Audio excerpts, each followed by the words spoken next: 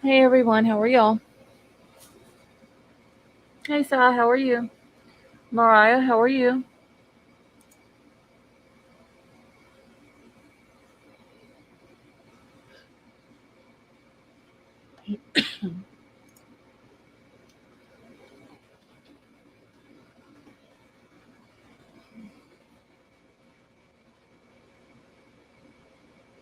Y'all don't forget to make sure that your chat is on live chat.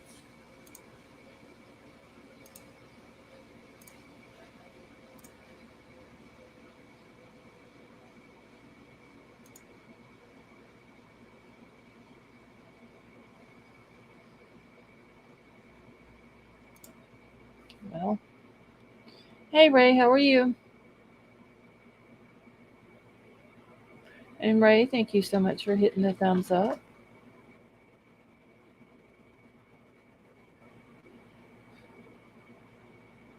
Hey Riddler, how are you?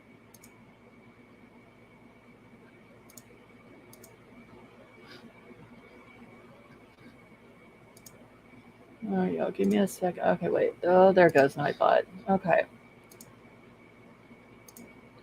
All right. Emails at the top if y'all need to get in touch with me for anything. Hey Jan. Ray, I'm doing good, thank you.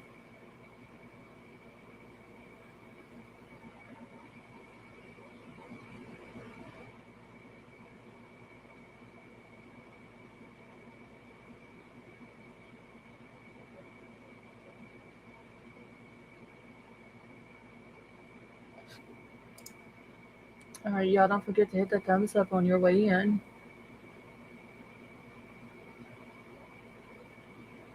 Rich, how are you? Wait, I seen somebody else saying prayers for Avery. Let me go back. I must have missed what happened.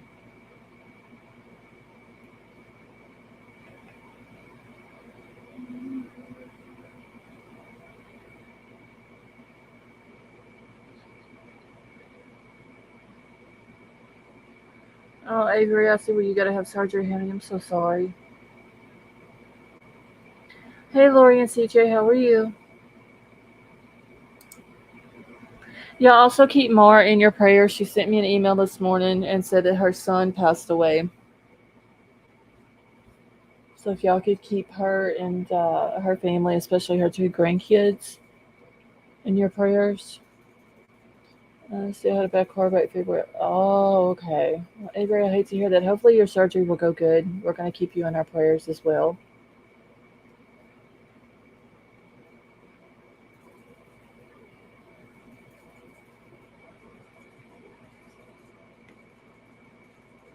Hey, Big Al, how are you?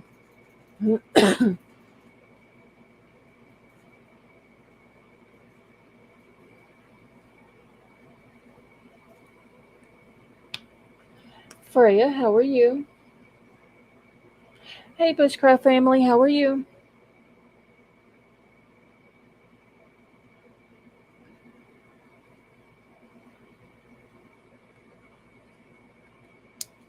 All right, y'all. I'm getting my. There was a couple of documents. There was one that dropped yesterday, and since I didn't go live last night, and I do apologize that I did not let everybody know that there was not going to be a live. I got caught up doing something else and forgot to let everyone know. But there was one that was done yesterday. There was like four today. Not too awful big, but most of it has to do with um, the grand jury material. Hey, Dreamcatcher, how are you? And yes, y'all, everybody keep Glowbug in your prayers. Also, she's supposed to be having surgery tomorrow. Let's see, no idea what the F is going on with the case. Big Al's still going back and forth really with each other. I think they got some of their stuff situated. So whenever they had the court Tuesday, there wasn't a whole lot of arguments. Like the whole court was like 28 minutes long. Hey Shay, how are you? So, Dreamcatcher, I'm doing good, thank you. Amethyst, how are you? So, Like I said, I think they got some of the stuff worked out, mostly like the grand jury material. So they should be sending that over here soon.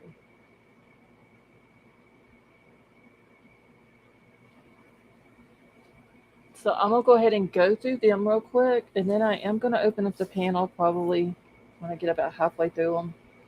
Anybody wants to come up, you're more than welcome to.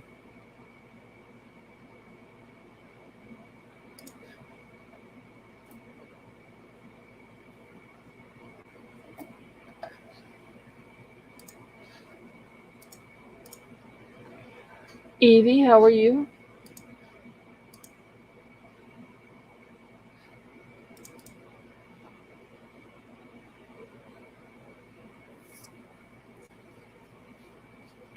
All right, and like I said earlier, if y'all have not done so, please hit the thumbs up. I want to keep the thumbs up as close as possible to what we have in chat with us. Looking at triple digits over the weekend, yeah, Ray, it's been like that the entire week. It's supposed to be like it into the weekend here. Shay, remind me later on to email you the commands for the chat. Hey, Don't Dive, how are you? And I need to get all of my mods while I'm thinking about this as well. I need to get all of you. Anytime y'all need to email me about something, to email me on the email that I have set up for the mods. Hey, Vapor, how are you?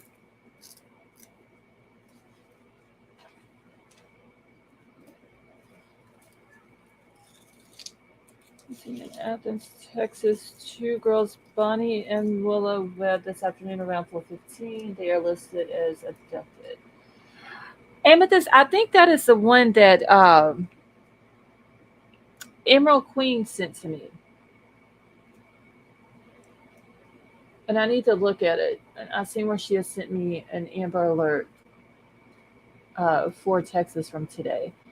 Vapor, I'm doing good, thank you. See, Sally Mae, I don't think I've sent you. Okay, Sally Mae, I'm going to send all of y'all. I'll send them all out tonight after the live. Okay, Michelle doesn't have them either. Okay. All right, so that's what I'll do. I will send them all out. So all the mods, after I'm done with the live, I'm actually making myself a note right now.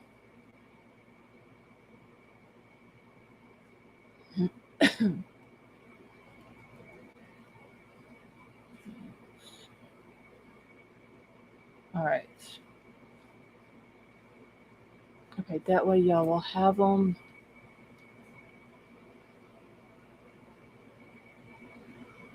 All right. Put that somewhere in the corner commands. Okay, so this one here, let me fix this where y'all can see it a little bit better. Here we go. All right, so this is the one that came out yesterday. This is the motion to temporarily seal the Exhibit A of the stipulation for the preparation and the release of the transcript and the record of the grand jury proceedings with the conditions.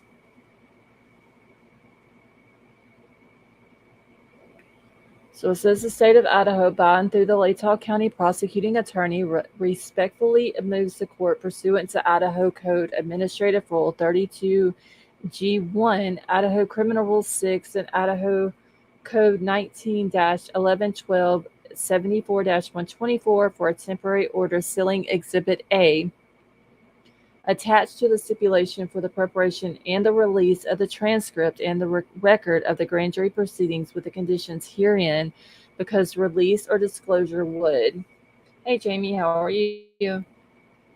Interfere with enforcement proceedings, deprive a person of a right to a fair trial or an impartial adjudication, constitute an unwarranted invasion of personal privacy, disclose the identity of a confidential source, and or disclose the investigative techniques and procedures. So the state is seeking this protection pending a hearing on the matter, wherefore the state respectfully prays that the court seal from the public disclosure Exhibit A attached to the stipulation for the preparation and release of transcript and record of the grand jury proceedings with conditions herein under the provisions of the Idaho Court Administrative Rule 32G1, Idaho Criminal Rule 6, and the Idaho Code 19-1112 and 74-124. So that one was done on the 27th, which was Tuesday, but it didn't drop until yesterday. And William Thompson is the one that had signed that. Yeah, Mariah, you don't have to worry about him coming back in here because he is blocked. Hey, King Scarlet, how are you? Sally Mae, you think you know what is on Exhibit A? What do you think it is?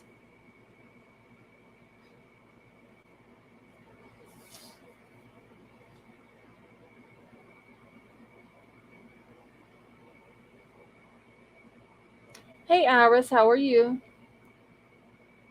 Iris, yeah, there was actually 4 that dropped today. You think it's an informant, Sally Mae? I've heard that. I've heard other people think that it could be a witness, uh, like a main witness or however it was that they had said it.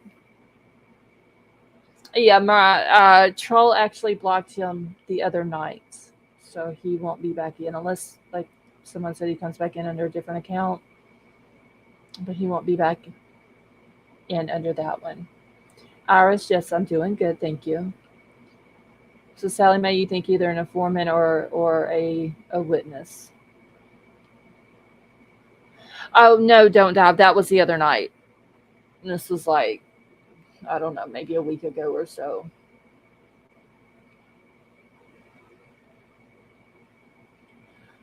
Okay, so in all of these that have came out today, like I said earlier, they're all pertaining to the grand jury material. So apparently, Ann Taylor in the state have worked all that out to get that over to her. He came back as Stevie. Okay, now Summer, you do know that there is a Stevie that comes in here, um, Stevie Irwin, but he's a regular here, so that's not. Or did he come in under a different last name?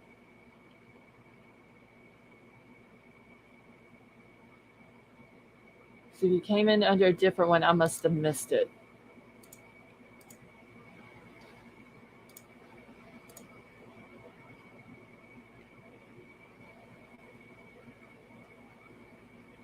Hey, Chi Chi, how are you?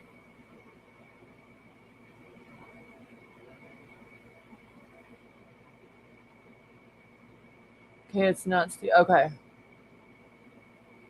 He came back in.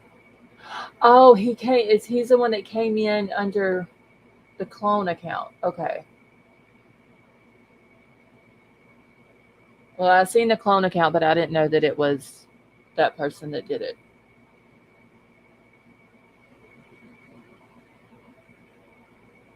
And I think that account. I think I'm the one that blocked the clone account, so that one won't be coming back in either.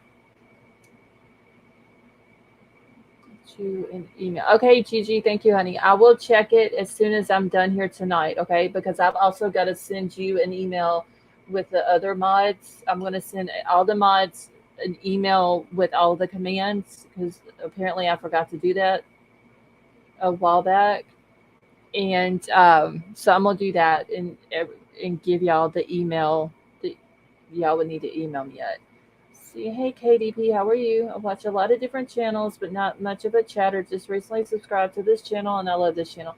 Well, KDP, thank you so much for that comment. That was very nice of you, and welcome to the chat. We're happy that you're here with us. Hey, sis, how are you? Vapor, I need to send them to you too, don't I? All right, so I will. I'll send them out after the live tonight. Okay. Let's see. This document here is just in order to file the defendant's Exhibit A in support of the defendant's motion to compel and the second motion to compel under seal. So the court having before it the defendant's motion to file the defendant's Exhibit A in support of the defendant's motion to compel and the second motion to compel under the seal in good cause of hearing. Now, therefore, it is ordered that the defendant's Exhibit A in support of the defendant's motion to compel and second motion to compel shall be filed under the seal pursuant to the ICAR 32I1. That was also done Tuesday and just dropped today. Astro, how are you?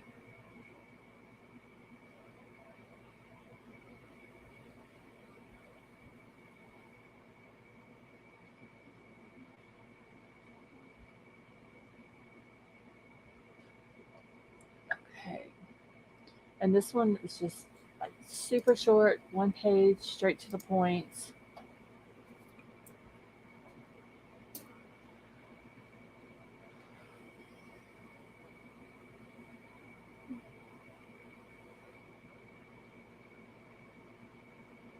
OMJ is tardy. Summer, I'm sure he will be in here. I hear crickets in my ear.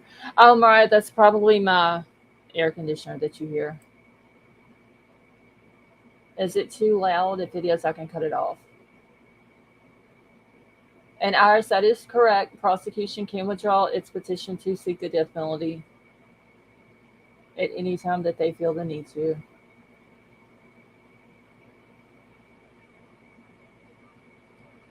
Okay, let me grab this one. I'm going to go over this one real quick, and then I'm going to open the panel.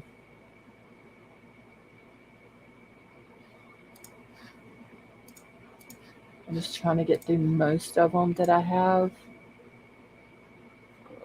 Okay, thank you, Mariah.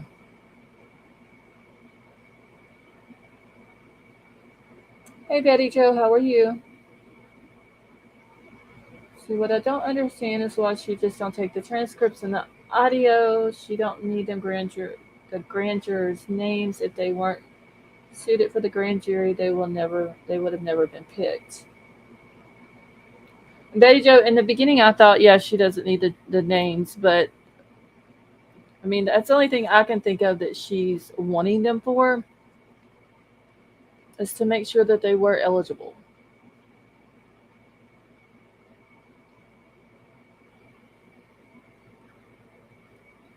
All right, let me get this one. And can everybody see these okay? Or do I need to zoom in on them a little bit more?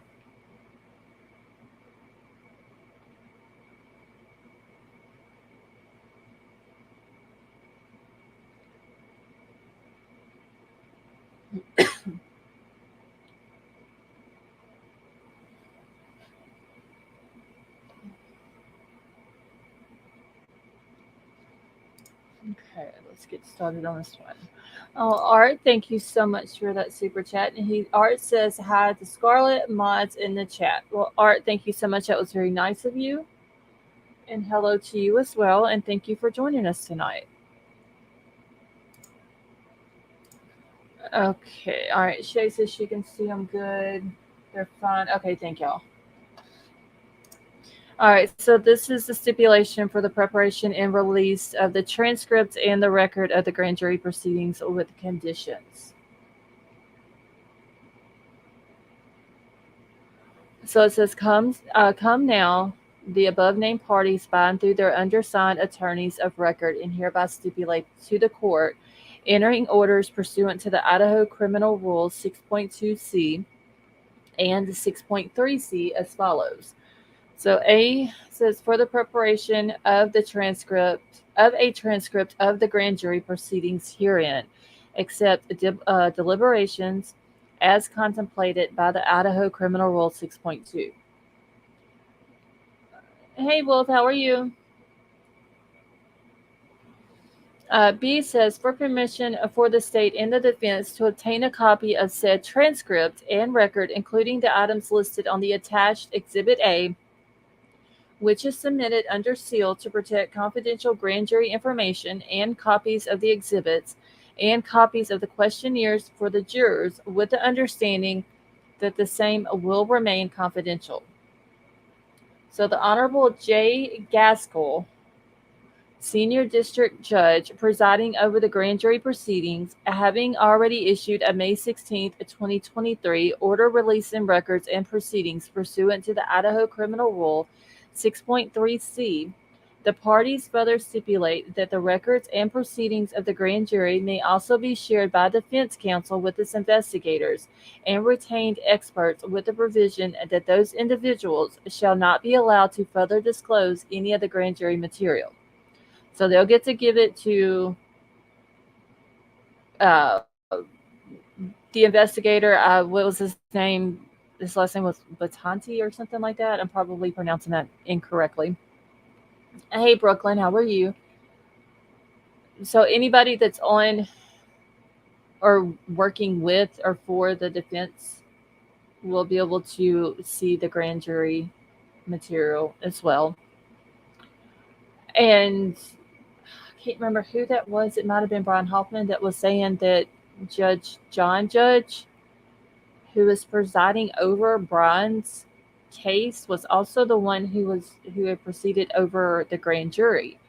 But it's saying here that Jay Gaskell is the one who done that. All right, so it says, in order to protect the identities of the impaneled grand jurors, the disclosed record and transcript are to be redacted as to remove any reference to grand jurors' individual names. So they're not going to get the grand jurors' names. Those are going to be redacted.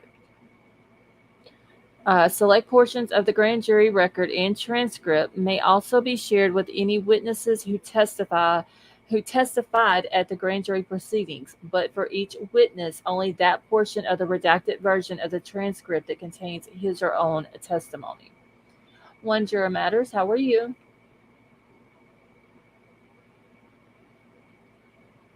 All right, so this was done also on the 27th, and both Ann Taylor and William Thompson both signed this one. And then on the last page, it just says under seal with the court Exhibit A attached to the stipulation for the preparation and release of the transcript and record of the grand jury proceedings with conditions.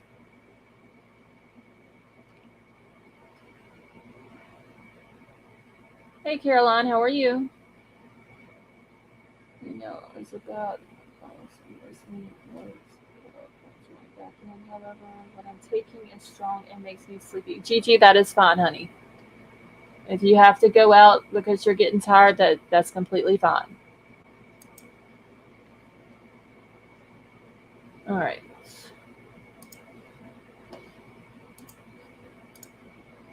We'll go ahead and open panel. Anybody wants to grab the link, come up, discuss all this, more than welcome to.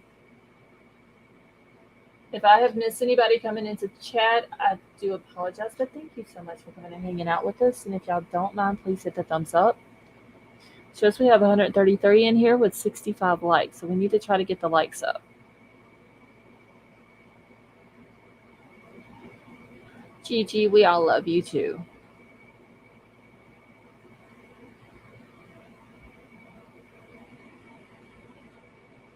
And Gigi, you're very welcome, honey.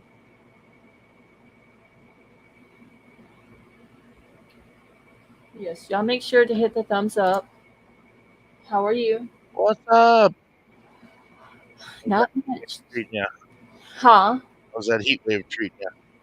I don't know. I ain't been outside. Why It's too am I hot. surprised? Yeah, it's too hot. I don't blame you.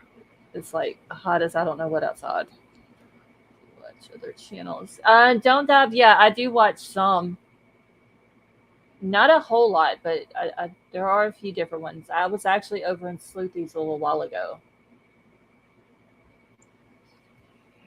She had a very interesting live today, or tonight, I should say.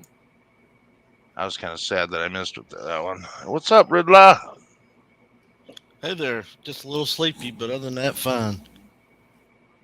You feeling better, Riddler? Oh yeah, I feel much better. Just been getting up early in the morning now. I'm doing some chores for my mom, and she wants me there when the sun rises. Hey, Tonka. No way. How are y'all? Well, I mean, it's probably better to do that and beat the heat anyway. So, I feel your pain, dude. I'm not used to getting up either, and today started at 5 for me.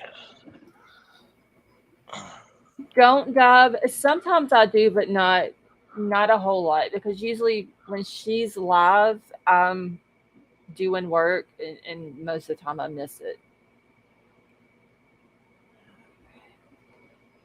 All right. Well, it has been said now. I know a lot of people were having issues with the grand jurors' names or whatever, and I even had an issue with it in the very beginning. But now they are not going to get, or Ann Taylor and them are not going to get the grand juror names. So that has been redacted. So I think they're making progress on the whole, some of the things that she's asking for.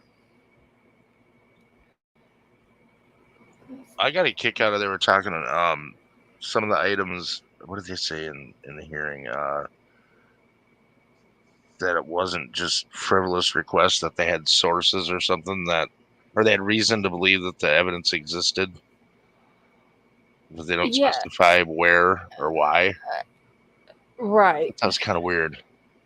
And I can't remember the lady's name that was with the state. Shit, what was her name? A lot of that hearing though, I couldn't hear, even with a headset on. I couldn't Yeah, I hear was it. having a hard time too. I actually kind of gave up. It It got annoying. it had a really loud background noise, and the guy kept clearing his throat that was beside the camera, and they wasn't speaking directly into the mic, and it was really hard to hear. But I did hear the lady say that's for the state, that everything that the state has, the defense has. So I did hear that part.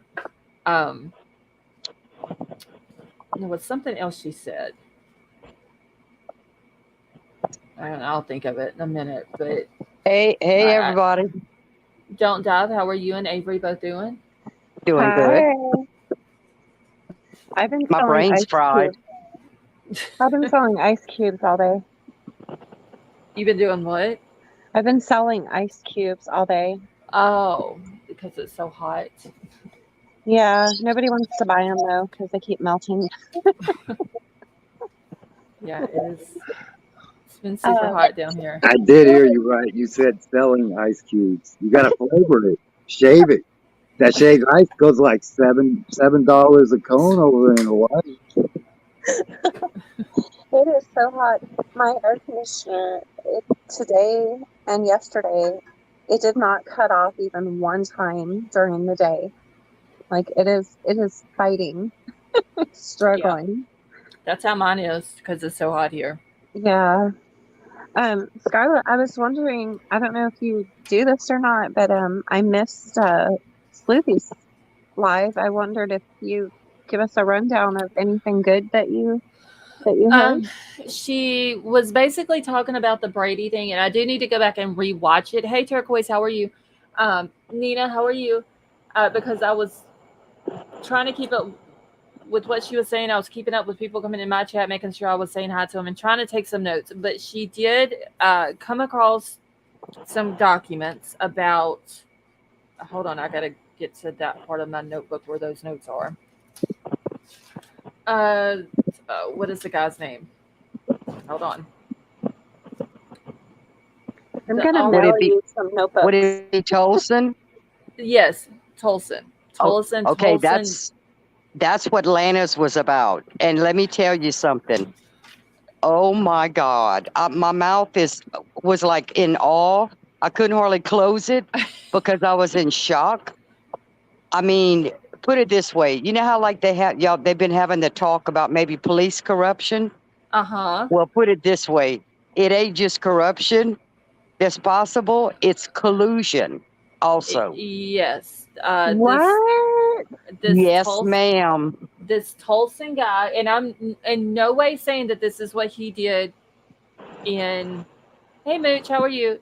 He First, did this. tell me though, is Tolson a police officer? He's with ISP, Idaho Okay, State okay. Police. Hey, Max G, how are you? So before I get into what happened, I am in no way saying that Tolson or Shay is saying Tolson. Okay. I am in no way saying that he did this in Bryan's case or the Idaho 4 case at all. But hey, Protected, how are you? He was involved in the investigation of a doctor in Bonners Ferry, Idaho. And there was it's actually two doctors. They were chiropractors. And one of the doctors was murdered. They try to say that this other doctor did it. This doctor by the name of Dr. Daniel Moore. They try to say that he did it. He was actually charged with second-degree murder. He asked for an attorney multiple times, and they just kept on with the questioning. They basically got a false confession out of him. He was wrongfully arrested, and Tolson was involved in that. Now, I don't know if he is the one that they are bringing up, like this whole Brady thing in Bryan's case, but it very well could be. It's not. It's not Tolson. It's not Tolson for the Brady Giglio in Idaho. No, it's not him. Okay, who do you think it is? Okay, hey, I'm pretty sure it's out of two. From what I read when I went and read the that Christchurch thing that happened way back, I think. Oh God, Scarlett, I'd have to look it up and I could email it to you and then you could bring it on another live. But I want to say it was Gunderson or Blaker. Oh. It might have been Blaker. Okay, because Gunderson is the one, and Sleuthy is in chat, so Sleuthy, correct me if I'm wrong. Gunderson is the one, whenever you ask the coroner, she never mentioned him about being at the autopsy. Right. Tell Sleuthy, ask Sleuthy who it is. I can't remember. I think it's Blaker, but ask Sleuthy because she's going to know which one was involved with with covering up information or not turning in information for almost a year with that Christchurch sticker gate. Oh, who was it that was telling me about Bryan Hoffman? She's going to know. Okay, and I dropped the link. If she wants to come up, she's more than welcome to. Oh, yeah. Oh, my God. I love Sleuthy. She's so awesome. Let's see, Gunderson Stickergate didn't provide body cam footage. Okay. And I remember Bryan Hoffman telling me all about Stickergate, telling me to go look into it. Oh, my gosh. That was crazy. I remember a little bit about it, but I never looked a whole lot into it. But this stuff with Tolson, that just blew my mind. I'm like, wow, you've been a bad little boy. Right. Oh boy, he's been a bad little boy. So Tolson is involved in the Kohberger case, and he's been violated under the Brady Giglio in the past. I don't think it's Tolson. I thought it was either Blaker or Gunderson, but Sleuthy's going to know for sure. Okay, yeah. I didn't hear it was Tolson. Oh, that's not going to be good. She says she's got to get inside and plug her phone up, and then she'll join. Okay. Hey, Prosser Gang, how are you? Yeah, and she can tell you a lot more about the Tolson stuff with the doctor and all that in Bonners Ferry. Yeah, that's very interesting. Oh my God. That's what hers was about. And she was reading the actual court documents. Yeah, I could see. I think she was on the same time Sleuthy was, I believe, or maybe right before. So I mean, this is crazy. It's so crazy. Okay, Jonathan, how are you? I mean, golly, so if people don't think that there's, look, I have the utmost respect for law enforcement, okay, but not every law enforcement officer is gonna be good. There's gonna be some that if they can get away with something one time, they're gonna try it again and again and again. And but it I'm eventually good. How are catches you? up with them because God don't like ugly, honey. Let me tell you. Right. So it's That is true. it's gonna catch up with them. But I don't. Jonathan, I'm doing good. Oh, sorry. No, you're good. What I don't understand is if they have an officer that's been found doing something untruthful and they're on the Brady Giglio list, why don't they just fire them? I've never It understood ain't that as easy as that. It's not as easy as that. because of the union. They have the union behind them, or I don't know. I don't know anything about the union stuff, but put oh, it this way: ask Sleuthie, because she's gonna be able to tell you anything you want to know. They look after their own. You got to think. Look at all the ones that violate people's First, Second, and Fourth Amendment rights on a regular basis, and they're never punished for it.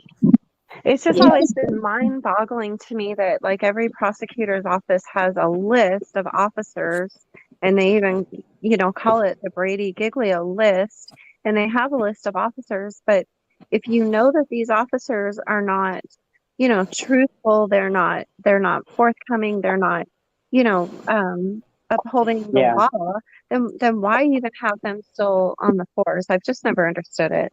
They should just Oh, promote them. They should promote them to the Because FBI if they're like that. I'm just because now they thinking they show maybe up this for work. Tolson is going to be under the Brady Giglio Act, also with what he did way back in 2020 with that Moore guy.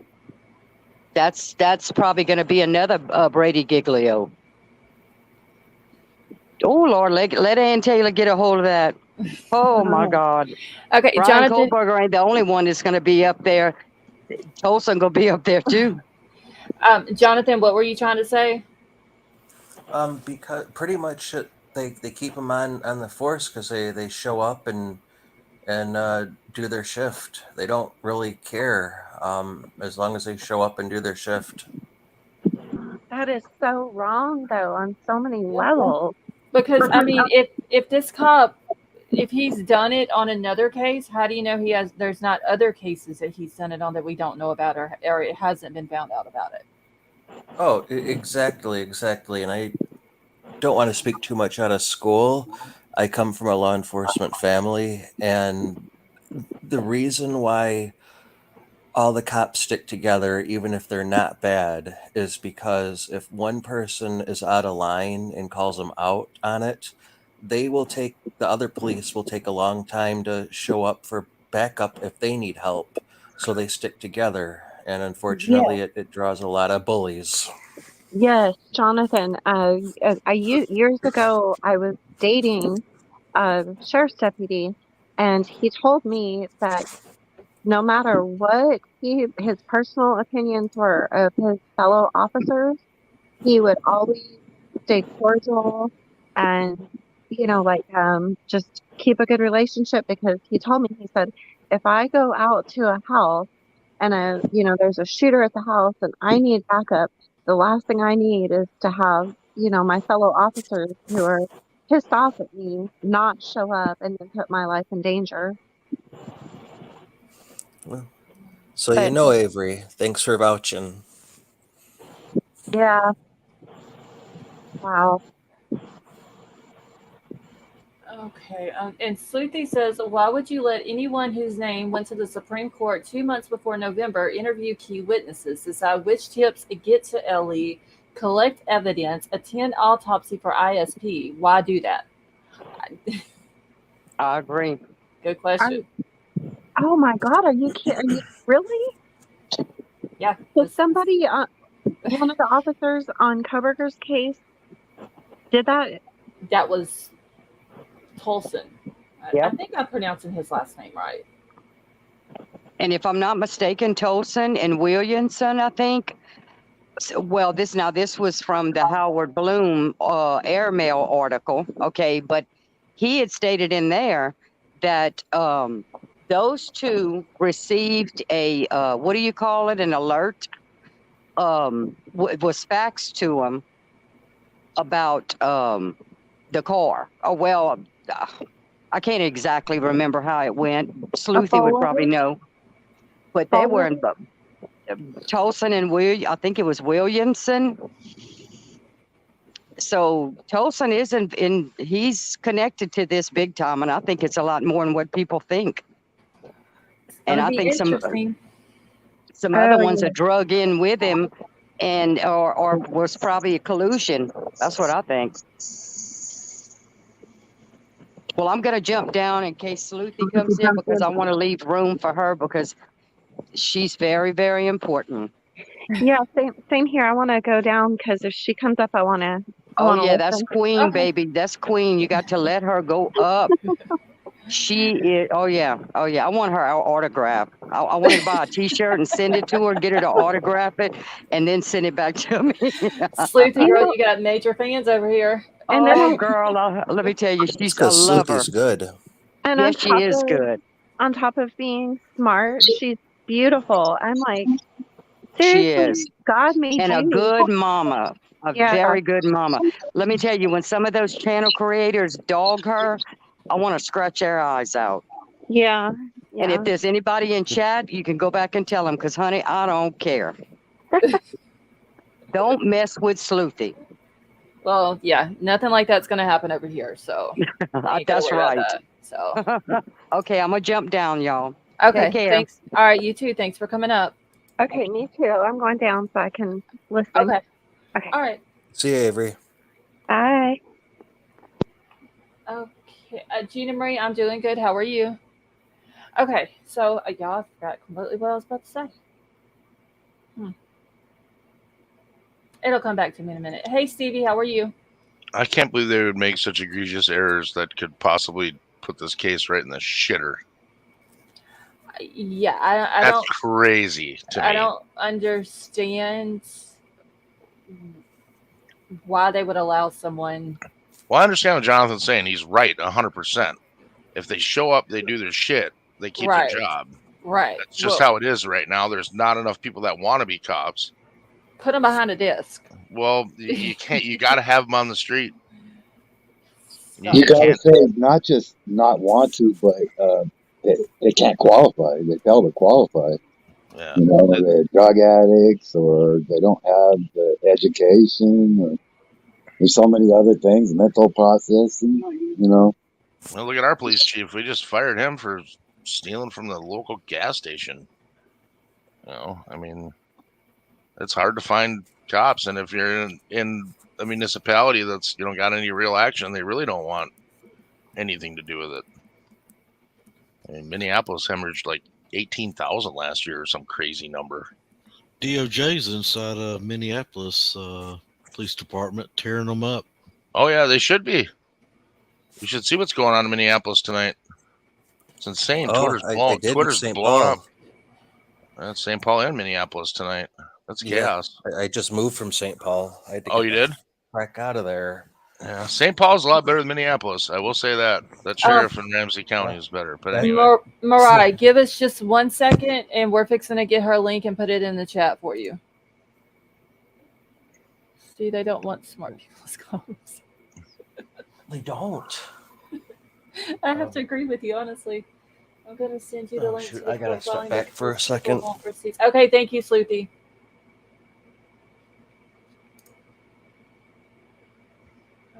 Okay, Sally Mae, you need it slower. Okay, give me just 1 second.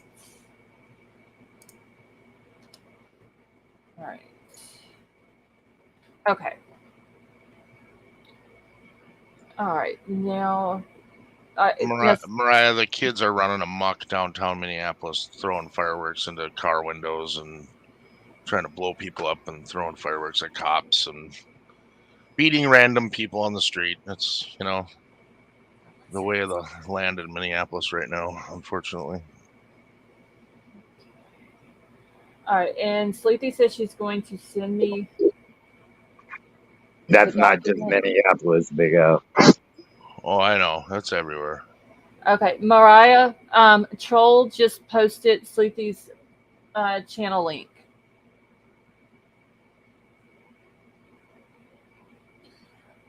Let's see, expert testimony will make people think. Okay, Tonka, just at the documents that was dropped, what was it, last Friday? things got people thinking. Just I don't know this. It's just so still. I mean, they're going back and forth, but it seems like they're kind of working on stuff. But this whole case, once again, like I said the other day, it's almost like it's every day or every other day. It's a new twist popping up in this case.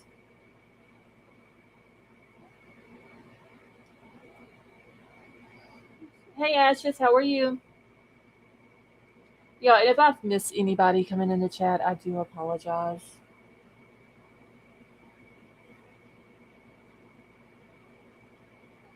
And if y'all have not hit the thumbs up, please do so.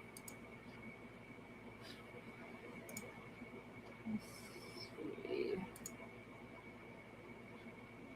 Okay, I'm trying. Let me see if she's sent me. Okay.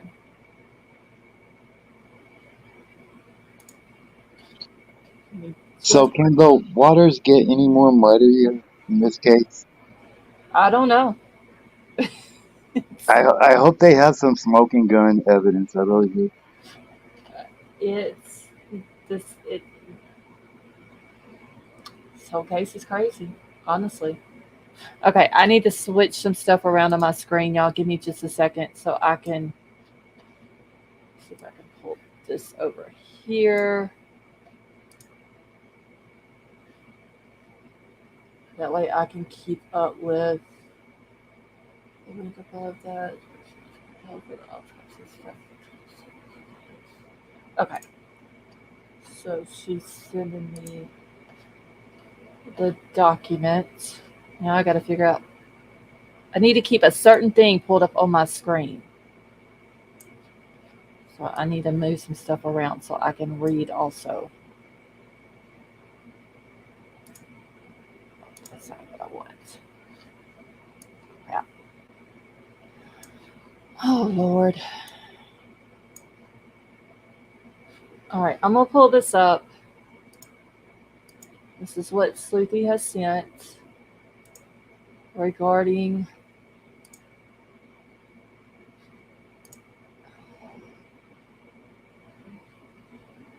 okay. Can everybody see that okay?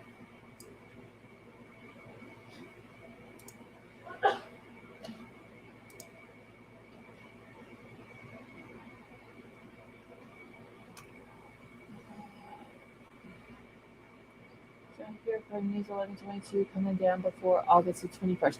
Prosser Gang, I know that they were saying that they were going to get it down this summer, but I never heard a date.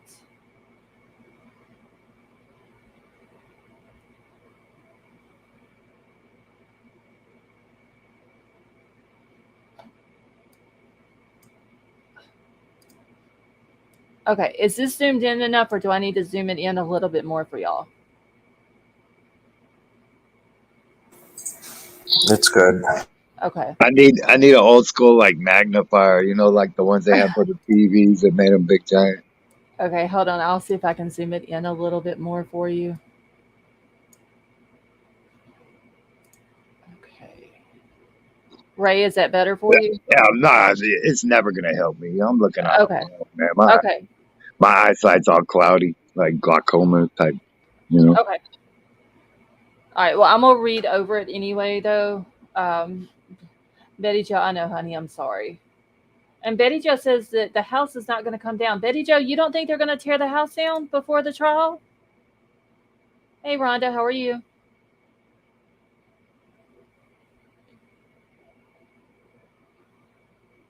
I've said all along, I can't see how they can because you probably want to have the jury walk through it. I mean, I would have thought they would want it to stay up until after the trial, and then if they want to take it down, then okay, take it down, and whatever you're going to do with the property, you know, if you want to rebuild or do a memorial or park or whatever, then do it. You know what? Wait, let's see. I want to see a reenactment. Check the time. Wait, King Scarlet. Let's see. Can you let Betty Joe? The mod said hi. She don't see very well. So King Scarlet, are you asking if I can let her know that you said hi? Is that what you're saying? Hey, Curious Cat, how are you?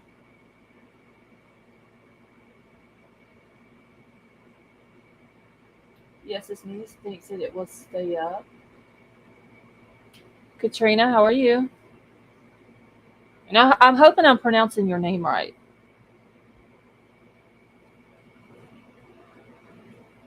Okay. Give me just a second. I'm fixing to read over this. See what happened to being Team Xana, Ethan Kim. I know I am not buying the bullshit. Tad, I still am.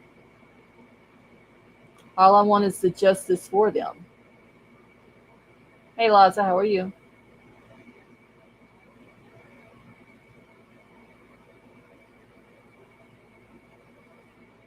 See, I think they will tear it down. Unfortunately, the university wants it down. It will take a protest for it not to happen.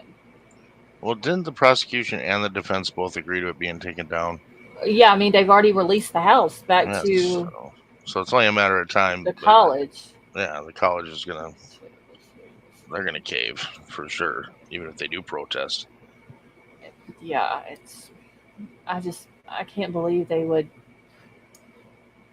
want it to come down and agree to that. Like the college wanting it down and the prosecution and the defense agreeing to it. It's crazy to me, honestly. Okay. Well, I never understood it. I didn't believe it when you told me that. It sounded crazy to me. See, there needs to be a court order to not demolish the house until it's completely finished. But who would do the court order though? Who would go? Can the parents do it? The ones that want it to continue standing? Yeah, but if the prosecution's not going to use it as evidence, and neither is the defense, well, what's the point? Obviously, that's what they're saying by signing off on it. Am I wrong? I mean, they're basically saying they're not going to use it and admit any of it into evidence other than the photos. Yeah, that's true. Hey, Janice, how are you? Hey, Kim. I can't think taking them there would help the defense in any way, shape, or form. I can see it helping the prosecution, which makes me wonder why they signed off on it. But nothing in this shit show makes any sense right now. So what the hell? Why start now? I don't know. It just, to me, like, I still think no matter what side it helps, the jury still needs to go through the house. Don't doubt you don't have anything to be sorry about. You're fine. They still need to go through it though. You know what I'm saying? Like they need to be able to see from Dylan's point of view from her door. If there is people in Dylan's room and there's people walking around in the house, they need to be able to hear that. It's just because at the end of the day, we want the justice for the kids.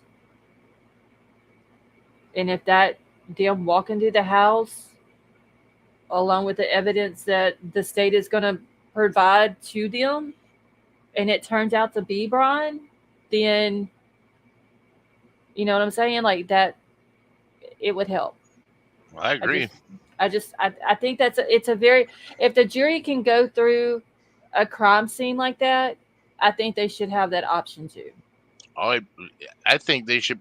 Well, okay, look at it this way. Does the jury have the right to ask to see it if it's still standing? I would think they would.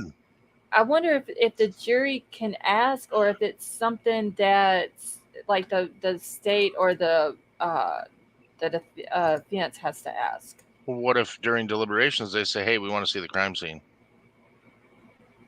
I mean, if they ask, then the judge should be like, okay, if y'all think that, you know, if y'all feel the need that y'all need to go see this and whatever, hey, Lady Claymore, then he should be fine with it. So I mean, if that's a possibility, then the family should want it. Right. And Jamie says no, only the prosecution or the defense has to ask. Let's see, didn't a jury ask in Murdoch's case? I can't remember who asked Caroline in Murdoch's case. I know they went out there. Who was, that was Ray we lost. Okay, hold on. Let me put the link back out. All right, Ray, if you want to grab the link again, you can. I think that the jury, in any case like this, where there is a murder scene, they should be able to go to it if they want to.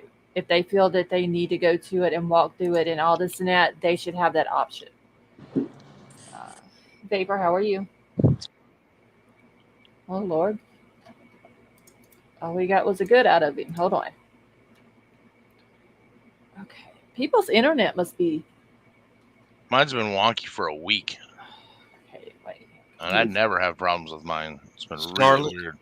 Scarlett, keep in mind that while if the jury was able to go inside that home, they still can't discuss the case between each other.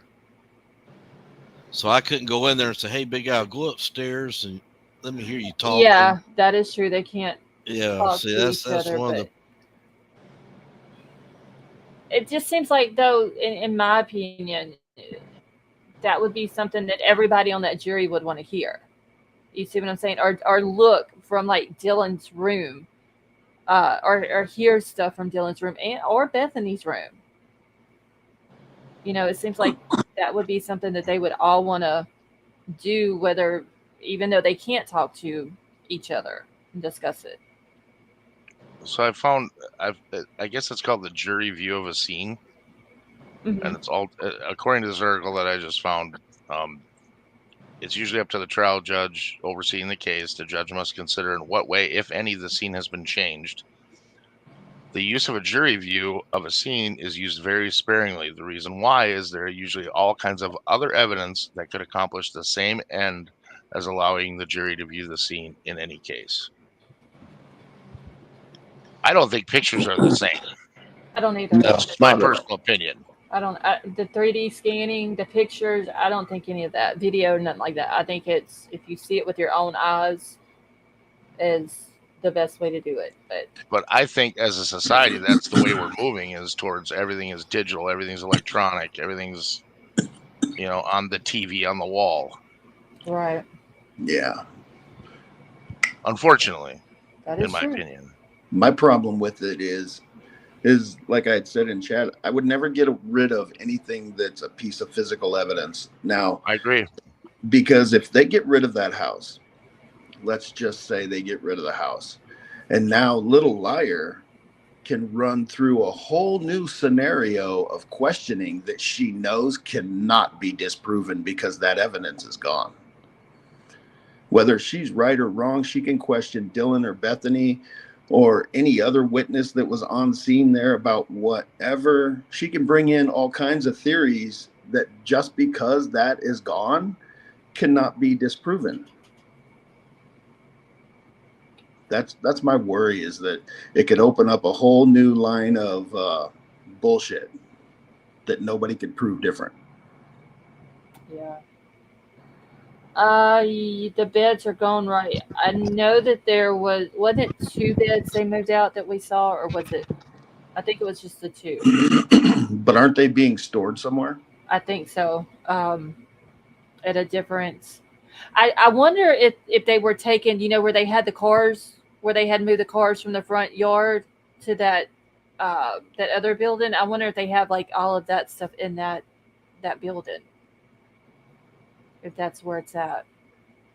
But I think it was just 2 beds that was taken out. Now, there was Tuesday and yesterday, there were moving trucks at the house. To begin with, people thought it was a cleaning crew, but it was later on said that it was a crew that was there moving the rest of the personal belongings out so they can get the personal belongings of the victims back to the families.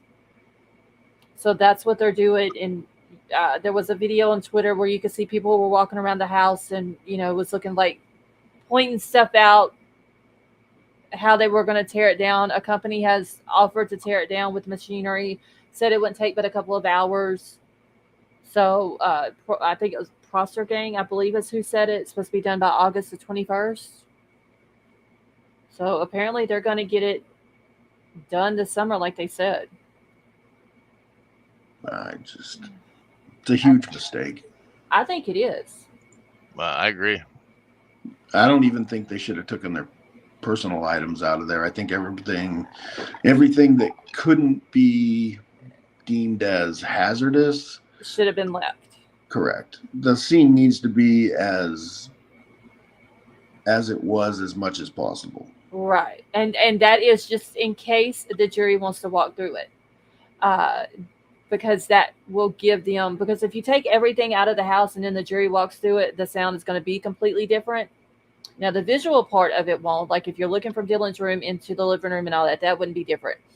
But it's going to be more echoey with nothing in the house. So the sounds are going to be a little bit different. And Michelle asked, wouldn't their personal belongings smell? And I would think so. You know, it's been closed in a house that's boarded up with no fresh air and all that. Yeah, I would think it would. Just imagine all the chemicals that's been in that house. Right. That is true. So I don't know. I hate that they're going to tear it down, but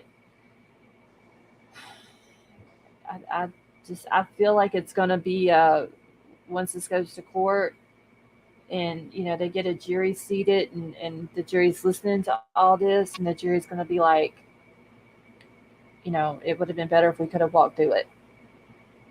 And it's going to be too late. Can you imagine the impact on a juror if they took them there at, you know, doesn't really matter what time of day or not, well, of what time of night, but as long as it's dark and pitch black, and only let, you know, take 2 in at a time or something, because, you know, all 12 or 14 or 16 jurors with the alternates also, that's too many people. But if you just put a couple people at a time and let them, you know, give them like a time limit each, 2 people at a time. You get 15 minutes each, or, you know, as for every 2 that goes in, and just, you know, don't talk to each other, do what you got to do, and then let the next 2 go in. Yeah, but put 2 people up in Maddie's room and put 2 people in Xana's room and tell them just walk around. Don't, and, you know, maybe some quiet conversation or something, you know, just so they can hear what, you know, how the acoustics in the house are. Yeah, because, I mean, if I was sitting on that jury, I would want to know from Dylan's room. And I said this before about hearing, if you can hear people whenever they go up, no matter how fast, how slow, if they're trying to creep up the stairs to the 3rd floor, will you still hear the stairs? Because, you know, some houses have those stairs that no matter how soft you step on them, they're still going to creak and make those noises and all that. So I'm wondering did Dylan hear that? I mean, this guy had to pass by her room at least 3 times. So did she hear him? Like, does the floor through there make noises? You know, did she hear, other than what we think she heard while this was happening to the victims, was there other things that she heard? As far as like somebody walking around or stumbling or tripping over the little step by her door or whatever it could be. Yeah, I agree. If the house is empty, it's not going to sound the same, but they can put certain items back in there. It doesn't have to be the exact items that were there, but they can put, you know, they can put stuff back in the house. Could you imagine if Little Liar just persecutes Dylan on the stand, telling her there's no way, you weren't in shock, you were this, you were that. Could you imagine? Hopefully she doesn't badger her like that, though. That she doesn't. Could you imagine the prosecution saying, okay, can you imagine somebody putting Dylan back in that room in a nighttime situation? I can almost guarantee you, if she hasn't been there since that night that happened, she would almost relive that and probably go on shock again. Yeah, I don't think they would have allowed that though. That, or even like I said, badgering her. I don't think they should do that. Oh, Um, well, I mean, and she may try, and or whoever is going to be on the defense team that's going to be questioning Dylan, they may try to do that, but I think the defense or I'm sorry, the state would stop that. I don't think they would allow that. how are you going to stop it if it's I mean, the line of questioning? Well, I mean, they can have a line of questioning, but whenever you start badgering a witness, the Yeah. opposite side is going to be like, Judge, they're they're badgering the witness, and the judge will then tell them to stop doing that and try to find a different way to ask the questions.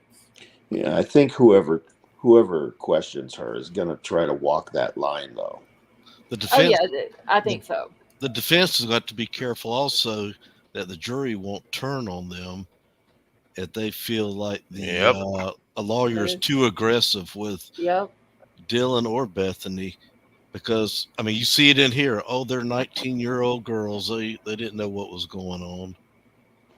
They're innocent, sweet young ladies. So if the juror has that concept in their mind, and they see an attorney badger them, Yeah. they'll turn on that That's true. side. Yeah, they'll turn on that side quick. So it's going to be it's going to be a very fine line that they're going to have to walk, the defense, when it comes to the witnesses. Question them, but make sure you're not too aggressive with it, because you don't want that jury to, like Riddler saying, to not like you or think bad of you or your witness, or I mean, I'm sorry, not your witness, your defendant, and all that. So, and honestly, I don't think they should badger Bethany or Dylan. I think they may do almost the opposite. I think they may want to have 3 to 5 or a few key points they want to hit on, and they're going to make it as short and quick as possible. As soon as they get the answer they want from her, they're going to move to the next question, and her testimony may end up being a half an hour long, because if they get the answers they want real quick and then ask the next question, then they'll just be like, you know what, we're done with this witness.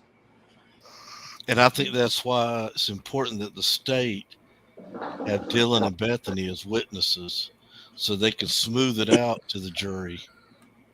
And it leaves few questions for the defense to ask. Well, I mean, Right. if the state's calling them, then, I mean, the defense can really only question them on whatever the state brings in, unless they're going to turn around and call them again for the defense. And that happens. You'll appear both times. Yeah, if they don't get what they want. Because the defense will cross-examine them, but they may want to bring them back later as their witness or whatever. Right, and then get them to say what they want, what the defense wants them to say to the jury. Hey, Kim in chat. Yeah, there's probably zero chance anybody would have survived if she would have called 911 right then anyway. Yeah, and I think Mr. Gonzalez even said that that they, they probably wouldn't have. The mere act of calling 911 stops absolutely zero crimes. Right. Immediately. But even though it wouldn't have, probably they wouldn't have survived, more than likely. And I'm trying to be careful with how I say it because I don't want to sound disrespectful to the victims. But the 8-hour time, I still have a huge problem with. I think that's a consensus across every single thing I've listened to that comes up in every conversation. Yeah, I think that's probably the most wanted answer so far. That and the motive, which we will probably never know the motive. Nah.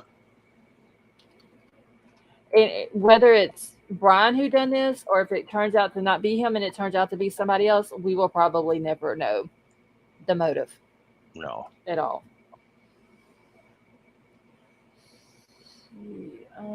There's trauma hospitals like 80 miles away. Yeah, I mean, how would, if, let's just say Dylan would have called 911, which I still think that she should have when she saw this man in her house, just based off of what she more than likely heard. But she probably wouldn't have known if any of them were still alive until law enforcement showed up. Just the wounds You know alone, what I'm Tim. saying? Because she would have, more than likely, she wouldn't have went and checked on them. Yeah, I mean, or if she would have, she probably wouldn't have gotten close enough to see if they were still alive or not. She would have probably saw them and then probably freaked out. I wonder if they'll have an actual time of death listed in the autopsy, when all the paperwork comes out. no. Probably not. They're going to give a range if they give anything. Yeah. Sleuthy. Sleuthy, how are you? Good. It felt like I was confusing everybody. My favorite brain. I'm surprised that I'm even still awake. I was I fell asleep the other night. I told you that hearing was so damn boring. And oh yeah, I told everybody you probably fell asleep. Yeah, we were late. I mean, it put us both to sleep. And then today I was not in a good mood. And something had happened and I was miserable and I wasn't going to do that live, but I'm glad that I did. Mm-hmm. Because I'm kind of I'm really kind of shocked and need an explanation of some sort. It's a very interesting thing that you were talking about.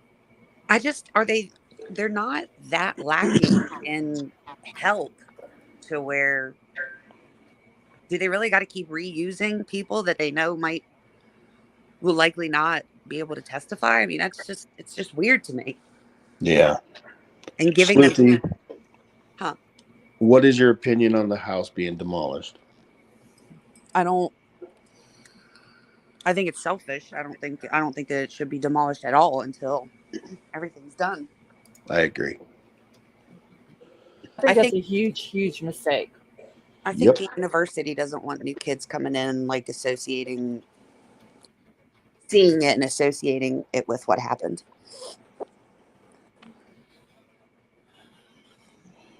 I don't know.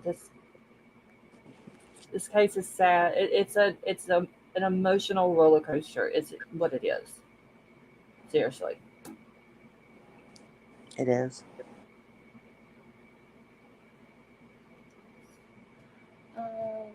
Okay, that was the Betty Joe. Oh, see, I'm jumping down. Okay, Big Al. Scarlett, I sent you a bunch of stuff. Did you get all the stuff? I got one thing. Let me go back and check though, real quick. Because I figured you were live, because when I went to answer you about the document, I was like, I don't know if this is what you want or not. But it had his name on it. I could not find the one that I was asking for. Was the one that Ann Taylor had done, where she's talking about the 3 different officers that she's wanting the training records for, and she's saying about one officer this, one officer did, that was from the hearing. That was my notes. I can send you that. Okay, well, wasn't there was a court document of that though, right? There was pointing, but I can't find the court document now where she had all that in there, and she's talking about that the one, I think it was Officer 2, said that he had training in victim trauma and all that. I cannot find that anywhere on the website now, unless I'm just blind as a bat. No, you're thinking of the summary that I mean, it wasn't really a summary because I basically put everything that was said in it. But there's two court documents. There's one that is her asking for Brett Payne's training records. Like it basically says training records of specific officers, and then they specify on one of them that it's Payne. And then there's the one that I sent you that has Vargas, Yes, because Tolson, and I was gonna Gunderson. I was gonna send this one to you while you were live. The one with the three names on it, Tolson, Vargas, and Gunderson. Uh, but I was trying to find that other one where she's talking about that, like I said, one of them, like Officer 1 did this, and this in the investigation. Officer 2 interviewed key witnesses and claims to have had, I forgot, I know one of the trainings, like specialty trainings or special type of trainings and trauma, victim trauma, whatever. And then one of them attended the autopsies, I believe was Officer 3 that was on the list. And I could have swore that was in a court document.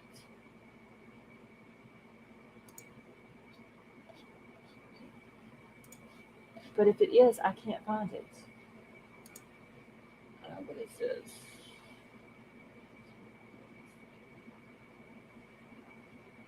Detective Danny Vargas. Okay, I need to screenshot that one. The email from Mabbott.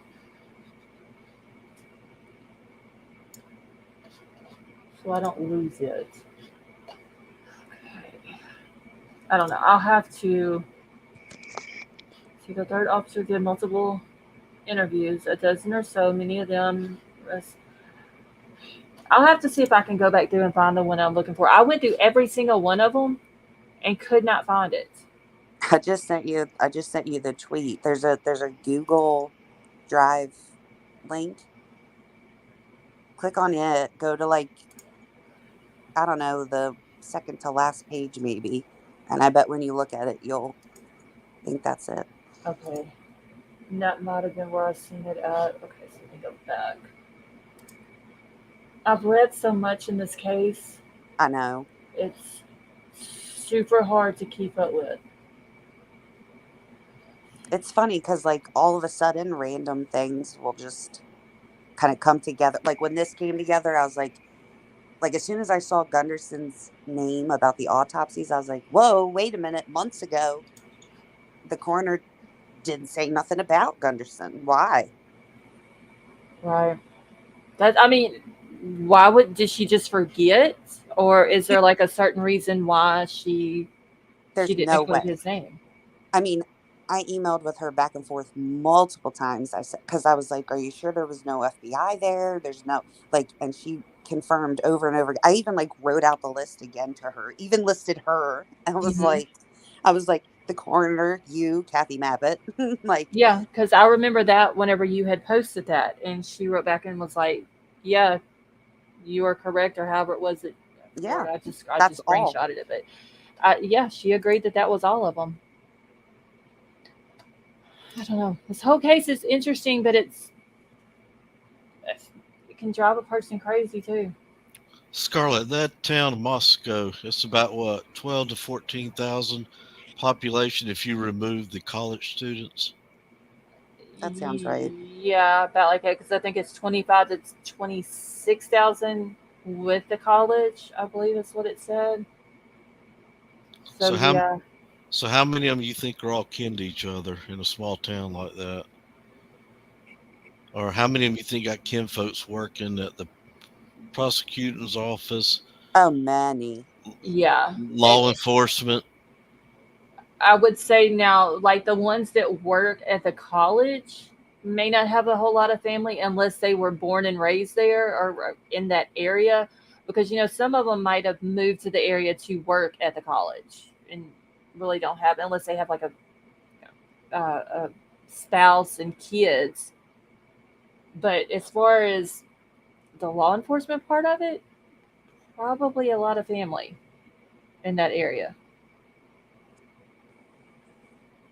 Yeah, I agree.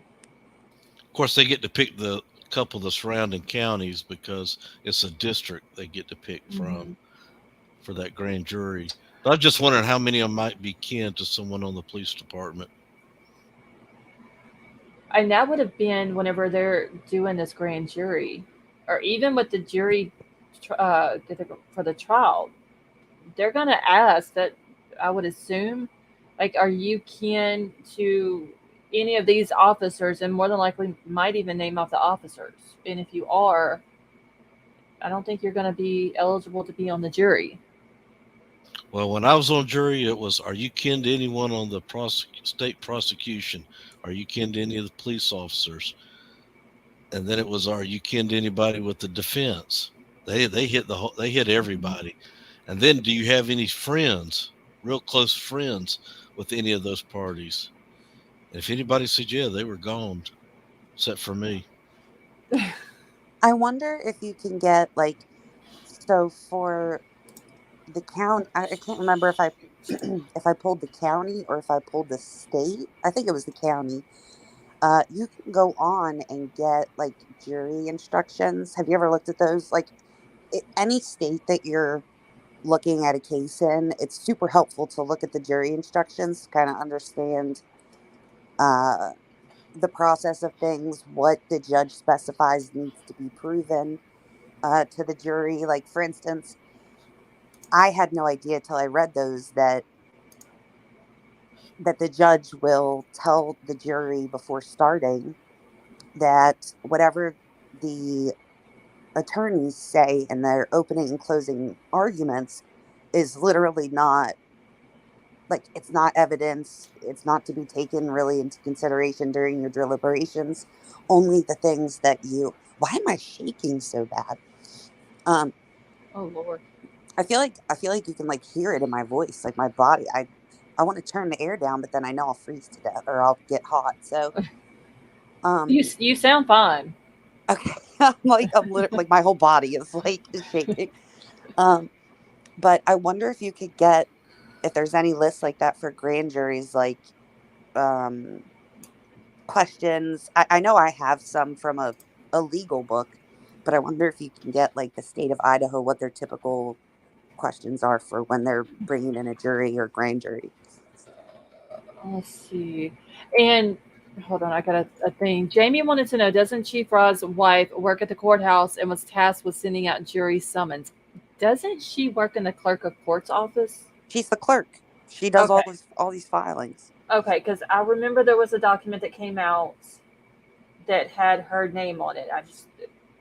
I knew it was from the clerk's office. I just couldn't remember which position. I have seriously got to get some organization skills down because there is so much in this case that is. Um, I need to try to keep up with better. See, state of Idaho grand jury questions. Let's see if they have it. Let's see, I was talking about jury scams. Like I have a whole chapter of what is it? I feel like I don't say it right. The voir dire, Oh, where I've heard voir dire, and I've heard that's how you say it. I've oh, heard okay, it well, pronounced several different ways, but yeah. You got to say it like my cousin Vinny. Exactly. What? I was getting ready to say something about that. I think I was like going to, and that's why I had to rethink about it because there's already people saying that I'm just pulling stuff out of my butt, but I have a whole like chapter of kind of how that goes Mm-hmm. and the questions that they ask leading into each thing, and like you were saying, it's in levels. Like they'll go, do you know anybody here? Uh, does anybody that you're in your family know anybody that's here? Have you ever? And it's interesting because a lot of the questions, if you're looking at them, just reading them, they don't seem like anything that would be kind of like you would say yes or no, and it wouldn't really be that big a deal. But they ask other things like if you've ever, for instance, known someone that's been a victim of a crime. Right. Or any close family members, or have you ever been involved or anything like that? Now I have to look and see because some of them were super Yeah, they asked me, interested. "Were you a victim of a crime?" I go, "Yes." They said, "Did the sheriff's office solve it for you?" And I said, "No." But the defense is the one who always wants me every time I go. You've served on a lot of. Well, I've served on, yes. Well, I've been summoned 4 times, and I've been on 2. And the only reason I got off the other one because I was military and we were getting ready to be deployed. Let's see. Tony, let me bring Tony up. Tony, how are you? But something they've done now, which I Hi. wish they would have when I was on the jury, is the judge. Everything was mouth to ear. It came from the judge's mouth to our ear, and it was like getting hit with a fire hose. We had to know everything from manslaughter to M3, M2, M1, what the distinctions were, and then by the time we went back in to deliberate, we had 2 jurors that were confused and didn't know the difference. Mm-hmm. So we had to go back out. I was a foreman. I had to write a note to the judge. We need you to read those out again. So we had to go back out. That took about an hour of my life I'll never get back. So they went out there and they reread them. We went back in. We deliberated again, and finally we came up with a decision. All right. But today they print it out for them. They can have it with them in the jury room. Right. Make it much easier for everybody. Betty Jo has a question for everybody on the panel. So she says, Scarlett, I have a question. Does anyone on the panel think that whenever it comes time that BK will take the stand and in his defense? I don't think he will. And by the time that point in the trial may arrive, I think the writing will already be on the wall one way or the other. Okay. I think he's going to want to, but I don't think his attorneys are going to allow him to. I'd agree with that. I think probably wouldn't be the best idea. But then again, I really don't know like how he is, but I want to say they likely won't. But I think if it came down to it, I don't know. It could always change. I wasn't expecting what's his face to get on the stand either, to be honest. But that destroyed him. So. Oh, Murdoch. Yeah. Yeah. That was nothing but a big snot fest, honestly, when he got on the stand.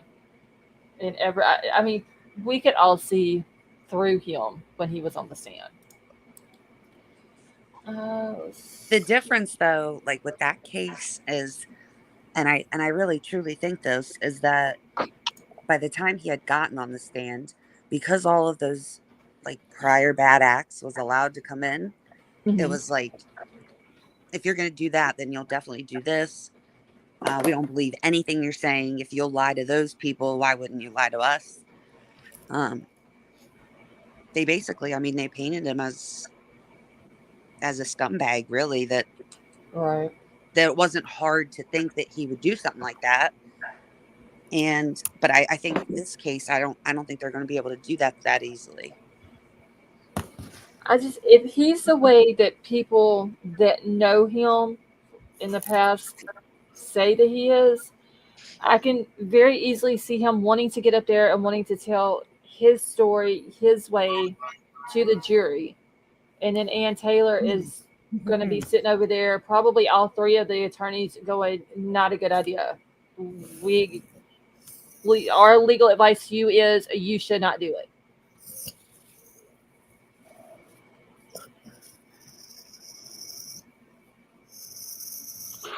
I'm going to say he will want to go up on the stand, but his attorneys are going to say no, because he's going to get. Remember that state gets a piece of his rear end too if he goes up there on that stand. Right. Yeah. And the jury by that time, the jury won't feel sorry if he gets grilled. Right.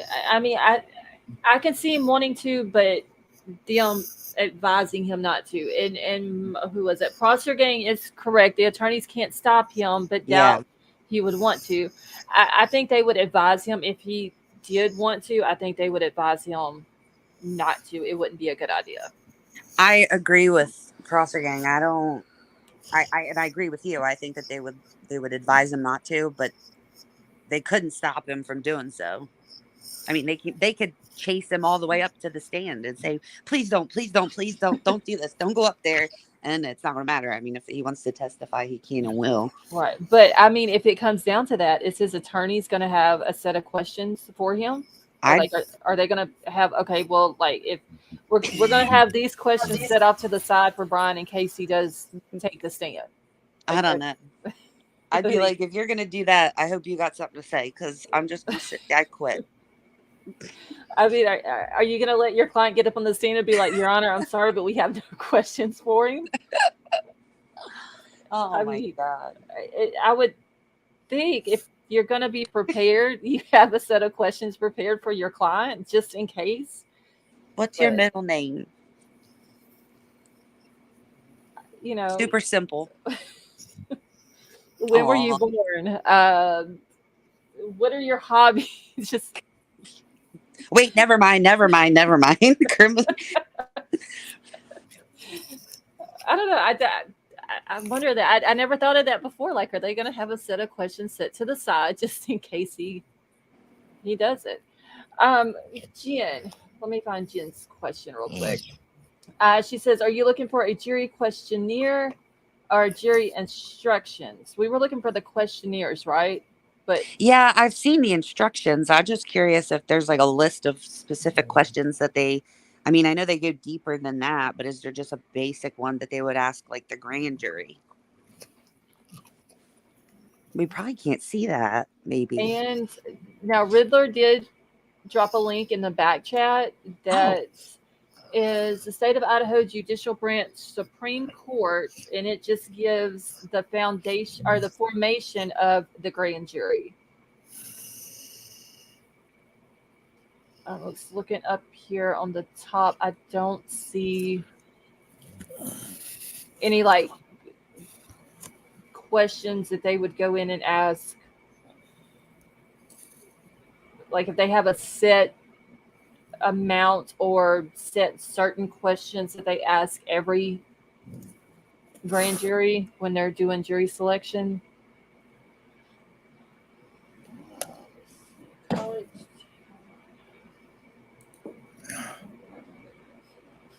Prosser Gang says he doesn't have the personality of someone who wants to be on the stand, in their opinion, and he may not. I don't know. Just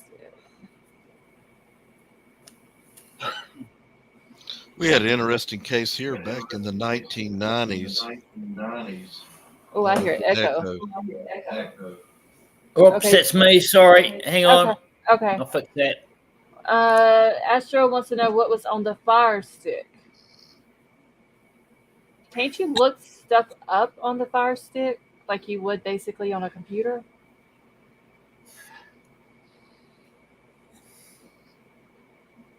I don't know anything about the Amazon Fire Stick thing.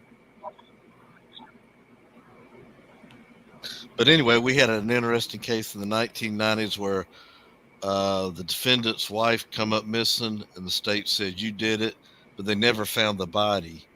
And it was like one of the first times they were trying to convict somebody without a body. And the state won that case. But the defendant went up on the stand and he asked himself questions, and then he answered the questions. It was bizarre. I mean, I could kind of see Bryan Kohberger doing that if he is really how people have said that he is. Okay, Astro, give me just a second. I'm trying to find your other question. Let's see.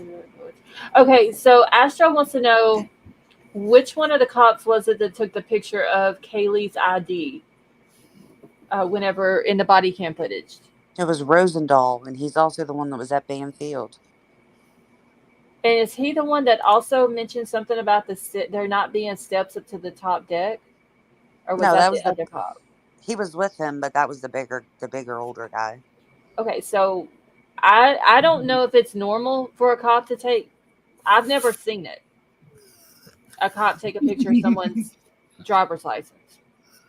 If he didn't give her a citation or anything like that, why not just, if you need to write the information down or run the license and make sure they're legit, why not do that? I don't understand what the need for the picture of the ID was. So I've never seen a cop in Louisiana do that. So I can say here it's not normal. I don't know about up there though. Like, what is he going to do with the picture of the ID if he's not giving her a ticket? Did they take a picture of Xana's that night? No, it was so random too. Like he acted like he was going to give it back to her, but then like pulled his phone out and took the picture before he did it. It was weird. It's not like it was like, okay, I'm going to take a picture of this because I need to add it to my report later or just whatever the Right. case may be. But he didn't take a picture of the gentlemen who were having the party. He didn't take a picture of their IDs Right before going over there. Right. Nor did he do the two guys that talked to them. Well, I mean, I don't know, but it also wasn't Rosendahl, but because that one was Payne. Payne's the one that talked to Xana. He did ask for her ID, but I don't remember seeing him to see if he did take a photo. I don't remember either. I remember her having her ID in her hand, but I Came mean, out with it. yeah, like, but what is the point of taking a picture if you're not giving this person a ticket? And even then, you don't have to. What would be the point if you're going to give them a ticket? Because you got to write all their stuff down on the ticket from their license. So you still at that point don't need a picture of it. You know, can I say something now, please? Sure, go ahead. If that guy had taken a photograph of the guy with bushy eyebrows in Banfield Park that night, we'd have a totally different suspect today.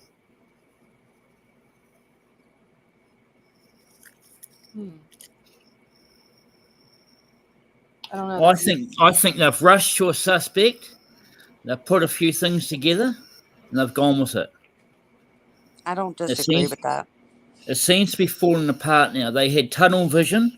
They identified one suspect somehow, and they went after him. I don't know. I've always had doubt about this, and I'm still open-minded. I think it's getting clearer that what happened was they got his name from the tree, the family tree, on the 19th, and in that 11 days they tried to gather as much as they could. They got the cell phone warrants on the 23rd. I think that's likely to be when the year of the car changed also. I think all the way up until that point, it was that they were looking for a 2011 to 2013. Found out he was in Pennsylvania from the phone warrants. Went out there, gathered the trash, brought Dad's DNA back, and then arrested him. I think they thought they were going to have a lot of evidence once he was in custody and they could get into all his devices. I think they thought there was going to be a lot of evidence. Well, once they arrested him, they screamed out to the public for more information about him. They were like, if you know anything about this person, call us because... Yeah, and we'll defame him for you. Yeah. If you said that they got the information on the 19th? The FBI had completed their tree and provided his name to local police. If they got that on the 19th, then how were they following him around when he was driving back on the 13th? They weren't. Yeah, they came out and said that they wasn't following him. They didn't have anything to do with the two stops in Indiana. Sorry, baby. Then what's the story about them losing him for so many hours? And I mean, why was the that was Humfield? That was a writer that put that in a newspaper. So the FBI said we never. Yes, him. The The FBI said we never lost him. We had him the whole time. You never lost him, but if it was the 13th or 14th when he was driving back, you never would have known who he was if you didn't get the information till the 19th. And why would all the information come in with the license plate reader in Colorado? Well, Yeah, it came in Oklahoma. after the fact. They didn't get that in real time. They went and once they found out his name, they were able to search. Like, they knew his license plate number. They knew what car he had. Like, by the time they got his name, they had everything on him. They knew his cell phone number. They were able to get the warrants. They were able to pull all the times he was pulled over. It's likely that the 2 times he was pulled over in Indiana, that would have come up as well. Indiana police said that at that time, there was no information. Like, there was nothing in the system saying about a suspect name or car or license plate or anything like that. And I think the fact that they put in that those 2 WSU police they said that they found his car in the parking lot and in their system on the 29th of November, but that doesn't mean that they sent it like right away, or even that they acknowledged it right away. But from what I understand from the article that Mike Baker wrote, which I do believe, because then the protection order came out, and then the objection came out, and in the objection she was like, why does this New York Times article, like, why does this person know more about his genetic genealogy stuff than we do? And in it is where they said that they were looking for the 2019 to 2023 Nissan Sentra. I still had never heard anything about a Sentra until then. Yeah, nobody did. But he actually, what he told me was he had found that documentation while he was basically looking for something else. And then they switched it to the 2011 to 2013. I would say that was the FBI agent. I think that Moscow probably made a guess of what that was. And then FBI was like, no, that's 2011 to 2013. And from what I understand from it, when those WSU people sent in that tip, if it had been viewed, there's 2 things they would have done. Number one, they would have looked at it, and if they were looking for a 2011 to 2013, it wouldn't have fit. But if they would have looked a little bit further, and they looked to see if his device was like part of the pings that were in the area during that like 2 or 3 hour window, and he wasn't showing up. So now he's not showing up in the area at the time of the murders, and he doesn't drive a car that's the years that we're looking for. I'm sure it kind of got pushed to the side a little bit, but not totally forgotten. But it wasn't until the 19th when the FBI said, the person that's on this sheath, we built this tree, and it's Bryan Kohberger, and everything fell into place after that. Like, it was like 3 days later or 4 days later, they were getting the first warrant for him, the cell phone warrants. You know what I mean? Like, there was no movement on him at all until after the 19th.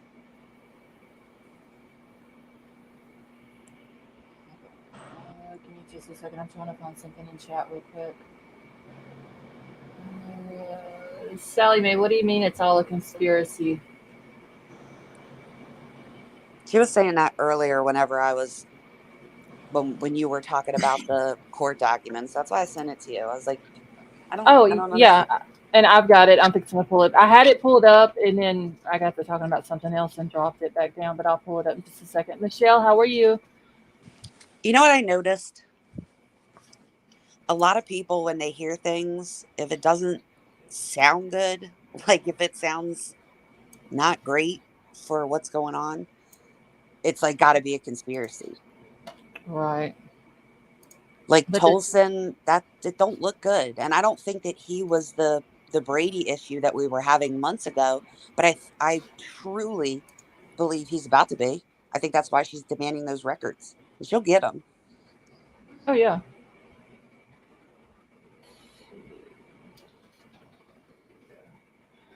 Okay, so I don't believe in conspiracies. Okay, so here is the court document for Daniel Lee Moore and Karen Moore, who are husband and wife.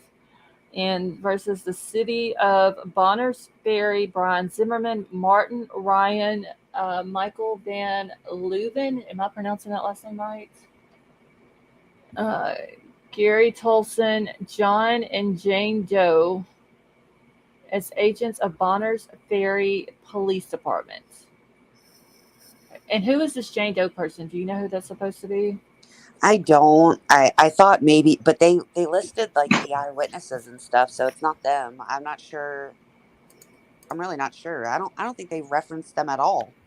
Okay. Oh, I bet you it's like the people that work there, maybe like random Okay. people that work there, other people. Okay. All right. Well, Sally Mae, here's the documents. I'm going to read through them really quick. It's 36 pages, I believe. So this is a complaint and the jury demands. So it's the plaintiffs, Dr. Daniel Moore and Karen Moore, like I said, are husband and wife, buying through their attorneys, the law firm Bolton Law PLLC, and their calls for action against the defendants alleged as follows. The introduction is the plaintiff, Dr. Daniel Moore, or Dr. Moore, has since August the 27th of 2022 lived the unimaginable nightmare of having been wrongfully arrested and charged with second-degree murder and suffering the disgrace and degradation of having provided a false confession to a crime that he did not commit. The false confession was extracted by law enforcement in violation of clearly established law that requires that police cease all questioning of a suspect in custody when the suspect requests counsel, which I guess they continue to question him multiple times when he was saying that he wanted his attorney. The false confession was extracted by the overreaching and abusive tactics employed by law enforcement and coerced the false statement in violation of Dr. Moore's due process rights. Lord. After extracting the false confession, a law enforcement broadcast their apprehension of a confessed killer and charged Dr. Moore with second-degree murder.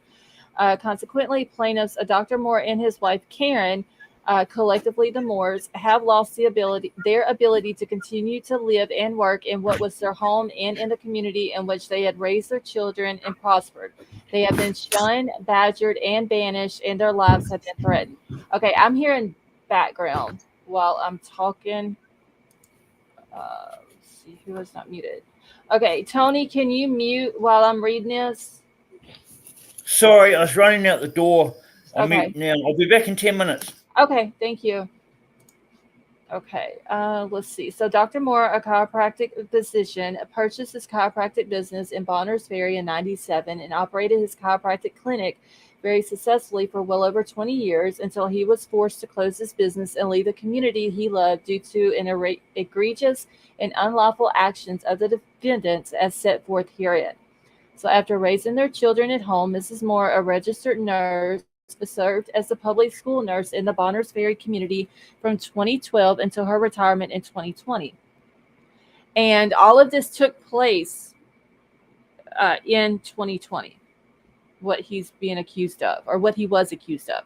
Ms. Moore lived in the community until she too was shunned and rejected after law enforcement broadcast her apprehension of her husband, whom they labeled a confessed killer. The Moores had been pillars of the Bonners Ferry community until their lives were forever shattered by an unlawful conduct of the defendant described herein. Dr. Moore's false confession and his arrest and detention following the wrongfully brought and pursued murder charges were the direct results of the egregious misconduct by defendant officers of the Bonners Ferry Police Department and the Idaho State Police. These officers deliberately denied Dr. Moore his constitutionally secured rights by ignoring his multiple requests for the assistance of counsel, threatening first-degree murder charges if he didn't confess, and using other abusive, overreaching, and coercive techniques to extract a false confession. On August 28th of 2020, defendant Martin Ryan, assistant chief of police of the Bonners Ferry Police Department, wrongfully charged Dr. Moore by Idaho criminal complaint with murder in the second degree, which is a felony. The murder charges allege that Dr. Moore has shot and killed Bryan Drake, hereinafter will be named as Drake, a fellow chiropractor, on March 12th of 2020. The murder charges were brought after Ron, with the consent of an encouragement of ISP detectives Van Leuven and Tolson, unlawfully extracted a false confession from Dr. Moore during a custodial interrogation of him on August 27th of 2020. The false confession followed a lengthy custodial interrogation in which Dr. Moore requested counsel no less than 4 separate times, but counsel or an opportunity to contact counsel was not supplied. The false confession followed the threat that Dr. Moore would be charged with first-degree murder, a crime carrying the death penalty in Idaho, and if Dr. Moore did not abandon his request for counsel and adopt the narrative that the officers fed him during their interrogation about how Drake was murdered. The false confession followed Ryan's use of other highly coercive interrogation techniques designed to overbear Dr. Moore's will and force his false confession. Absolutely no physical or forensic evidence tied Dr. Moore to the crime. The only evidence offered against him at his preliminary hearing was his false confession. So they literally had nothing on this man, just his false confession. And he had a alibi, and his alibi was the county coroner who he was with before the murder happened and after.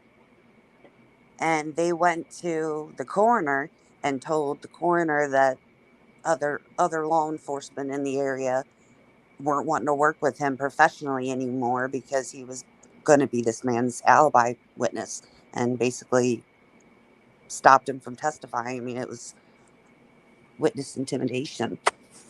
Right.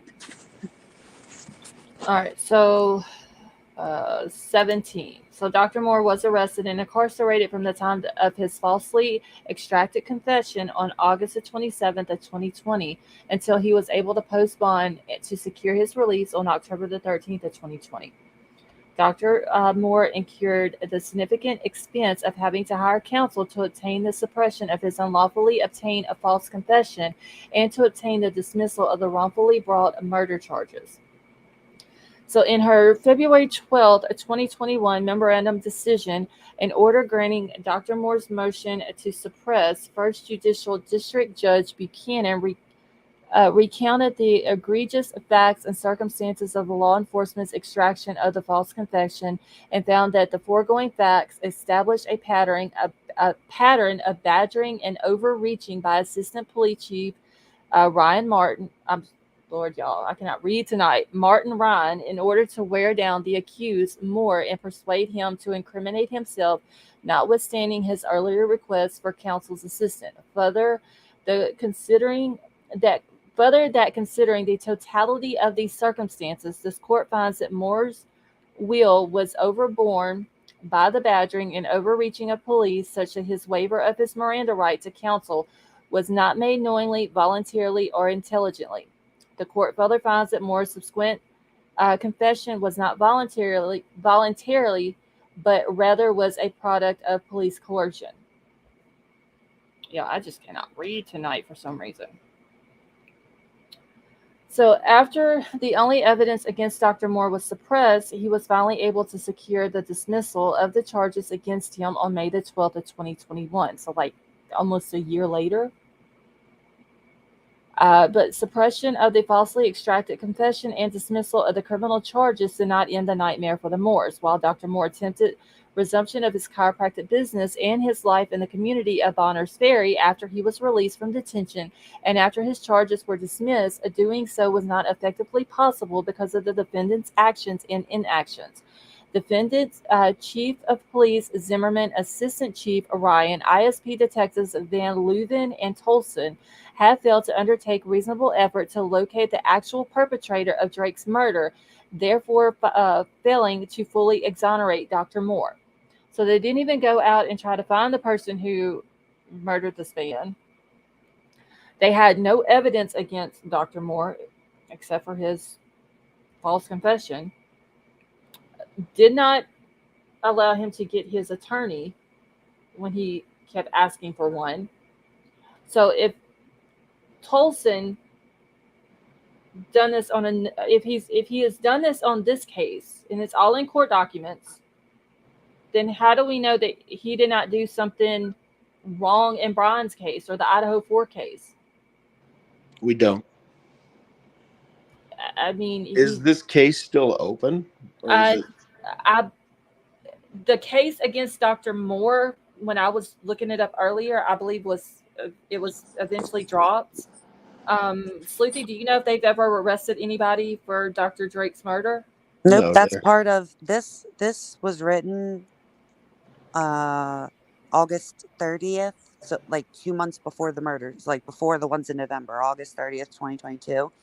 Okay. And that's part of their complaint, is that he's not been exonerated because they're not investigating anybody else. They won't arrest anybody else. The case is still open in terms of who killed him, but they're actively not investigating anybody else because they've made it clear, and you'll read it, but they're adamant that he's the one that did it, even though they still have no evidence. And like, they stalk his business, and like, it's so bizarre to me. But I see people getting confused. I don't know if you want to do that, but they think that someone that had a key role in the investigation of the 4 kids, how this wouldn't be relevant to their behavior. I mean, you know what I mean? Like, because like I said, if he done this, and we're talking about Tolson, if he done this in Dr. Moore's case, which is the case that I'm reading about, how do we know he didn't do something like that in the Idaho 4 case, or didn't do what he was supposed to, or just done anything wrong, no matter what it is? I mean, even if you're just talking about the confession, I mean, he asked for his lawyer no less than 3 times, and they continued. And he has been interviewing witnesses. It's like part of the other, is like coercing witnesses. Right. Was he on the scene that day? Huh? Was he on the scene that day? He was at the autopsy. He was the one that was like, he was there for ISP during the autopsies. So right, but I mean, was he on the scene the day that the bodies were discovered? Did he go in the house? He did, but he wasn't a first responder. Like, he wasn't with Moscow when they showed up. But yes, he was at the crime scene that day, the first day. He collected evidence. He interviewed key witnesses. He's done, I think Ann said, at least a dozen interviews. I guess what I'm trying to get at, I mean, was he on scene before anybody documented finding the sheath? That would, I mean, I wouldn't be able to, I wouldn't know. Yeah, that probably, because I think that's the only the trial. I think that's the only thing that kind of really matters in a physical sense of evidence. Yeah, I mean, because everybody keeps trying to point fingers at the sheath being, something going on with the sheath. But yeah, I don't know. In this case too, there was also, like, they changed multiple witnesses' statements to say that they said something else that would make it so that the footage that they had made it look like the suspect's vehicle that was seen was an all white big truck that matched this man's truck. There was something else too, but I get the whole sheet thing, but I think that since his hand was so many places, like, like, what if you found out that this officer that did this stuff was the one who, let's say, Dylan made her statement to about the person inside the house. Right. You know what I mean? Okay, I'm just trying to catch up in chat real quick. I mean, do we know at this point where Dylan and Bethany were when first responders got there? Obviously, they were there, but did they take them to the police department, or did they let them kind of come to the police department later for statements, or did they take them from the scene and kind of you know, take a statement at the scene, take a statement at the police department? Did they just let them roam free? How did that? I'm just curious how that went. I don't know if we know any of that.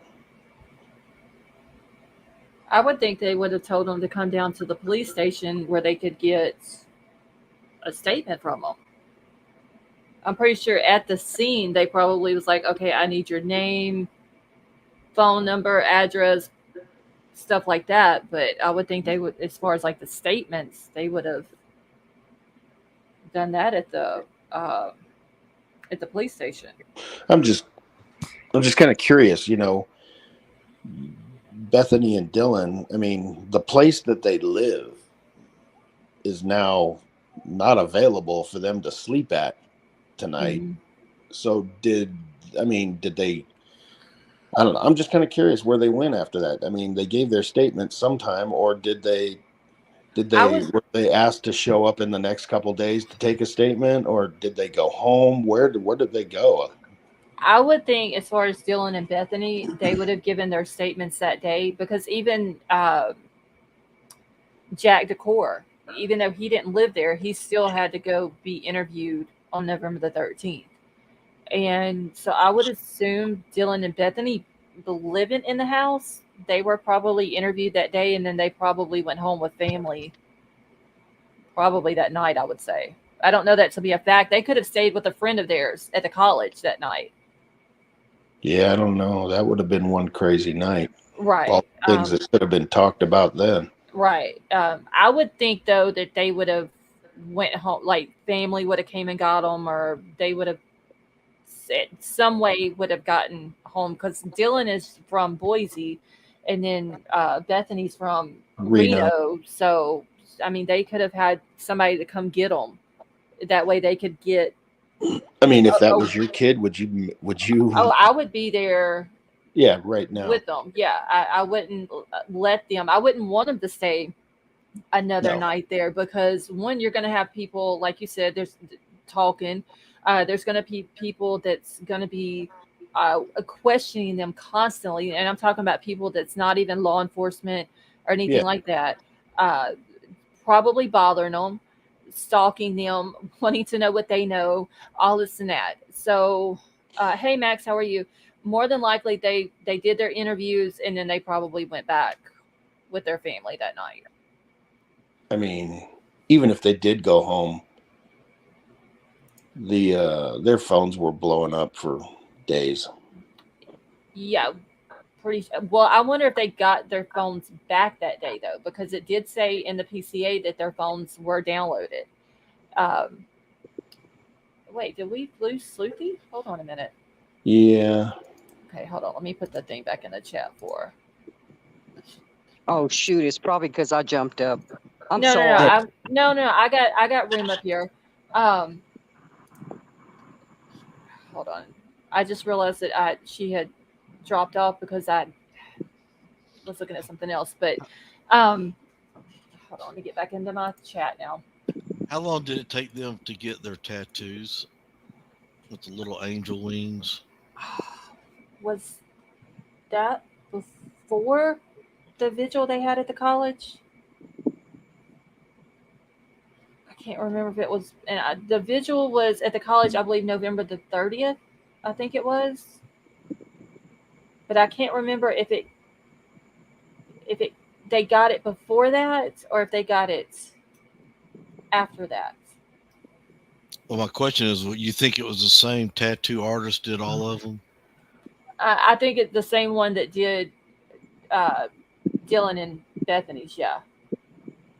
Isn't it on their Instagram somewhere? Well, I know Bethany's is private. I don't know if Dylan's probably is too, but where did they put that out? Because I think they're the ones that put it out, that they got them. Probably Instagram. So they were probably still together up to that point. I'm thinking they kept them in a hotel room somewhere nearby.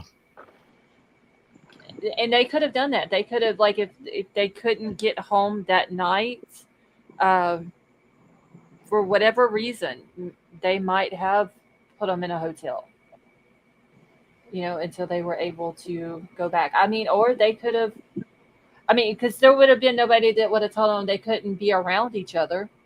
And so they could have got together and went, met up in Boise or in Reno and got the tattoo. But whoever did it, it looked like the same stencil to me. I mean, they're the exact same size, Yeah. exact everything, and it looks like that it was the same stencil used on both of them. So how far back between the nightmare and the vigil? How many days was that apart? Like a week, 3 days, 10 days? From November the 13th to the vigil, Yes, ma'am. I think the vigil. Does anybody remember exactly what night it was? No, Uh, Sally. There's no suspect, and we're just trying to kind of. is there a reason the tattoos? Oh no, Sally. He was just wanting to know if the same artist had done them. I'm just trying to figure What I'm out. trying to see is, did they go back? Okay, that night. Okay, one goes back to Reno, and the other one goes back to Boise. But yet, how they got to get back together somehow to get to the same tattoo artist. Yeah, they both could have met up in after, because I want to say, but I could be wrong, that it was showed right before the vigil, the tattoo. I think so. So I'm thinking they're still in Moscow or surrounding county, staying in a hotel. Well, I can't imagine either one of them wanting to be around the area. Yeah, they could have put them up in a hotel, even out of the area, just so they. I don't know, honestly. Be separated to the trial. Hey Andy, how are you?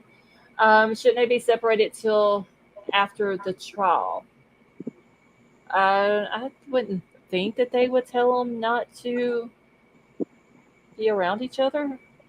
No, once they get a statement, I mean, Right. I mean, because they don't really need. I mean, if they get together and come up with some story and then their statements change later, there's going to be a lot more questions. Right. That is true. Did they go to the vigil? No, Astro, I don't believe they did. There was a statement from both of them that was read by a pastor there in Moscow. He's the one that read their statement, which wasn't very long.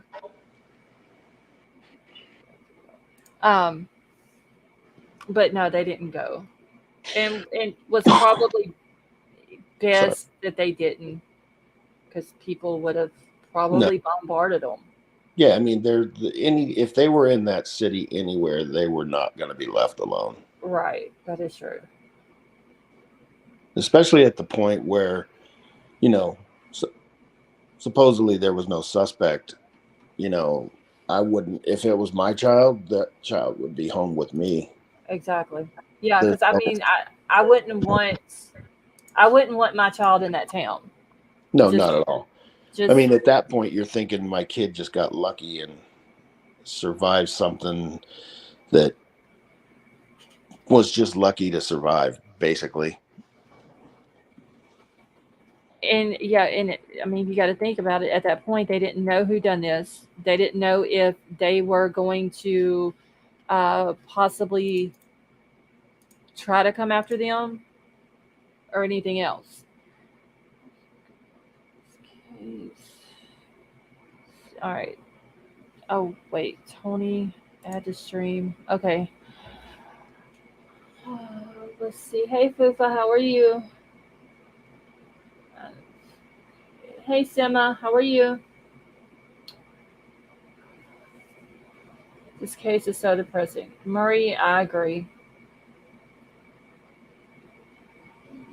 It really is. It's a lot of sadness around this case. So they got the tattoos on the next Tuesday. Thank you, No Way. So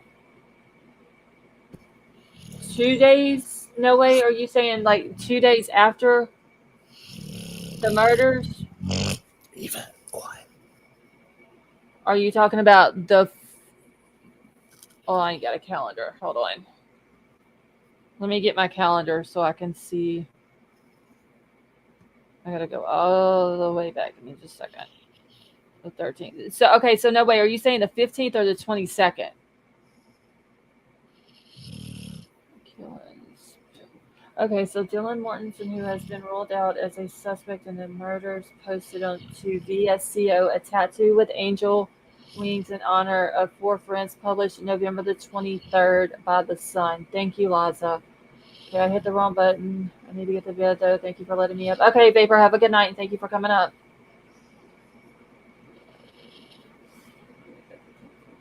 Hey, Jay Clark. Jay Clark, I don't think he was necessarily saying that where they got the tattoos was important. He was just trying to see if they were still in the Moscow area.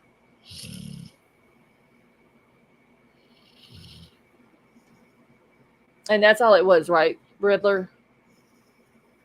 You were just trying to see if they were possibly still in the area? Yes. I was just wondering if the police held them there for like, all right, we still need you here for 2 or 3 days because we got some questions to go over. Okay. And they could have done that. They could have been like, okay, like, I know y'all need to go home, or y'all want to go home, or really whatever. But we need y'all to stick around. We'll put you in a hotel. Probably put them together. That way they wouldn't have to be by themselves. When right after this right after this happened. And that could have been what they did. And there's no telling how long Ellie kept their phones, because we do know that they downloaded stuff from their phones. So that might have been another thing that they were waiting on. You hear? I think that is the dog, Murray, that's snoring. Oh, I'm sorry. Can you hear that? Yes, we can hear it. I'm sorry, Tony. We can hear everything on your end. Please mute. Yeah. Okay. Sorry, guys. It's just I try to jump in now and then, so I try and keep the mic open. If I go to hit the button, I don't get a word in. Okay. So, what do you want? What do you got to say about it, Tony? Right now, nothing. Release Bryan. No, I'm not a. Okay, I'll tell you what. I'll give you my overview of what's happened with this case for me. Okay. When they first arrested him and they said we've got the right guy, I was very pleased, and I thought, great, they've got the right guy, and ever since then, the prosecution's case has sort of gone downhill for me, and it just looks like a rush job. That's all I can put it down to. I hope they've got the right guy, because otherwise it's a total disaster, except for the accused. Okay. That's all I can say. Can you still hear the dog? No, I don't hear it now. Okay, good. Okay. In my opinion, she is the one who did this. He did this alone, and they had the right person. So pray for the victims that they get justice. Yeah, I mean, that's Betty Jo. Honestly, like I've said, at the end of the day, that's all I want is for the kids in these families to get justice for what happened. If it is Bryan and they're able to prove that, then yeah, he should get the maximum penalty. If someone else is involved with him, they should also be brought in and go through the legal process and should get the maximum penalty if the state can prove that they had something to do with it. If it's not him, whoever done it needs to be brought in and get the fullest extent of the law. That's my opinion of it. No matter what, whoever did this needs to be brought in. I think they got the right guy. I just worry about technicality issues.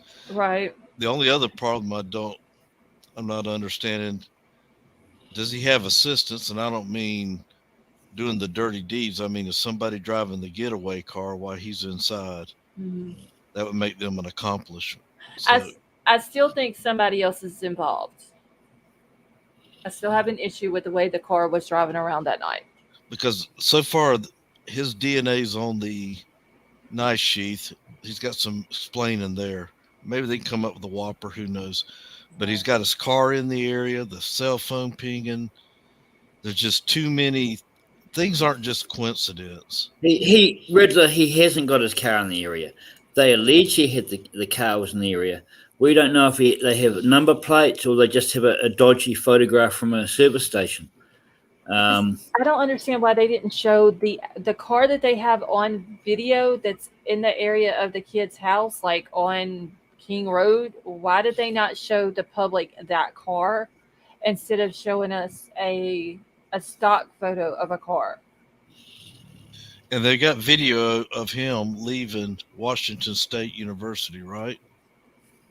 Do they? That's what I'm asking. Yeah, I don't know. They might have a video of a car like that, but I think there was quite a few white Elantras registered to that university or in that area or whatever. I know there was 90 that they had 90 at the University of Idaho, but in the PCA it does say that there was 5 cameras that picked up what they believe to be suspect vehicle 1 in the area of Washington State University. It depends how they're identifying that suspect vehicle, number 1. If they have number plates the whole way through, yeah, it looks pretty bad.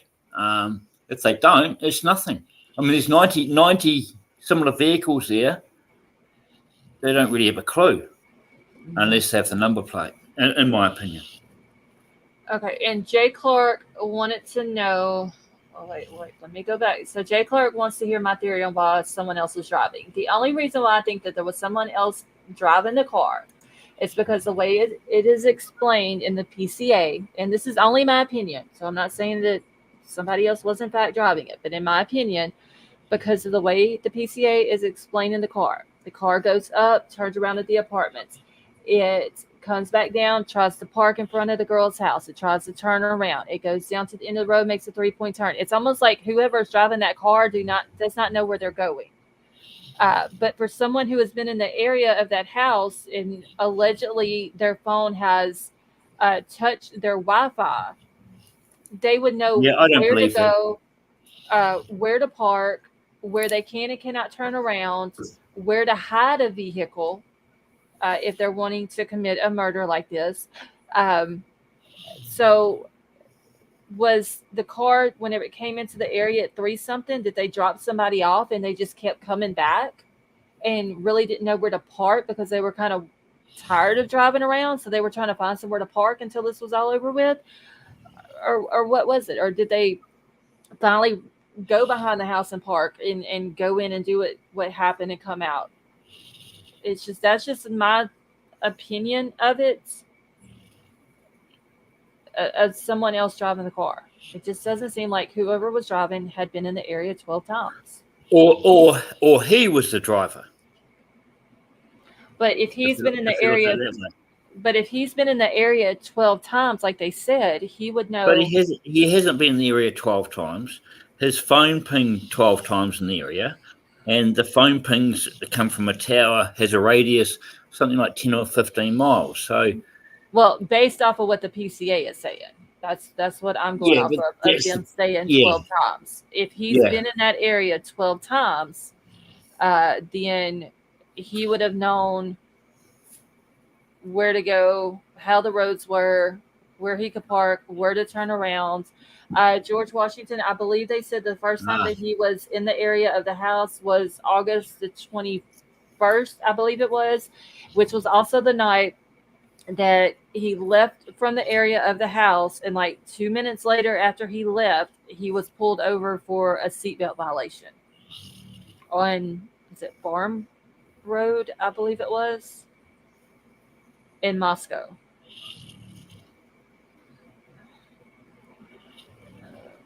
Can he be looking for lights in the upper bedrooms? I just stalk a boyfriend in my day, drive by as a normal person. So, Murray, you think that he could have been driving around waiting for the lights to go out? Hey, Megan.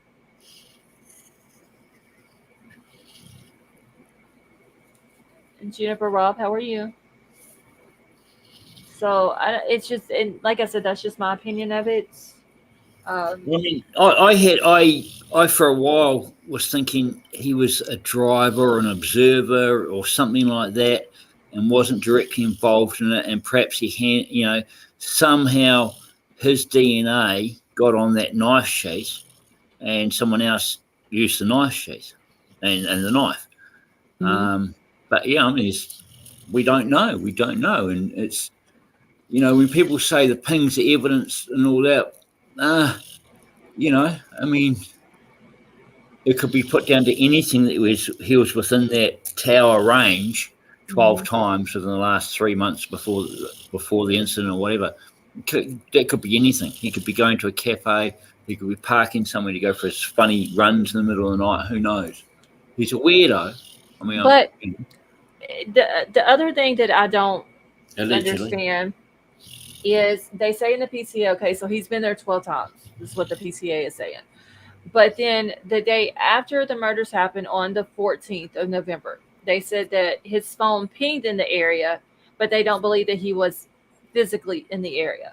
So how are you getting that he's in the area 12 other times, and you're putting this in a PCA and claiming that he's stalking them, but then the day after his phone pings, but he's not in the area? So it's the stuff that they put in the PCA, I kind of have an issue with, because it almost sounds contradictory. You know what I'm saying? Yeah, absolutely. They put one thing, but then they turn around, they say something opposite of that. So how are you, whenever this goes to court, of course they're going to have a cell phone data tower person expert or whatever. But how, you know, you got to go into court and you got to explain this. Okay, well, we think he's stalking the girls or stalking this house 12 other times, but then the day after the murders, his phone also pinged or used cellular resources from the towers, but we don't believe he was there. So how are you going to explain that? Why do you think he was there 12 other times, but the day after the murders, you don't think he was? Yeah. Wow. Yeah. There's enough there for me to have doubt now. But I mean, I've always been of the opinion, I'll wait for the trial, and even after the trial, I'll probably still have questions no matter what way it goes, and that's probably human nature, or my human nature anyway. Right. I You don't know, know. I mean, They're going to have to, whenever this goes to trial, y'all, the defense is going to have to, I mean, they have the burden of proof, right? That he's the guy, he's guilty, and all this and that. It's going to be interesting how they explain all this. Why do they think that he was, King Scarlet? It's okay. How are they just going to explain that? Okay, we think he was there 12 times, but another time we don't think he was, even though his phone showed up or used those cellular resources. There's enough in all of that to question it. Some people just take it on face value. Oh, you know, he drove past their house 12 times, and that means he's definitely guilty because he was stalking them, and it was, you know, premeditated. But actually, his phone ping was in a radius of the same cell tower that the house was in. So it doesn't mean anything to me. Yeah, I mean, really, all we can go off is the documents that drop, that the court documents, and then we're going to have to wait until this goes to trial and listen to the evidence that they put out, and listen to the experts on, Prosser Gang is saying, the FBI cast, they will show the details. Like, we're going to have to wait on that. We're going to have to wait on if they have any other cellular data experts. Now, I don't know if that's exactly what they're called, but y'all know what I'm talking about. I mean, right now we're like a blind man in a dark room looking for a black cat that is not there. So we're just, you know, we just have a little bit of information, but if it gets to trial, boy, there'll be bombshells. I think it's gonna be very interesting to hear all of the facts put out there. Honestly, it's gonna be, we're gonna hear stuff that we probably never heard of, from both sides, not just from the state. We're gonna hear stuff from the defense as well. Yeah, I think so. I think so. Ann Taylor's doing a good job of trying to make sure the prosecution don't have any bombs to drop. I mean, I have to give it to her. She's doing what she's supposed to do. Like, she's doing her job. She's getting what she's supposed to be getting to defend her client properly. If they put out the document on the 23rd, saying that there was 3 unidentified male DNA subjects that was found at the house, 2 inside the house and 1 outside the house. And as of the 22nd, whenever that document was written, they still hadn't got any information as to who those DNA profiles belong to. So if the state had already went in and did what they needed to do in order to find out who those belong to, then the defense hadn't got it. But then whenever they go to court Tuesday, the state stands up and tells the judge everything that the state has, the defense has. So by the state saying that, then that means that the state doesn't even have who those 3 unidentified male DNA sources belong to. I don't think the state actually went down the same avenues they did with Kohberger.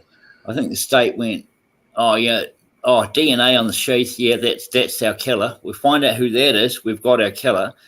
And can I say that on YouTube? I don't know. I'll say a different way. Say murderer. Okay, murderer. Okay, yeah. So, but yeah, I don't know. I think they've, I mean, they should have looked at those other 2 sources of male DNA close to the location of the victims.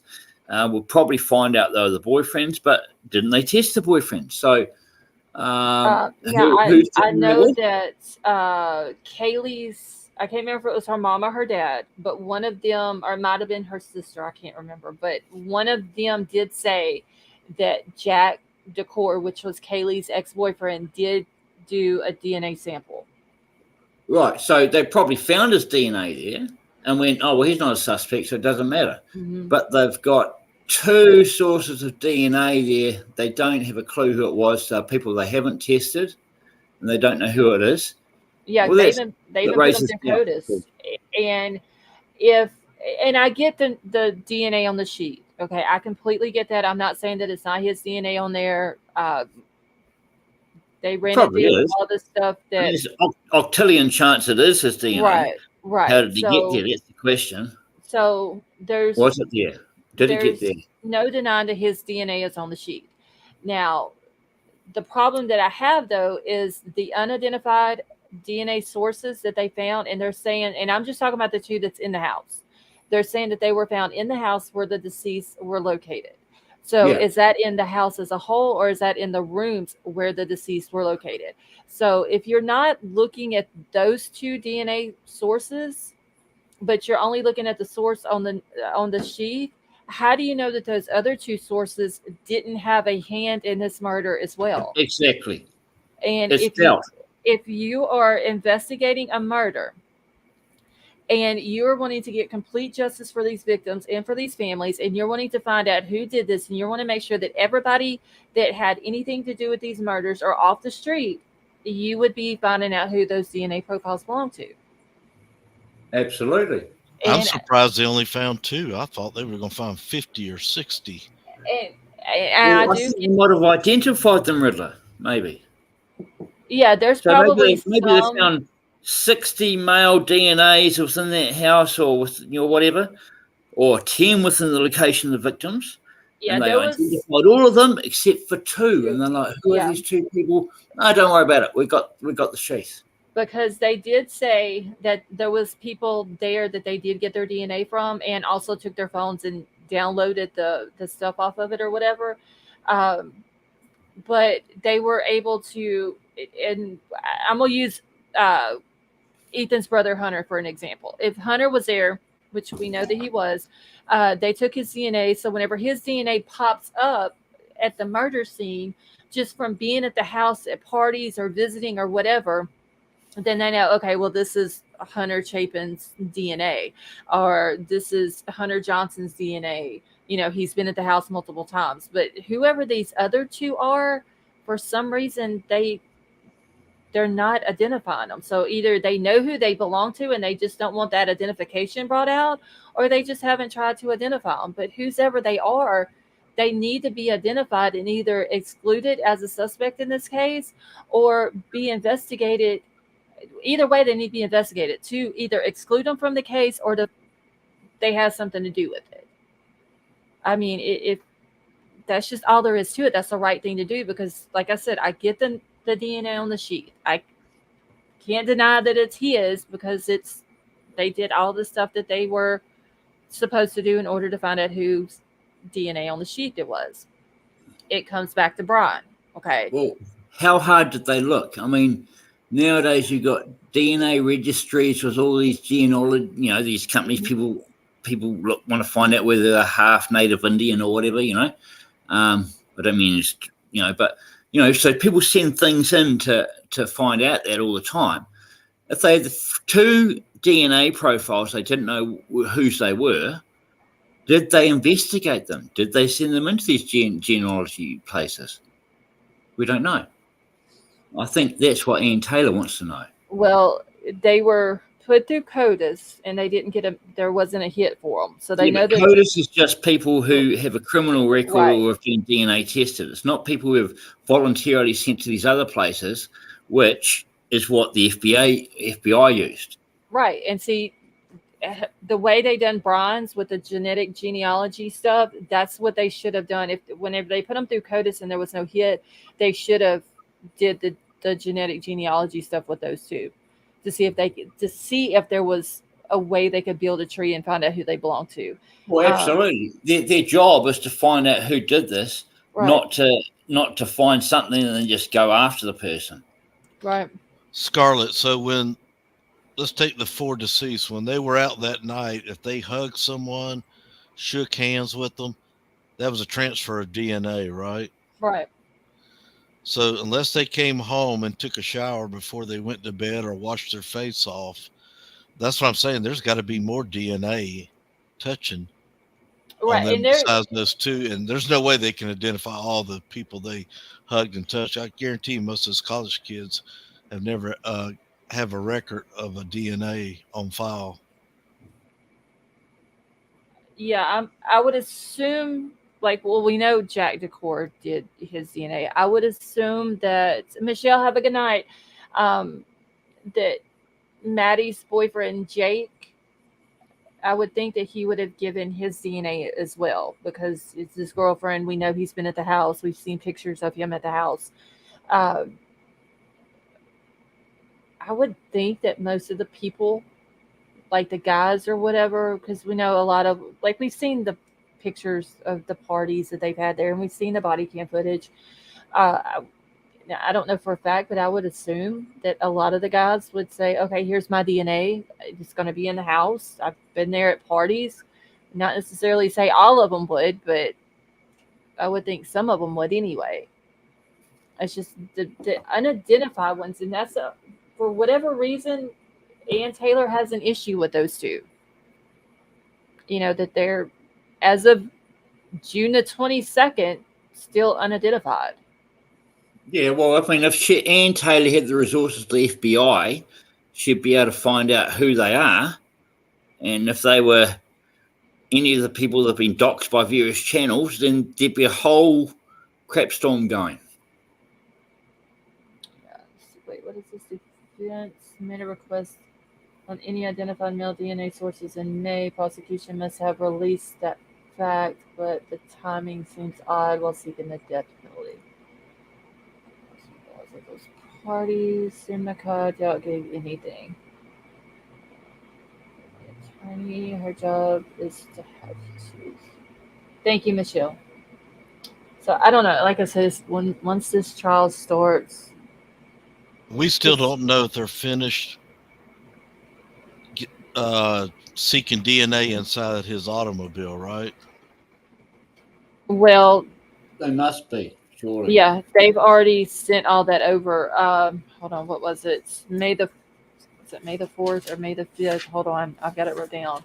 I think you because dismissed that one. There's no DNA in the vehicle of the victims. yeah, because there was one day that I just got to find it in my notes. There was one day that the defense asked for it, and then the state came back a few days later. I believe the defense asked for it on the 4th, and the defense came back on the 12th or the 15th and said that they have already sent everything that they asked for relating to the car, house, apartment, and all that over to the defense. I just got to find the dates, but I believe it was Yeah, the but 4th what I'm and the saying 12th. is, are they just releasing what they've received so far?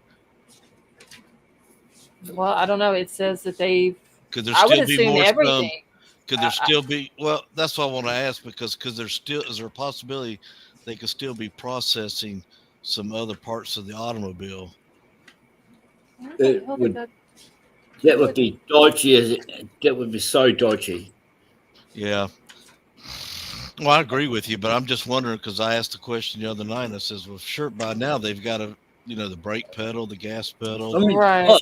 I didn't get how they didn't take the whole vehicle. They took bits and pieces out of it. Oh, I know it. Yeah. Yeah, they should have just taken the whole thing. I don't know. I don't get it. I would have thought that they would have taken, which I'm sure they probably did. They took the whole car, tore it apart, and. Well, didn't it say they took things like the sun visors and the seats and the door panels and stuff like that? Yes, it did I'm say sure that. I'm sure that vehicle has what? been broken down to parade rest. I don't even know if they'll put it back together. They'll never be able to put it back together again. So yeah, they have until the July the 14th. The FBI does to turn over the reports, unless now the judge did say Tuesday, unless the federal authorities have an issue with that. And I'm sure if there is an issue or an objection to July the 14th, then the state would come back in and let the judge know that, they need more time to get the reports in. But the way they're stating it is that they have done, hey, Kelly, how are you? They have done everything that they needed for the car. Crime Solver, how are you? And that they've turned it all over. And then the state, like I said Tuesday to the judge that everything that the state has, the defense has. So I don't know if they're still in the process of doing the grand jury material stuff and getting that over to them. But the way they're talking, other than the grand jury material, the defense has everything that the state has. Let's see, an Elio claiming to specialize in training trauma is pretty questionable, in my opinion, too. I'm going to find that document, Caroline, where I know that it was Ann Taylor that put it out. I just got to find it, where she put it at. Iris, what do you mean about discovery? People don't understand the process involves discovery. Do you mean people don't understand that everything should be disclosed to the prosecution before it goes to trial? Because it would be disclosed to the defense.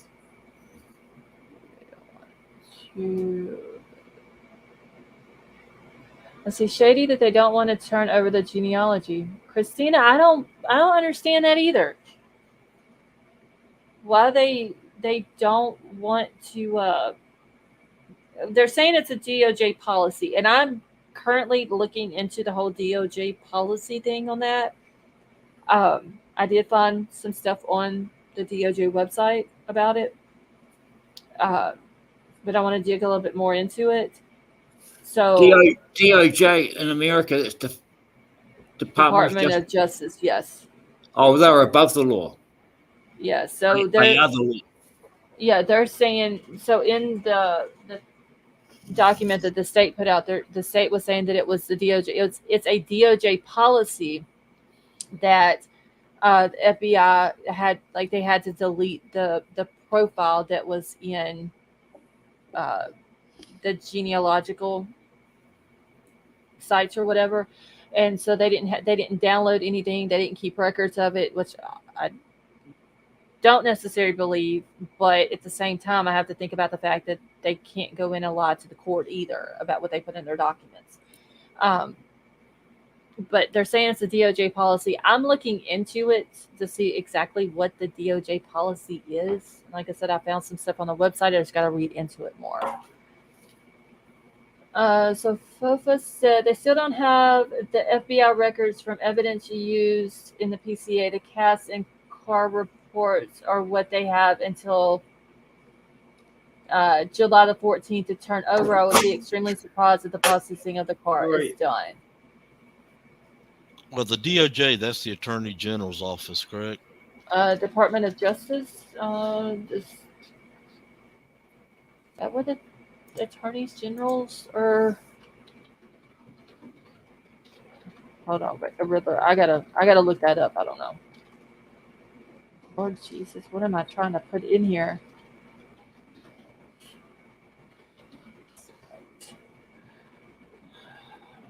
Hey Patrick, how are you?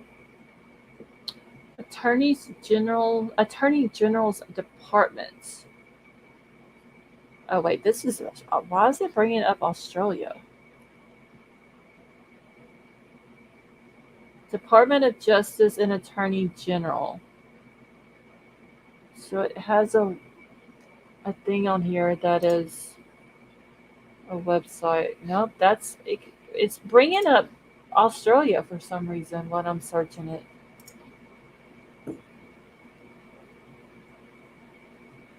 Trump, oh, look at the Murdoch case. Hey, Riddler. Sir. Yes, sir. Yes, sir. Can you give me a percentage on guilty or innocent of the accused? If I can ask you for that. Oh, I'm in the 90%, but that's cool. Where were you? Like, have you fluctuated? No, not too much. The only thing that's got me going is the touch DNA is the best thing they got going for them. Touch DNA is about, they use it mostly in SA cases. Yeah. And it's only about 20% reliability, I'll say.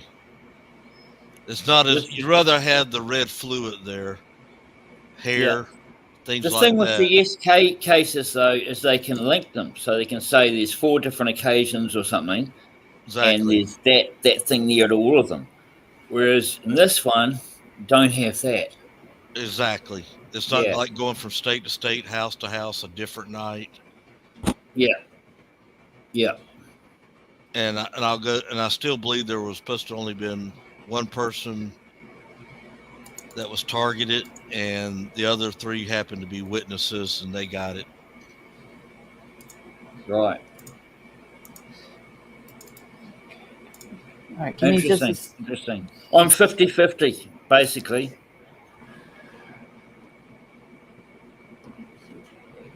But that's just my opinion. No, good on you, bro. I appreciate you saying that. I'm a 50-50 guy on this one. I was really convinced when he's arrested, but since then, no, it's gone down. I want the right person to go away, and I think it's horrendous what's happened. Same here, and I would feel awful if the wrong guy. And that's what we're going to find out once this court case begins. The truth will come to the surface. I hope so. Yeah, because the kids deserve justice. The families do. The right person needs to be put in jail for life. There's really going to be no winners in this case. You're going to have a family that's going to be mourning till the end of their days. You got Bethany and Dylan. I'm sure they're having nightmares even today. Oh, they're going to be traumatized from now on. Exactly. No matter if we have questions about the 9 or the 8-hour time gap, no matter what we question about what Bethany's seen or heard, they're both Dylan. They're both still going to be traumatized because they were in a house where 4 of their friends were murdered, and God had his hand on them that night, that nothing happened to them. So no matter what we think of them, whether we think they're suspect, whether we think whatever, they're still traumatized from the situation. Because who's to say if Bryan Kohberger is the one that walked by Bethany or Dylan that night, and he would have seen her, straight up looked her, seen her, if he wouldn't have done something to her as well. Yeah, that's. I can't get my head around that one. So Guys just taking out 4 people. One person taking out 4 people, if it was one person, and he sees another one, just decides to walk out the door. yeah, because what if she would have literally? Because I mean, we Rung the cops. What if she'd rung the cops? You know, if you were writing a movie and you put all the scenarios that we have, people would say, "You're nuts. That would never happen." I mean, what's the odds of DoorDash is coming at 4:00 and that's the same time this guy's coming in the house? Exactly. I mean, it's. And we still don't know at what time. I mean, we keep hitting Dylan with this 8 hours. Okay, she saw the guy, but what we don't know is when did it dawn in her head the That evil something- deeds? Yeah, the evil deeds that he did. I'm trying not to use the M word or the K word. Yeah, that something bad had happened in that house. So I don't know. It's No, most people, in my opinion, the majority of people, would have called the police. If someone had just brutally killed 4 people in their house and they saw them walking out. But we don't know her status. Is she an airhead, or is she not focused all the way? Is she coming out of a dead sleep, or is she kind of still buzzing for the night? It's quite possible she was completely wasted, gone to sleep for an hour or so, woken up, seen some guy walking out. It is possible, but it says that she woke up 3 times and went to the door and yelled at people to say, "Be quiet" and whatever. Doesn't figure with me. It's weird, just weird. But Yeah, the 'cause whole thing's weird. The whole thing's weird, so I forgive her. The whole thing's weird. we Right. still don't know exactly where Dylan was at that night. It's been said she was at a football game that night. We know about a PCA where Bethany was at. She was at the Sigma Chi house at the party, but we don't know where Dylan was at that night. Was she at a different party and there was drinking? You know, was she not drinking? All that remains a question too. And I'm sure when she gets on that stand, Ann Taylor's going to ask her that when it's her, or possibly even the state may ask her, like, what was your state of mind that night? I don't want to see her on the stand. It'll be heartbreaking. There seems to be a lot of people very thirsty to see all this in trial and all that, and they want to see Dylan and Bethany on the stand, and they've been through enough, in my opinion. I'd rather see a transcript. Just my opinion. Right. Hey, I came back. How are you? I'm still good. Is that a dog I'm looking at? Yes, that's this little dog that he always puts on the camera on when he's up here. Oh, he looks wrinkly. She's Eva Longoria, and she's 7 years old. Oh, I had seen somebody say put something in the comments about they didn't think that the prosecution would go for the death penalty if they didn't have a solid case, and that's really how I feel. I feel like they have to have more than what we're being told to go for the death penalty. They're just too competent. And then I was thinking about what you guys were just talking. It's a bluff. They're holding a 2 and a 3. You think? I mean, could I they? don't know. They very well could have something. Hey, Carrie, how are you? They could have something that warrants the death penalty, but how do we know 100% that they didn't throw the death penalty on the table to try to get him to plead out? to put pressure on him to plead? Yeah, I mean, and I guess that's a possibility, but I really think that that they are going to have to show just cause for, seeking the death penalty. And so if it's just a trick that they're playing, that's not going to go over well in court. And then I also had seen somebody in the comments saying they didn't think that if it was Bryan or the alleged unaliver, they didn't think that he seen Bethany, or is it Dylan? Which is the one Dylan? who was on the Dylan. Dylan? I keep getting them mixed up for some reason tonight. I've been getting them mixed up.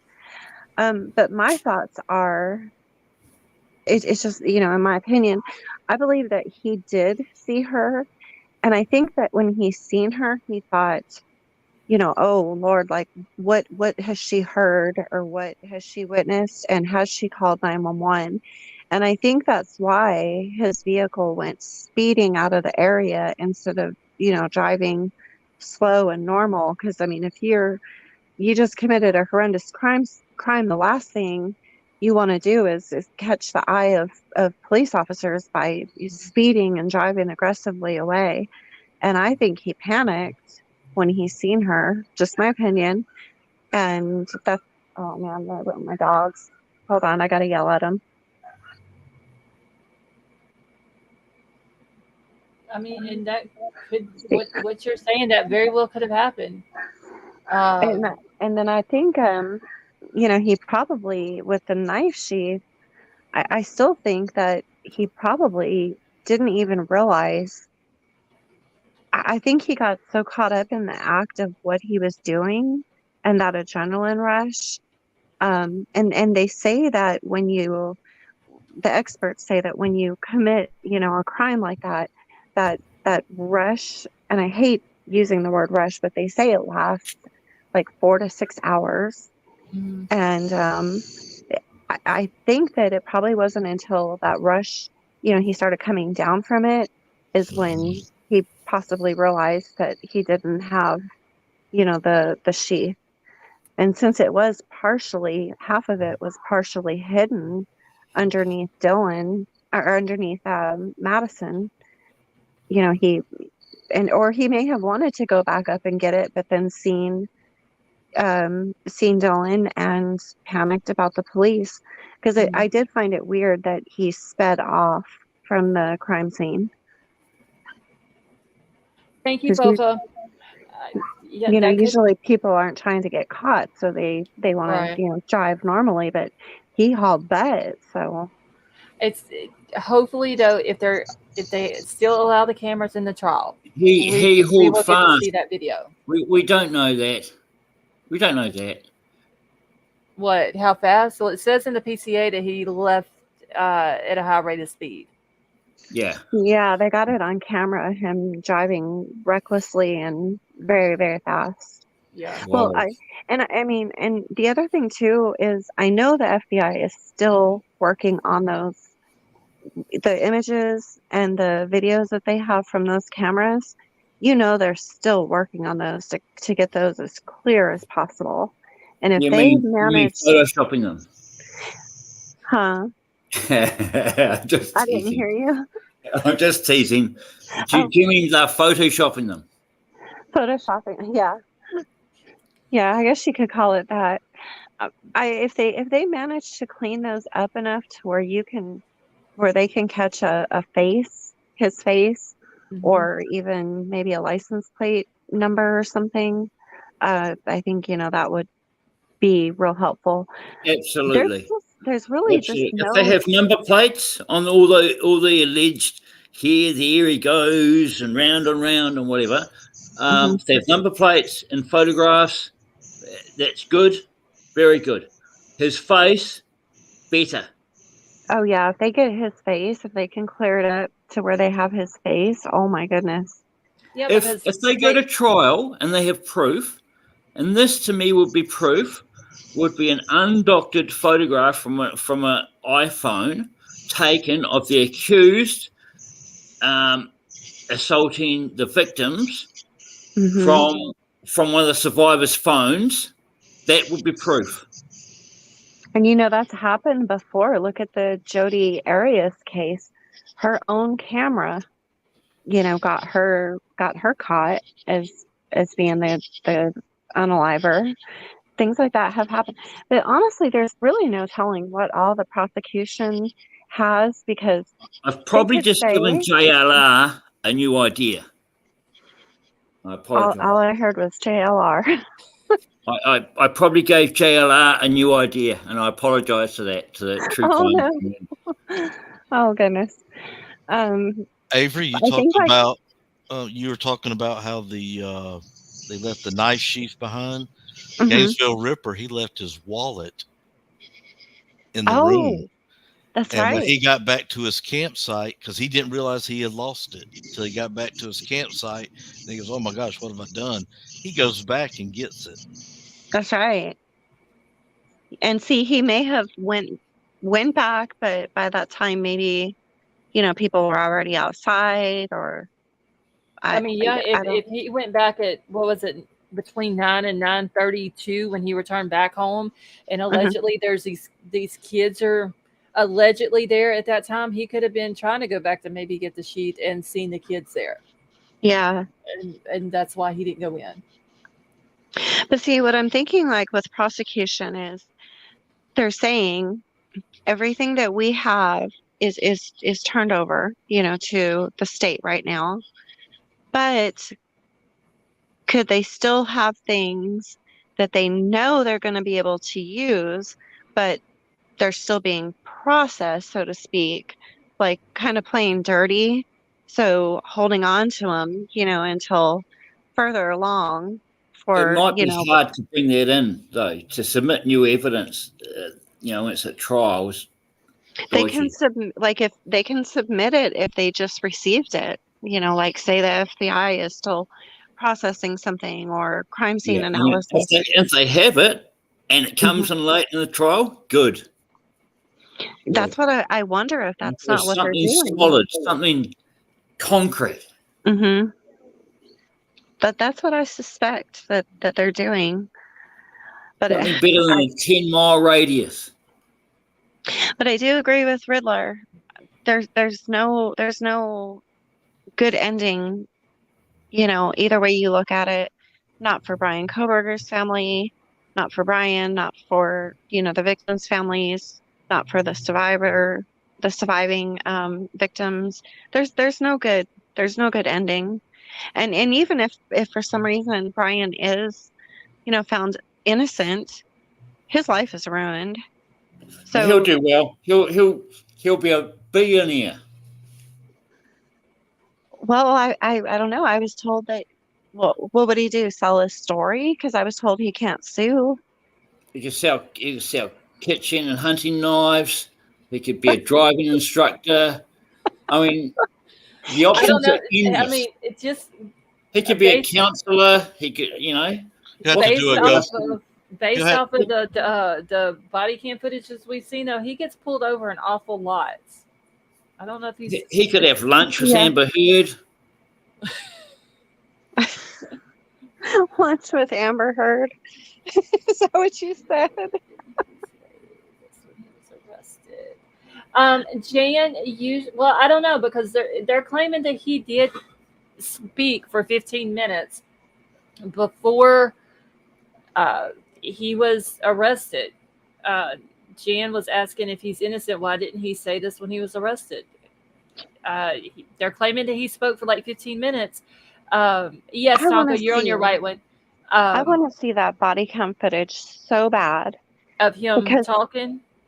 Well, and even when they, busted in on his parents' house, because, they were saying that the first thing he said is, "Has anyone else been arrested?"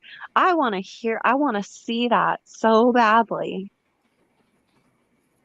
But it doesn't matter what he tells police. They're not going to let him off. Only the judge can. Did he really say that? I don't know. That's why I want to see the body cam footage. Yeah, exactly. Supposedly, after he was arrested, he was taken to the Pennsylvania. I think they said it was the Pennsylvania State Police barracks. they asked him if he knew what was going on, or everything was about, or whatever, and he said, yeah. That he said, certainly I do. I'm 10 miles away from it, or something like that. That's not verbatim of what was said. And then they had asked him something else, and then that's when he said that he wanted his attorney.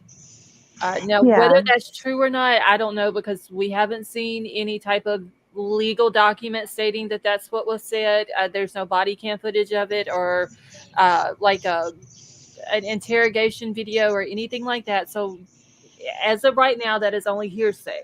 But that is what has been put out, that he did speak for like 15 minutes.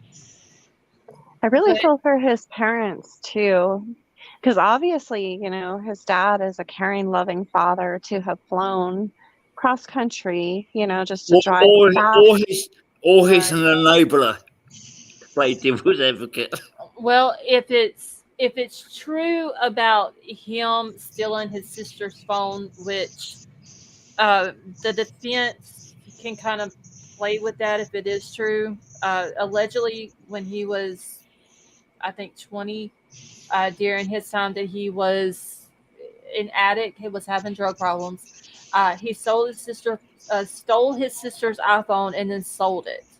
Yeah, and a key, one of those kiosks things. Yeah. Yeah. And his dad is the one allegedly turned him in, and he got arrested for it. Now, I have not seen an arrest record for this. I don't know if it's true or not, but I don't know if it's true. This is the first time I've heard it. Yeah, this came out a couple of days ago. If where? News Nation. No, Jennifer Coffin. Jennifer Coffin. She tweeted it. Yeah. So I don't know where she's getting her information from. Like I said, I don't know. Like there has not been nobody knows. Nobody knows.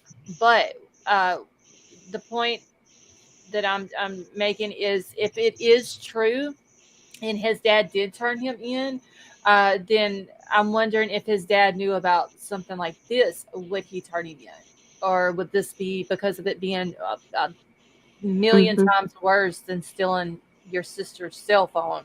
Would his dad turn it in? You know what I'm saying? And the man who did Dateline, what is his name again? Keith Morrison. Keith, I do anything for money and say anything for money, Morrison. But do you really think he would risk his reputation to put that out there, that that Bryan's own sister, thought it's a possibility that he had done that? And some of the things he put out in that Dateline episode, it was kind of mind blowing to me. And I thought, but where's the proof, though? Yeah. That's the thing. Like, no receipts. Yeah, so we don't know if it's true or not. Because didn't he say multiple times that his LE sources had told him this? I can't remember if he said LE sources or just sources. I'll have to go back and rewatch it.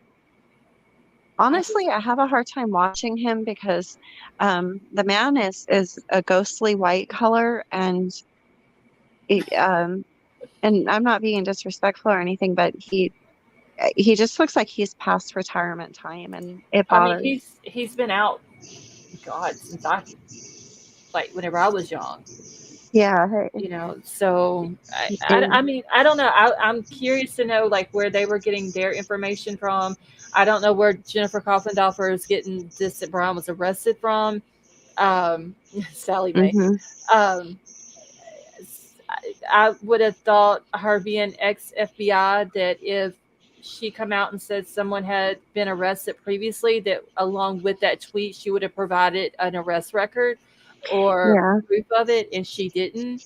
I know that there was a tweet that she put out yesterday or day before yesterday, where she was stating the pluses for the defense and then the pluses for the prosecution, and she puts in there that he bought the sheath and the knife from Amazon, but there's no, where is this receipt? Nobody can produce this receipt that they're claiming is out there, that he bought it from Amazon. All it Yeah. is a search warrant for that specific sheath and K-bar knife from Amazon, and everybody Mhm. who bought it. That's what they were asking for, but there's no receipt proving that he bought it from there.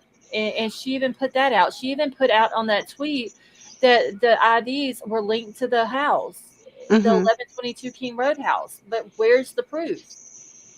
Yeah. So there's so much that we've been told from Dateline and just different news sources, but we don't actually know if prosecution has proof.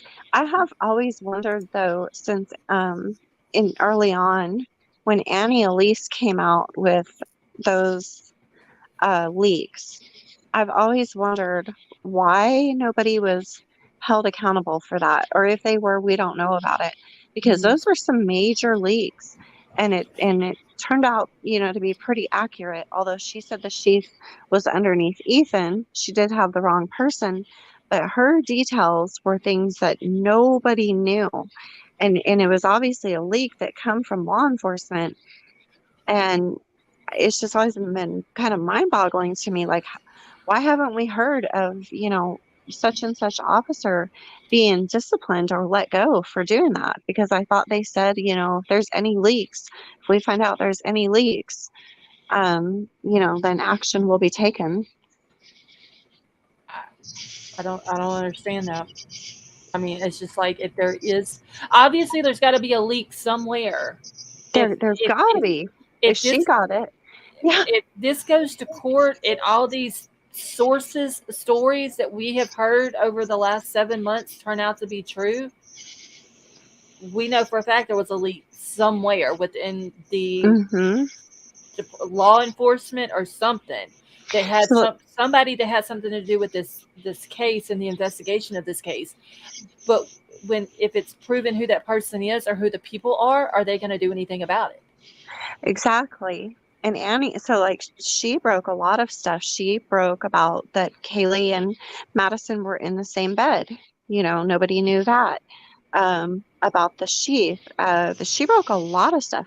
And so, like, let me ask you, Scarlett, as a creator, if you were to get information from a leak, what would you tell us, or what would you do? I would have to have proof. I would have to have a receipt in my hand before I put it out as a fact. Right. Because if I hear something just that's hearsay, just like him allegedly talking for 15 minutes before he asked for an attorney, Uh-huh. I let y'all know that is what is being said, that it is not a fact. But if let's just say there was a cop that was in this investigation and they came to me and it's like, hey, Scarlett, I got this information about the investigation I want to give to you so you can put out to your audience. I got to have facts to back it up before I put it out as a fact. You see what I'm saying? Like, I need receipts of, if you say, hey, I got a video that shows Bryan Kohberger walking into the house at 4:06 a.m. in the morning and then walking back out at 4:18 in the morning, and he's got red stuff all over his face. I got to see the video before I put that out as a fact, because Absolutely. So it just makes me wonder, with like Annie Elise getting her hands on that kind of information to begin with. For one thing, I'm like, okay, who the heck is she to have actually gotten this information? What kind of rules is she breaking to try to talk to people? Or, but then I also wondered, like, she's risking putting her own self in jail.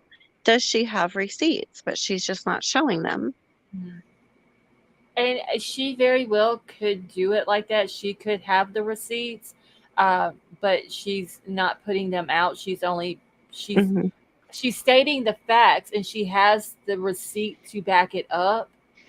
She just may choose to hold on to the receipts, and then if somebody starts doubting her, then slap the receipts down and say, see, here's the receipts of what I was saying. Yeah. She may choose to do it that way. Annie Elise has got a huge platform. Yeah. Like, huge. And if I'm not mistaken, she's got a different podcast now that she's doing, and she's got some other stuff that she's doing. Oh yeah, she's definitely taking off. But I just think, like with me, if somebody came to me with leaks like that, even if they had receipts, Mm-hmm. if it hadn't been announced by law enforcement, I would not go on my channel and share it. I would be too afraid of hindering the investigation and causing families not to get justice. I would be just too scared to do it, period. Right now, like I'm saying, if they're showing a video, Hmm. that would be a hard one, Yeah. honestly, because you have to look at it like that. If you show it as a hinder in the case, uh, because it could tighten up the gag order possibly even more. Um, they're going to want to know where it came from, because if you put that out, we know that the police are watching YouTube channels. We know that the defense is watching YouTube channels. They're watching all the social media.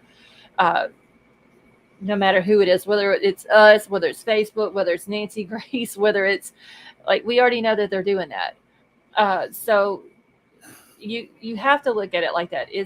Could this be hindering the case? Could this be something that could cause this person to walk?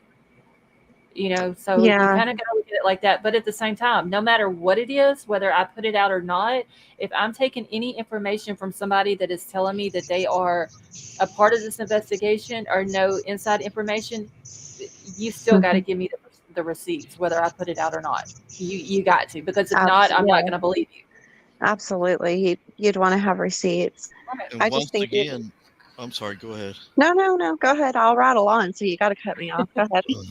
Once again, you've got people outside of law enforcement. They're workers inside of the district attorney's office, the sheriff's office, perhaps even some of these labs are going to. They've got information on this. Who you think's doing all the typing? Who's processing? Who's doing the mailing? They see all this evidence coming in, and they see what they're typing from what the attorneys gave them. So we've had it here in my home city. One of the workers, he became a whistleblower. Of course, he lost when he went to federal court, but you got the leads can be coming from tons of sources within the state attorney, well, district attorney in that case, or the police department. Mm-hmm. I mean,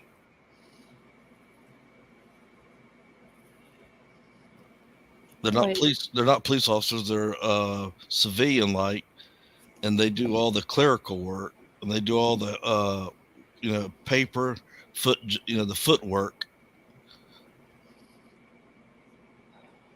That could be. I don't know. Stevie, am I really okay with what?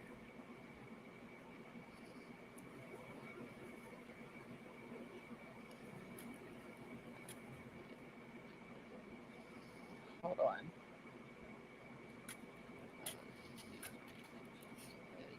Hold on, y'all. Let me catch back up in chat real quick.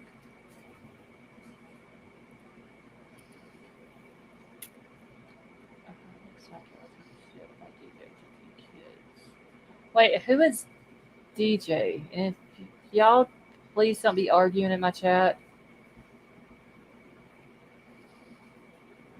Hero, on the one in the Xenex. Mariah, it's me.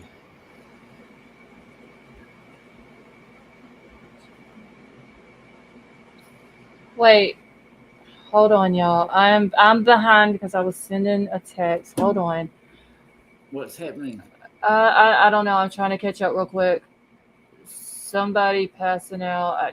Give me a second. T-Rev's having a crack. Are you? Not in the chat. Amethyst Pisces, thank you for that update on the missing girls in Texas. Thank you. T-Rev can have a crack at me if he wants. Okay, hold on. I'm trying to find out what's going on because I don't want any drama in my chats. What about Gina Murray? That's what I'm trying to find out. Right. Hold on. Lost souls set really okay with this. This is good. Who's DJ? That's what I'm trying to find out, and what they're talking about Gina Murray.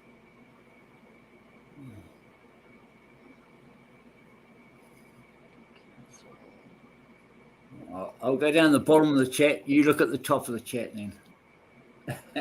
Something about somebody passing out from wine and Xanax. Wine and Xanax. And then they're saying about Gina Murray. What about Gina Murray? That's what I'm trying to find out. All I know is I don't want any arguing or anything like that in my chat. Hold on just 1 second.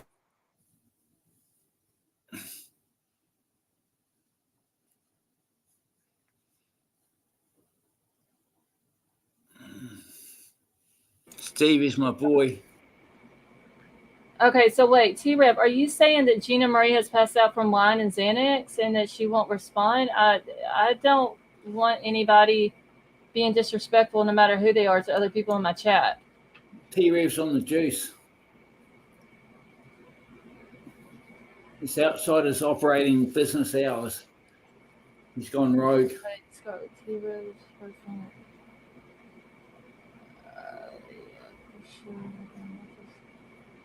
Okay, but T-Rev, I don't want that brought into my chat or talking about people in my chat or their personal life or anything like that. I don't go in your chat and do that. Please don't come in mine and do that. What goes on your Discord has nothing to do with anything over here.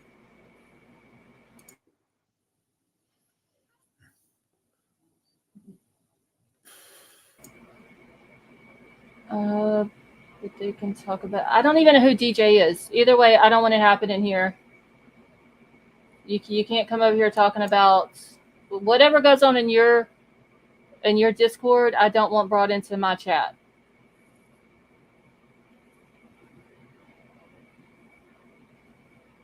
T-Rev, Detective John. Oh no. No.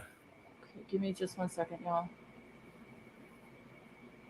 I don't even see anything about a Detective John, but give me a second.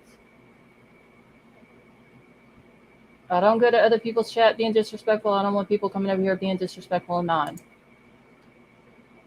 Okay, the message has been deleted. Okay, Stevie, can you remove your comments for me? If you don't mind, just retract them. Okay, it's fine, Shay. Troll got it. Prosser gang, have a good night.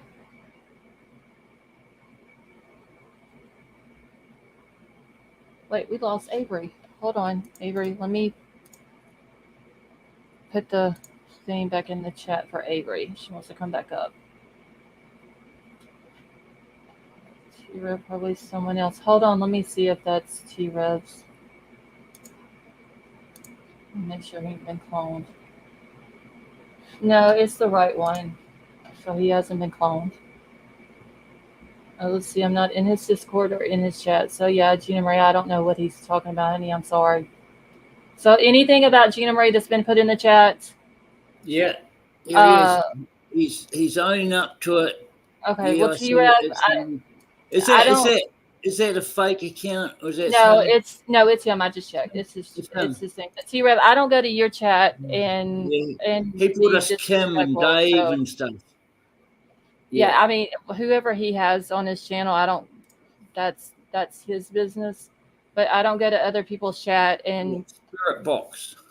Be disrespectful and all that. I don't want nobody coming over here doing it either. Wow. Avery, thank you so much for the super chat. Sorry, my internet threw me off again. It won't let me back up. Spectrum is killing me. Okay, well, Avery, just let me know if you want to come back up, honey, and I'll put the link in the chat. See, but people can take shots at me like Stevie at T-Rev. Just screenshot it and send it to me.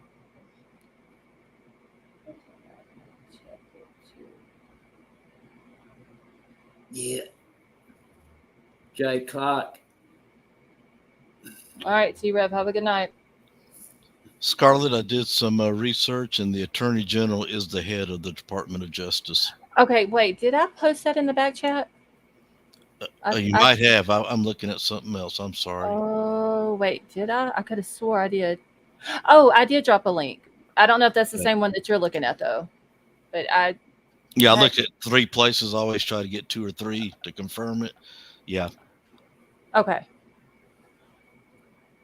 Let's see. Okay, yeah, I'm sorry, Tony. Get back to what you were saying now. I wasn't saying anything. I was just I'm a fan of Stevie Irwin. That's all I'm going to say. Oh, okay. Yeah, Stevie's been in here for a while. Scroll up. Steve's A good girl boy. named Stevie. Foster Gang. I think Stevie is a guy, if I'm mistaken. I'll have to go back through and read the chat again tonight. A lot of funny things like Spirit Box and, just monetary. That's all I can say. Wait, no, Foster Gang. T-Rev is the one that said about Gina Marie. We've removed his comment. Yeah, I mean, as far as the Spirit Box and all that, I mean, if that's what he chooses to do Spirit on his Box is real. channel, I mean, that's his 100%. business. If that's what he chooses to do on his channel or whatever, I'm not going to knock anybody for what they do on their channel, but I just don't want drama from other channels being brought to mine, because there are people in here that do go to his channel, and all that. So I just, all the time. He's a very good talkback sort of host, but yeah, when it becomes profiteering, I object to that. Megan, Gina Marie, she's been in here for a while. She's in here now. She's a member in here. She's been in here Gina Marie's been in here for a long time.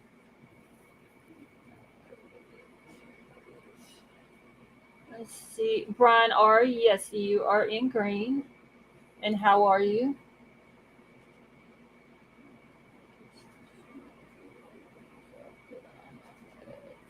Let's see that I'm prescribed by my doctor.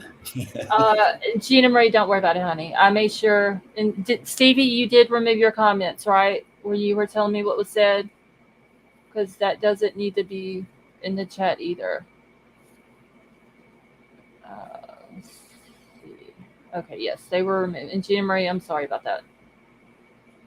Message deleted. I will email you if you recover on issues with mental health and women I consider friends. Is where I draw the line. Thank you. Yeah, Stevie, just send it to me. That'll be fine. Thank you. Let's see. So Kohberger, I want to know why they didn't put the other 3 DNA through the genealogy. Christina, I would like to know that as well. I really would. Because I think that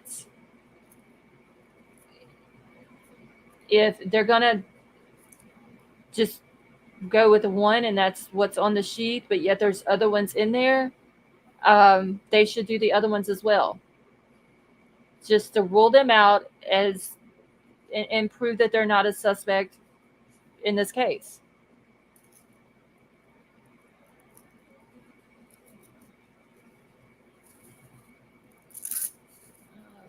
We do a vote on who thinks Spirit Box is or not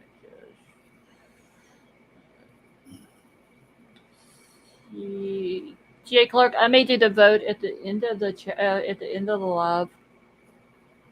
Everyone, I pride myself being a part of this channel because it is drama free. Let's cut it out. Yeah, I don't want any drama over here.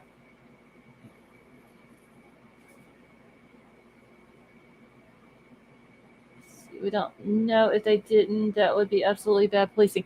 Well, see, Patrick, that's what I was saying earlier. As of June the 22nd, if let's just say the state did do it, and they went through and they found out who the other 3 DNAs belong to. As of June the 22nd, it hadn't been turned over to the defense. But then on the 27th, the state stands up and says that everything that the state has, the defense has. So if the state maybe the state sent it, but they haven't got it back yet, and that would be the reason why the defense doesn't have it. All right, T-Rev, I asked you to stop.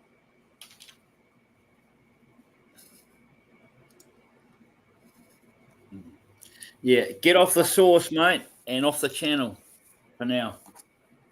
In my opinion.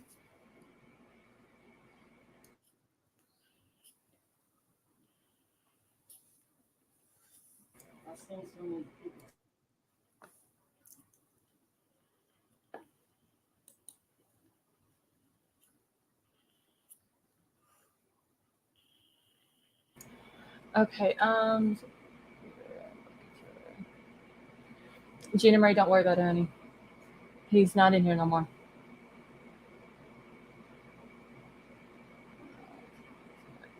Jay Clark, I don't know. Like I said, I don't want the drama over here. So I'm not gonna put up with it. I don't care who it's from. Thank you, Turquoise.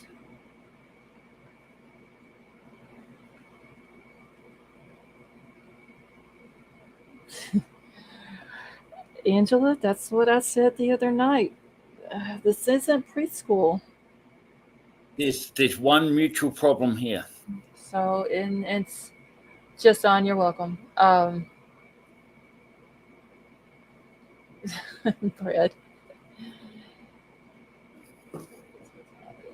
Yeah, I don't know. Jay Clark, I have no idea. But like I said, I don't go to other people's chat and be disrespectful, and I don't want it brought into mine. So let's get back on to, like Sally Mae says, focus, grasshoppers. Hey, Nat Cat, how are you? Let's see, Waterburger. Oh, Lord, y'all. Astro is back at the Waterburger. Let's see. Infants with more experience. Emma, how are you?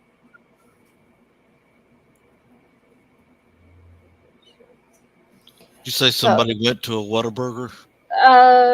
Yes, Astro. He's always going. I think he works while I'm live and listens to us. And he was talking about that's where he usually goes to get his lunch. Let's see. We know that the DNA from the glove was outside, right? I agree. Let's see, but were there others found on a cup in the bathroom, or any of the victims are in their rooms? Okay, so just me.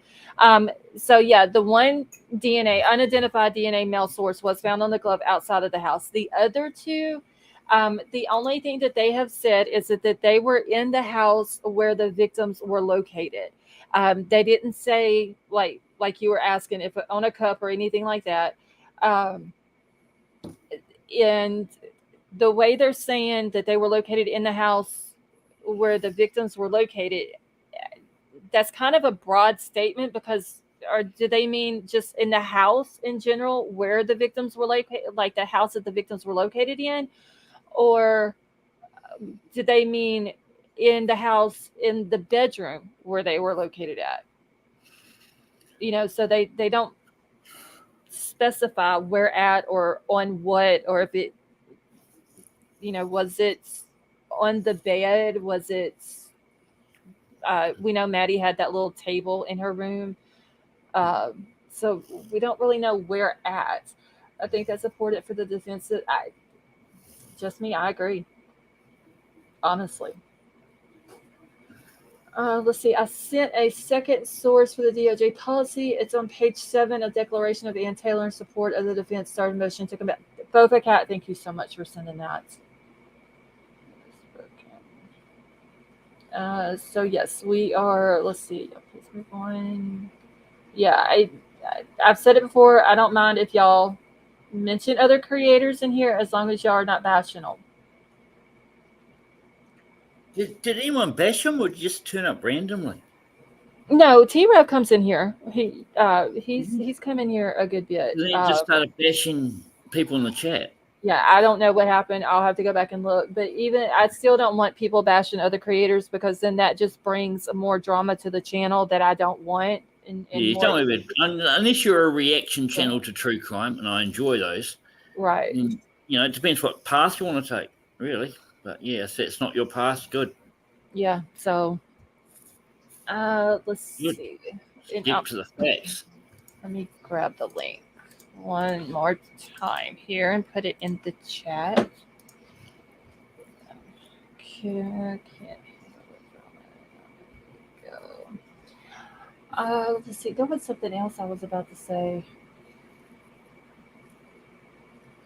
It was something else about Bryan Kohberger, and I completely now forgot what it was about.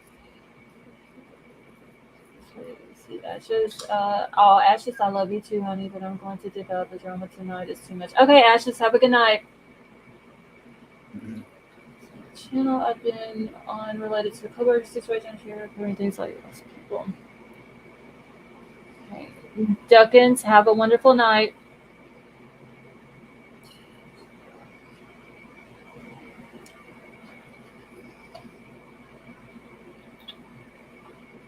Okay, I'm trying to get caught back up in chat, y'all. See, I did better than I thought. Okay, gotta try and sleep after I work. Okay, Gigi, that's fine, honey.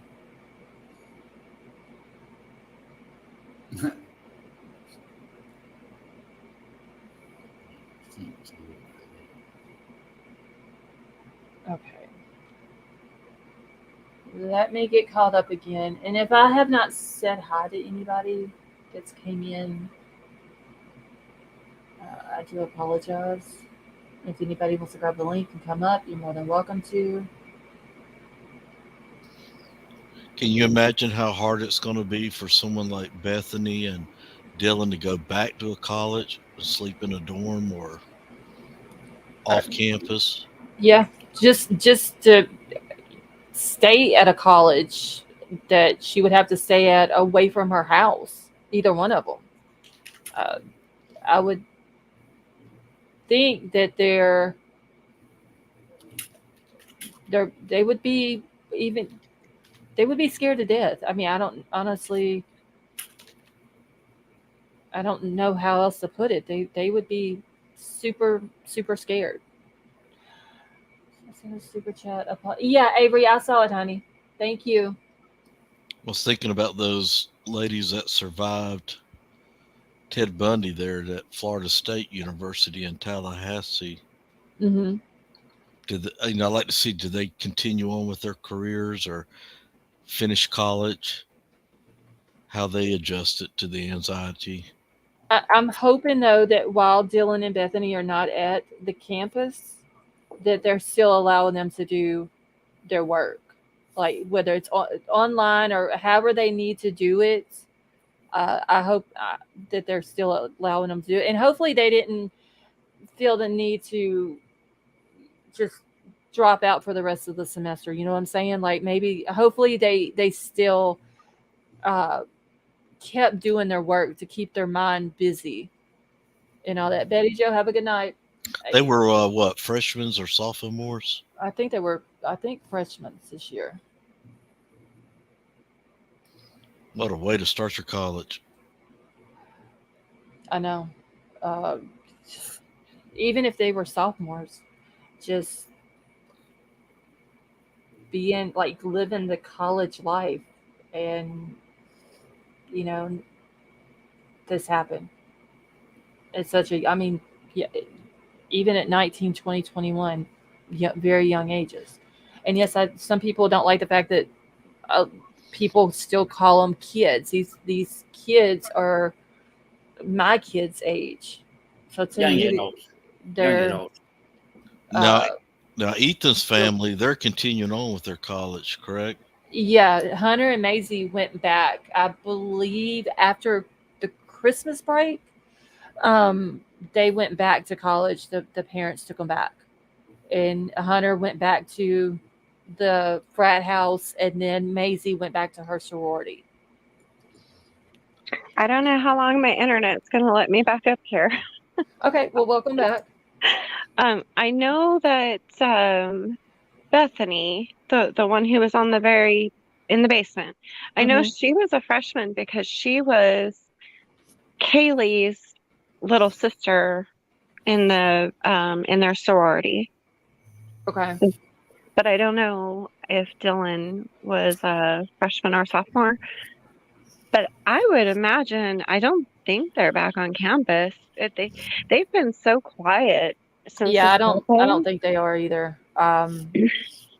I mean, I'm sure they're in intensive counseling, and they're probably under advice not to speak, because we haven't heard a peep from either of them throughout this whole entire thing. Yeah, I would think that their attorneys have probably been like, you don't need to go back. Try to, like I said, hopefully they're able to do their work online, so they're not getting behind if they haven't switched to a different college. Possibly, I just them going back to that college, even with the house still standing, even though Bryan's in jail, him and still in that town, there's always media there. There's always some, a YouTuber or some type of social media person there. If they were to see Dylan or Bethany, they would run them down and try to talk to them. Even though they shouldn't, absolutely. they shouldn't do that. They should, if they were to see them, and let's just say they were at the college and they did see them, they should leave them alone. But people wouldn't do that. They would bother them, and then they would try to find out where they lived at, and then they'd be out in their front yard or knocking on their door or out in the bushes, trying to spy on their house or whatever. And they shouldn't do that. Something I wanted to ask about the house, because I really don't know the answer to this, but when it comes to tearing it down, is it a possibility, maybe somebody up on the panel or in the chat would know, but if they have a cleaning crew, a crime scene cleaning crew come in, then, which I don't know if they have or not, would that make a difference? Like if the jury wanted to tour the house, or if they needed to, I don't know, go back in for some reason. But if not, wouldn't it be a biohazard by now? Wouldn't that house be? I mean, I don't I don't know after That's this what much we were time. talking about earlier, all the chemicals that are in there from crime if they lab. had a cleaning crew, it should be clean. So, see, I didn't know. The importance of a jury going there is so they can hear what it sounds like when something falls over, or when people are screaming, or when the dog's barking, or that sort of thing, and the proximities and the distances. Yeah, okay. So they have in my opinion. They have had a crime scene crew in there and cleaned all that up. I don't know. I don't know the answer to that, but the importance to me of keeping the house intact is so, unless they build an exact model somewhere, is so people can know, the jury, if it goes that far, can know what get an idea of exactly what would have happened, how, if there was one person, one thing, blah blah blah, getting a real feel for it, in my opinion. Because I was just thinking, like if they haven't had a cleaning crew come in with the blood and bodily fluids and stuff, I would think that would be like a biohazard. Oh, absolutely, yeah. Yeah, because absolutely. I want to say that there was a cleaning crew that came in there, because if they haven't cleaned it yet and the kids' personal belongings are in there, I don't think they would be able to give that stuff back to the families. I think and they just did that right this weekend. Well, they started the day of court. They started Tuesday, so Tuesday and Wednesday they had the trucks there. Oh, okay. So they must have had it clean then, because otherwise all the possessions in there would have a odor.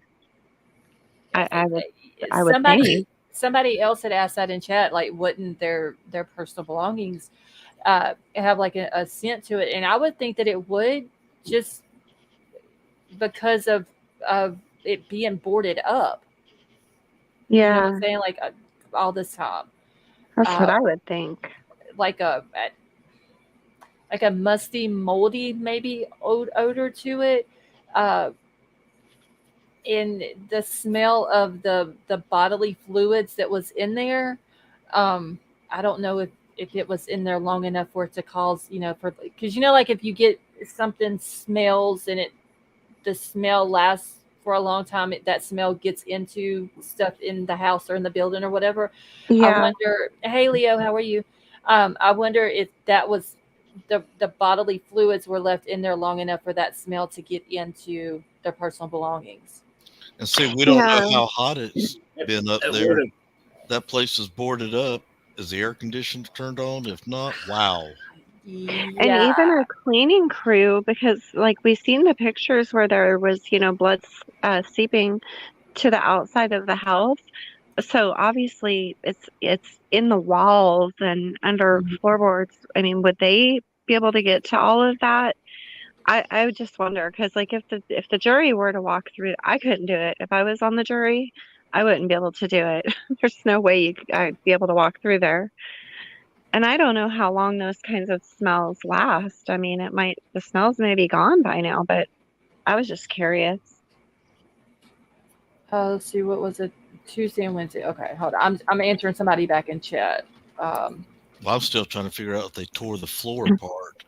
That's Yeah. that's what I'm wondering. Because like she's saying, it going on the outside of the house. Oh, and it has to be in the ductwork and Right. They Oh. would have to take that part of the floor out, because I mean everything that the bodily fluids, like any part of the floor, the walls, I'm pretty sure all of that would have to be taken out and removed before they could even tear the house down. Mhm. And if anybody in chat is Janice, you're welcome. Anybody in chat who knows how that works, But I'm let me wondering. know in chat. But I'm wondering if the police crime lab tore the floor apart to get even more samples, trying to figure out it. Maybe maybe we hit the jackpot over here. We get the bad guy's DNA. Mhm. Tear this floor apart, see if he's got maybe his drip down there with them. Yeah, definitely. But I mean, I don't know what condition that house is. Nobody knows. Maybe the coroner can tell us. Oh, man, you know what? I'm so over that coroner. I think what she did in the beginning was just so tactless. I don't think she had ill intentions. I don't think she purposely, did it. But it wasn't right. And then they said that she called and talked to one of Kaylee's younger sisters on the telephone and gave information that shouldn't have been given. I don't like that at all. Yeah, that she should have known better with that. But see, this is big in that little town, because nobody knew where Moscow, Idaho was until this happened. Nobody hardly even knew their nicknames, the Vandals. And then on top of it, isn't it the coroner who also is a defense attorney? She's an Yes. attorney and a nurse. Yeah. Gosh, see, I wonder how much information she's given to Ann Taylor. I just thought of that because attorneys talk. Right. Well, she was the one that represented the James Leonard guy. Oh yeah, yeah. He got arrested after the murders happened. Hey Jeremy, how are you? Was it 2 or 3 weeks after the murders had happened, and everybody thought he was possibly the person that had did this to the kids. Yeah, And I remember that. She was his attorney. Jeremy, I'm doing good, thank you. See, the University of Idaho owns. Oh, okay. Maria's answering someone back. So, let me catch back up here. Oh, the doggy sat up, and he's even more wrinkly when he sat up. I love wrinkly dogs. James Leonard is the guy that I can't remember exactly. Wasn't his charges were they attempted murder? Oh, I'd have to let me. Well, he's not still in jail. I don't think. I'd have to go back and let me look him up real quick. Um, it was literally like he right after the murders happened. I want to say it was something domestic violence, but hadn't he been in trouble in the past for attempted murder? Something like that. Let's see. December the 11th, wife of convicted killer says he had nothing to do with the Idaho students. So apparently he had been convicted of this before. And maybe that was why everybody was thinking that he could have been the person who done this. So he was found guilty of manslaughter after shooting a man outside of his home in Genesee in 2007. And his wife is saying that he had nothing to do with the Idaho 4 case. But I believe there was some DV stuff going on as well whenever he was arrested this last time. And you know something else too is Enan Harsh, he really could be a witness for prosecution. He really could be a good witness because he had made that post on his Facebook account about hearing screams and yelling. Mm-hmm. Then he went and edited the post and removed that part. And I wondered if he removed it because prosecution asked him to remove it because they're planning to call him as a witness. I don't know. That's a creepy neighbor, though. He's a weirdo. Yeah, he's oh wait, we lost Tony. Where did Tony go? Hold on, let me put the link back out for Tony. Yeah, he is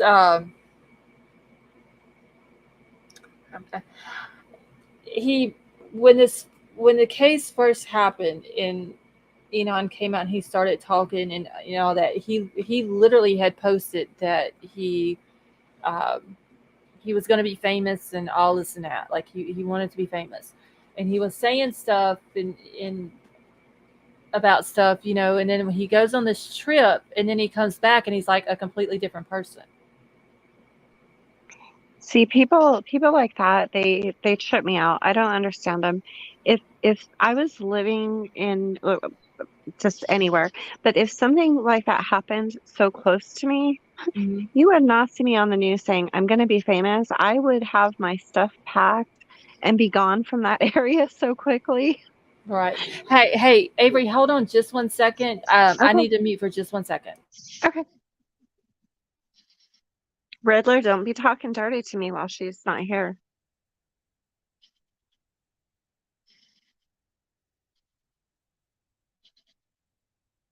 Well, Riddler ain't even here. Okay, I'm back. No, Riddler put in a thing in a back chat. He would be right back. Let's see. Are there YouTube videos of him? Kelly, you mean of Enon Harsh, the one I call a creepy neighbor? Yes, there is. Whose was it he was on? I want to say Anjanette Levy. He was on one of her shows. But I could be wrong, but I want to say it was Anjanette Levy's a while back. And then there was what's the other one that he was on? And then there was another neighbor who was doing interviews. Remember him? The Jeremy guy? Is that who you're talking about? Yeah. What was he saying again? That was in like the very, very, very, very beginning of it. I think some people were trying to say that he was the person who done it, and he actually went to the police and told them he wanted to give his DNA to clear himself. That's right. You're exactly right. Love handled it. Wait, Shay handled what? Oh, Sally Mae, yeah. I told King Scarlet what to do about that. Okay, but yeah, that was. Oh God, that was That was before the creepy neighbor. There was something that Jeremy did, though, that made everybody start pointing the finger at him. And I can't remember what it was. What was it? God, there has been so much in this case. Um, was he the one that was walking his dog that night? Did it happen? Okay. Dang, I can't even remember that part. Patrick said everybody was blaming him, but Patrick, do you remember what it was that he did? That they started blaming him, or thought that he edited his Facebook post about hearing the scream. Wait, Jeremy did, Shay, or the creepy neighbor, Enon? Yeah, that was Enon. I can't remember what it was about Jeremy, though, that people went to saying that Enon did. Okay. What did Jeremy do, though? Hey, Miss Amir, how are you? Because there was some reason that Jeremy, everybody started talking about him. I want to say he was like the very first person that people started pointing fingers at. Yeah, he was. And I know he was doing a lot of interviews, and there was something that he said or did. And then everybody was, like, oh, it's him, it's him. But I dang sure can't remember. Miss Amir, I'm doing good, thank you. He said something odd, made a statement that was odd. Okay. Has anyone wondered if Kaylee took Murphy out after they got home? Jamie, somebody had brought that up the other night. Yeah, I wondered that too. I mean, because they were going from like, what was it, 10, I believe they said, from 10 to 156 to the corner club. So, he had to go out. So I would assume that they probably took him out once they got home, or Kaylee did. Hey, sweet Melissa, how are you? No, Maria, I'm sorry. Enon Harsh did say that his neighbors were having a party and that he wandered into their party, and he remembers talking to, I think it was Ethan, Xana, and Kaylee, I believe it was, but Maddie, he didn't remember. He didn't talk to her, or he didn't remember seeing her or something. Let's see. I wonder if they forgot to lock the slider back afterwards. I wonder, honestly, if did they ever lock it, or did they feel like that's safe to not worry about it being locked, or what? Like, Kaylee's mom said that she was a stickler about locking doors, but honestly, because I have two daughters, in that age range who are in college, and they're living in fact, my youngest is living in a off-campus house that's very similar to that one in Moscow. But honestly, we think we know our kids, but once they get in a different environment, Right. we don't know what they're doing. Using to gain access to the door. Let's see. Shay says thoughts on using the DoorDash to gain access to the doors. I really don't think the DoorDash driver has anything. My personal opinion, I don't think he has anything to do with it. I don't necessarily think that the DoorDash driver does, but could this person who did this ordered the DoorDash, just like, when Froggy was up here, she's a DoorDasher, and she said that people can do gift orders for people, and she said that DoorDashers even have problems with stalkers who would do that to people.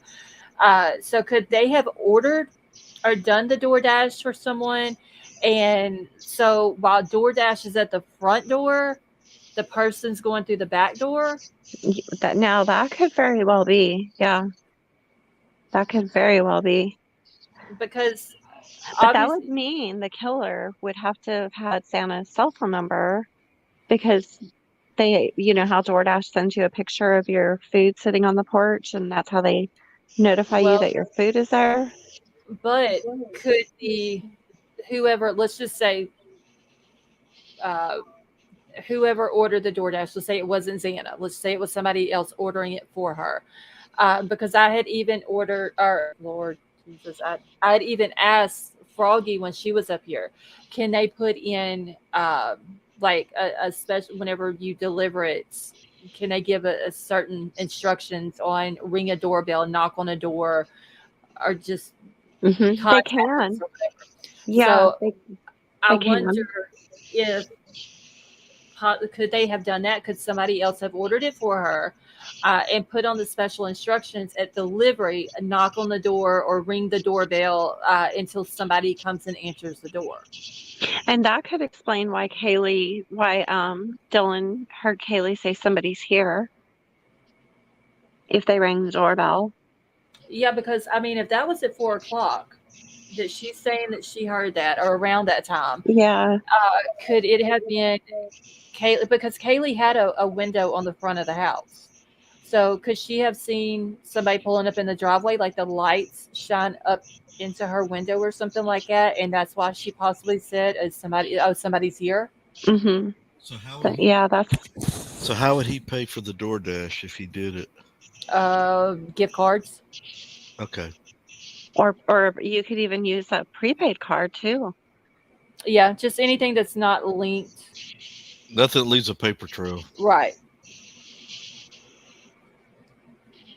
I wish so bad that house would have had cameras installed. I know. I mean, it's not much extra for like where my daughter, she lives with 3 other roommates, or well, she was. And when they signed their lease, it was like I think $10 extra a month to have cameras. Yeah, I think honestly, any off-campus home should have cameras. Seriously, I mean that's you have houses with 3, 4, 5, 6 girls living in it, and it's just females in the house. There should be cameras. If you have, Mm-hmm. even if it's an all guys house, there should be cameras. Absolutely. I would even have motion detectors going off. Yeah. Yeah. All 4 corners of the house. And like my daughter, her and her roommates, they would do the same kind of TikToks that Kaylee and them would do. And I after this happened, I went and looked and I noticed they're all public. And I told her, you got to stop that because, look at this case going on right now in Idaho and you don't know who's watching you. Like these girls don't realize that they do it publicly. And if Bryan really does have pictures of them downloaded on his phone, then there's no telling how long he was watching them for. And Yeah. it's just not safe to put everything on social media like that anymore. I've had to tell my daughter the same thing, and that's what I was talking about the other night. Just in true crime, like it has got to where it heightens your senses to It different really does. things. Okay, welcome back, Gigi.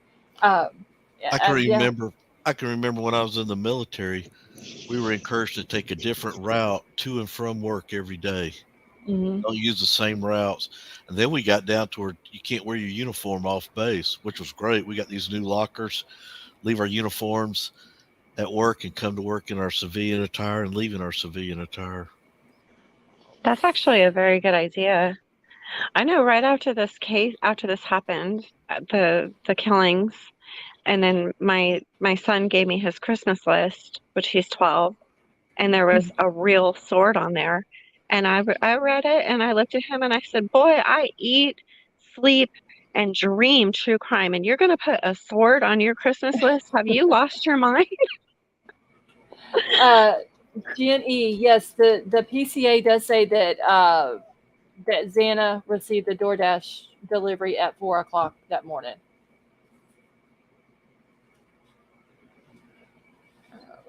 She said that no connection was made via social media.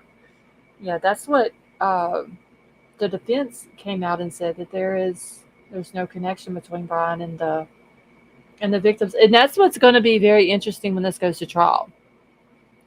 Is defense is screaming there's no victims DNA in the car, the house, the apartment, or his office, which I don't think they really got anything out of his office anyway. But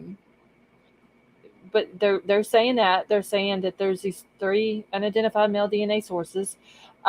They're saying that there's no connections to the victims, between Bryan and the victims. It's going to be very interesting when this goes to court, and they start laying out the evidence of what they got. Thank you, Jay Clark. And it could be years before it goes to court. I just don't see it happening in October. I don't either. I honestly, if they haven't, if the state hasn't even gotten everything that which is what they're saying, there's still stuff that they haven't gotten. Therefore, Ann doesn't have it. How are they going to be prepared for trial in October? Right. I just don't see it happening. I have a feeling it's going to be a whole lot longer than we all think. Let's see. Just Me said, if the delivery bag seen in the pics was the actual delivery, I'd imagine Xana opened it. Can't see Ellie doing that. If it was unopened evidence, would think that it would be bagged that way. Let's see, that's what I think too about DoorDash. I see, because they never really came out with any more about the DoorDash other than she got the delivery. The bag that we all seen in the picture, I wonder if that is from that night, or if that was from another night. Do we know if the orders showed up on either Zen or Ethan's phone? No, Turquoise, we don't know that. Only thing that we know is that she got a DoorDash delivery at approximately 4 o'clock. And then the card showed back up the 4 time at 4:04. So we don't know if she ordered it or if somebody else ordered it. We don't know if she ate it. We don't know if the bag that we've seen in the pictures is from that night or another night. All that'll will come out. I would think that if it was from that night, they would have bagged it as evidence. But would they have known at that time, like when they're going to the house, bagging evidence that bag came from that night? I would think that would be, they would have found that out through Dylan and Bethany in their statements, and then Xana's downloaded her phone. Do you remember what all it was that that Annie Elise said was seen on the neighbor's camera? I remember about the cat peeing, but there was other stuff that she said, and I can't think of what it was. Do you remember? I do remember the cat triggered the camera, or that's what was said. Mm-hmm. God, I've not right off the top of my head. No, I can't remember. There's been so much. Thank you, Gianna. I've watched so much and I've read so much that I remember reading or watching it. I just don't remember where. That's me, and I'm starting to confuse cases too because I'm reading so much on so many different cases. That's why I have to write everything down. Yeah. So I can keep up with it. And I have to make sure that I put, if it's Bryan Kohberger, that I put Bryan Kohberger at the top of the page, so I know that it's about his case. Could it come from someone they?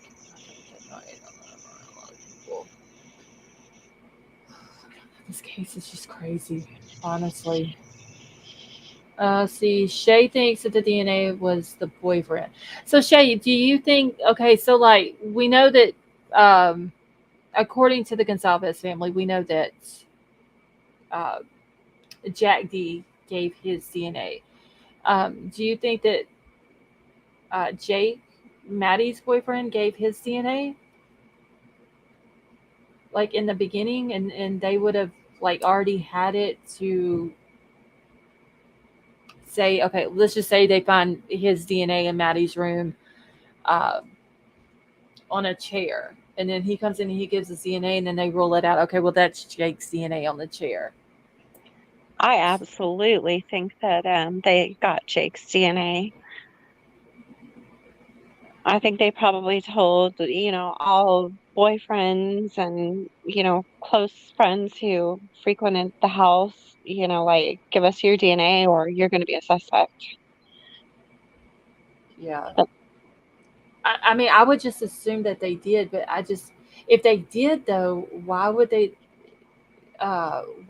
still be unidentified though? That's what I don't get. There you go, Shay. I don't know. The case has got my mind, y'all. It's triggering my migraines, honestly. And see, I'm still trying to figure out, was there more DNA found on that knife sheath besides just the button? How bizarre is that? Of Yeah, all the but places you touched that knife sheath, all over it.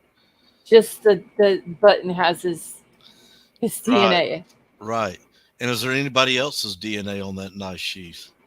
But it seems like if it would have been found on other parts of the sheet, they would have said, okay, it was found on the button and it was found here and it was found there. Exactly. And that's what I was expecting to read. And it said, well, it's found on the button. And I don't know where to add on the button. I mean, I keep people saying, oh, it's the female end.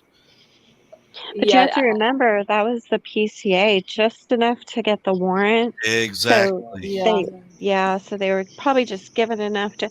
Oh, it's my Shay baby. Hey. Hi. You made me forget my whole sentence. Hey Shay, how are you? Oh, good. How are No, you? I'm like you, Avery. Doing good. I believe it's on other parts. They just didn't write it in. Okay, so this is why I'm thinking. So it says, by December 17th, lab analysts were aware of 2 additional males' DNA within the house where the deceased were located, and another unknown male. So the additional males is because it doesn't say unknown in front of it. I believe that it was possibly the boyfriends or someone they already knew and had DNA, but they're just pointing that out that it's in the house, like in the vicinity of where they were found deceased. But don't it say unidentified? It said, Hold on, I'm on the objection. That was objection to state's motion. That's the one, right? For the protective order? Yes, second paragraph of factual background. Okay, hold on. Let me go to that one.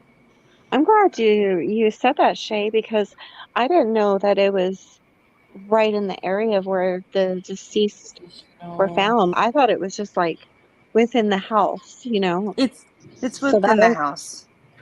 Okay, hold on. She'll read it. Where is Ann? Okay, so this one that Shay's talking about, it says by December the 17th of 2022, lab analysts were aware of 2 additional males' DNA within the house where the deceased were located. And another unknown male DNA on a glove found outside the residence on November the 20th. Okay, where did I see? Was that on Ann's then? About unidentified? This is the objection from Ann's. No, that's Jay Logston's. Wait, let me go look. No, the objection, this is Ann's. She's objecting to the state's motion. Okay, wait, hold on. Let me make sure I'm on the right one. So the objection to the state's motion for a protective order? Yes, ma'am. Okay. Top paragraph, comes now Bryan C. Kohberger by and through his attorney J. Weston Logston. Yes. Okay. The declaration of Ann C. Taylor, let me make sure that that's the one where I seen unidentified. Okay. So the 'Cause- declaration of Ancy Taylor in support of the defendant's third motion to compel. Where's it at? It's going to be the second page. It's part of A, which starts on the first page and then goes into the second page. And then it says the defense has requested all DNA profiles, including 3 additional unidentified male DNA profiles developed during the course of the law enforcement investigation. So she's saying an additional unidentified male DNA. And then the one that Jay Logston signed, which is the objection, he's just saying, and I got to go back to his, 2 additional males. So he's not saying unidentified. He's just saying additional.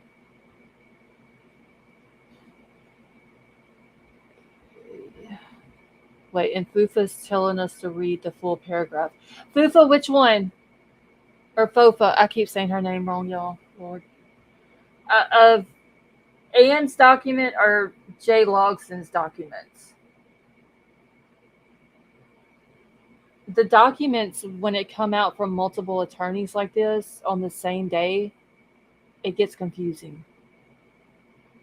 And now I'm wondering if that's all touch or transfer DNA. Well, I know the cigarette butt was, but and Shay said that it was located near the victims. So I wonder if that was touch or transfer. I don't know. This is. But I can understand now why Anne would want that. I didn't know it was like right there near the victims. Yeah, it's how they put it though, with it being, and I guess they don't have to specify where it was found in the house, just in the house where the victims were located. That could literally be mean anywhere in the house. Right, and that's what I'm taking, is that like their job is to sow reasonable doubt, and they should, Right. I mean, they have to.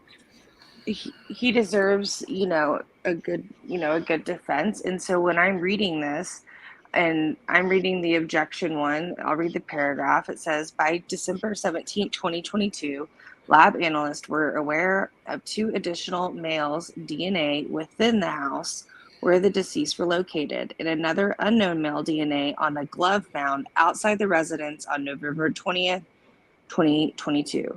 To this date, the defense is unaware of what sort of testing, if any, was conducted on these samples other than the STR DNA profiles. Further, these 3 separate and distinct male DNA profiles were not identified through CODIS, leading to the conclusion that the profiles do not belong to Mr. Kohberger. So what I took from this is, when I'm looking at that first sentence of the 2 additional males, maybe that they are identified. Maybe they could be the boyfriends or something. They're not in CODIS because they haven't committed a crime. Right. And so I just think it's a lot of wordsmith that like they're really good at using, and they're pushing the state to show their evidence.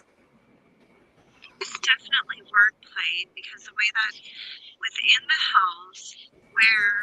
Okay, wait, Avery, something's up with your mic. Oh, okay. I don't know if you moved it or something. Or was she only sounding like that for me, y'all? Oh, I heard it too. Okay. Is that better? Yes. Yes. Yeah, the way it says within the house, but then it says where the victims were located. That is such a wordplay right there, because to me, that makes me think like it's right near the victims. Yeah, but then again, it could mean in the house where they just anywhere in the house. Yeah. It's Yeah, a very Yeah. broad statement. And so, Yeah. and maybe they worded it like that because they knew that we were going to be looking at these documents. And so they just worded it like that instead of being, in a specific place. Okay, in the house, in the bedroom where the victim was located. They're Yeah, messing with our minds. But I think it's silly to believe that there wouldn't be any other DNA all over the house. So I'm going back to the sheath and what is near the crime scene. I think that's what's most important that, our eyes should be on. Because wasn't there like the night, so let's see, the this happened Saturday night into Sunday morning. Wasn't it Friday night is when they had a party there? And it was said there was like 150 people there. But it was really like 50 people. It wasn't that many. Yeah, and I did see some of the pictures. They were posted on, I think, Visco, and it looked kind of like an after sorority frat party, like just friends drinking and whatnot. Well, it wasn't. So that would have been the night then. The Friday night's when Kaylee went as Dylan's +1, wasn't it? Yes. Okay, so that's probably what they did. They went to that, and then they came back to the girls' house, had the party, or whatever, small get together, whatever people want to call it. I do think, yes, that there should have been a lot of DNA in the house, because just off of body cam footages that we've seen, there was a good many people at the house. Also, on their social media, we've seen pictures and stuff like that of a lot of people there. Right, but I mean, if you're looking at the sheet that's beside or below Maddie, that allegedly has the DNA of Bryan Kohberger on it. But DNA doesn't just solve a case, because you're not going to have DNA in every case. So I think you have to look at the layers of it, where we're looking at the tech, the data, the car, the phones. Like, what is the behavior patterns of this person? How does this align? Like, these are just kind of, I think, bigger pieces to the puzzle. And I feel like sometimes we get so narrowed in on one piece that if we're just focused on that, then we're missing the other moving parts with it, Right. Yeah. And I think that's kind of what the community, I feel like, has done in general. And I'm not just meaning YouTube, like all around, social media, is that we take one thing and we tear it apart. Hell, I'm even like totally guilty of it. I just did it with the additional part on that, like piece of paper. I was like, yeah, that looks weird, but it's just interesting to me. Would BK be behind bars right now had he not, if it's him, dropped the knife sheath? That's a good question. Oh, I think he just made a really bad mistake. I really think it was like this play of like how to get away with murder, I mean, that's just my theory on it, based on not just his interests, but his behavior patterns, things that we've learned. That I know he's innocent until proven guilty, but if what we have learned thus far, and I'd love to learn more,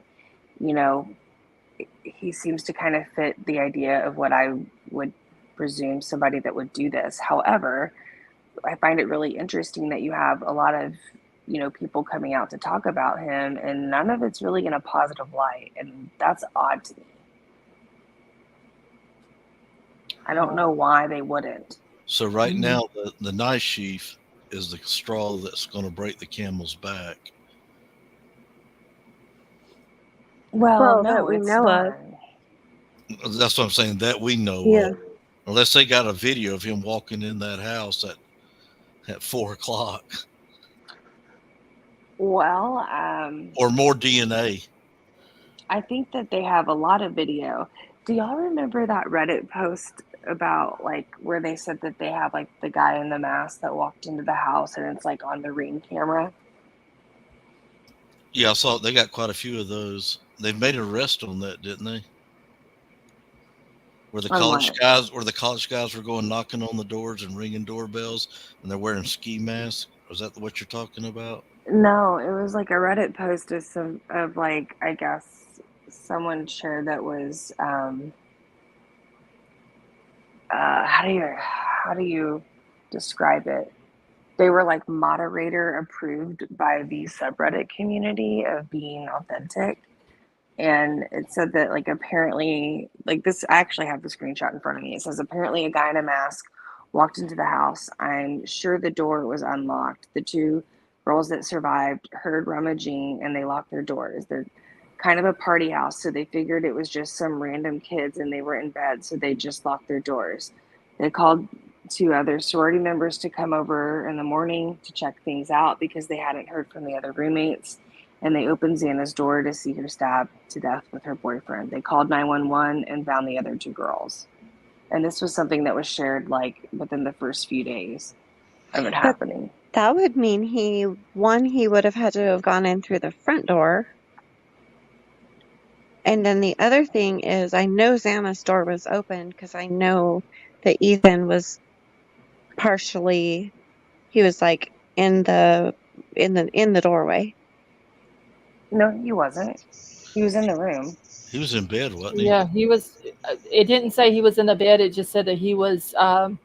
When they said that Xana was on the floor in her room, that also in the room was Ethan. Yeah, he wasn't in the doorway. So, I mean, this little post came out. I'm not saying that this is fact, but say this has some truth to it.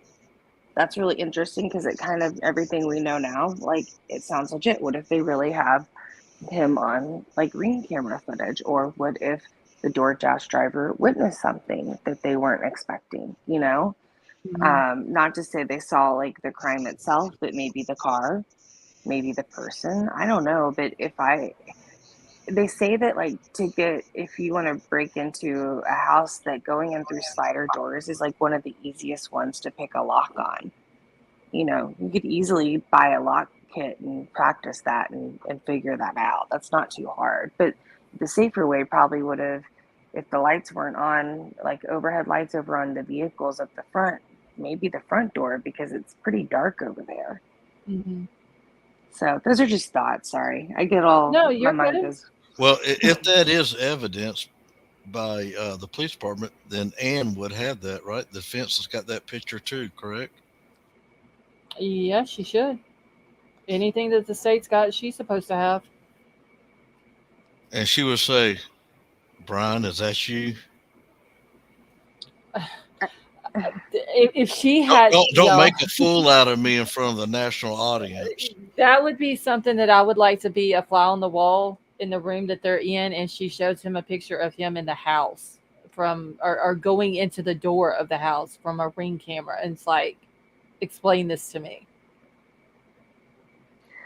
And you know, one of the things like I've wondered too is like, what if they are just enhancing some of the camera footage that they have or the still images and getting them to their best spot? And as soon as like you get them, like what if the license plate is like legible as, 2020, like, and you can't deny it. You know what I mean? That you just never know. Can y'all imagine? That would be an epic conversation between Bryan and his attorneys, because then, like, how are you gonna create reasonable doubt on that? I mean, they're gonna right, and they're gonna try every which way. I just think that there's a lot more to it, and I think the data and tech stuff is gonna be huge. Yeah, because like the state's gonna have their experts. Ann and them is gonna have their experts on it. It could come down to the battle of the cellular data. If you're a defense attorney and now you know beyond the shadow of a doubt that your client is guilty, do you tell him you need to go in there and plead guilty or fire me? They're not going to tell him to plead guilty. I mean, unless they do it, unless there's a plea deal to take the DP off the table. Yeah. Because if she sees that he's completely guilty and there's no way she's going to be able to get him completely off, then her next best thing would try to do a plea to get the death penalty off the table. But then he would have to admit to everything. Mm-hmm. Is he going to take that chance? Is Bryan the type of person that's going to say, I'm innocent?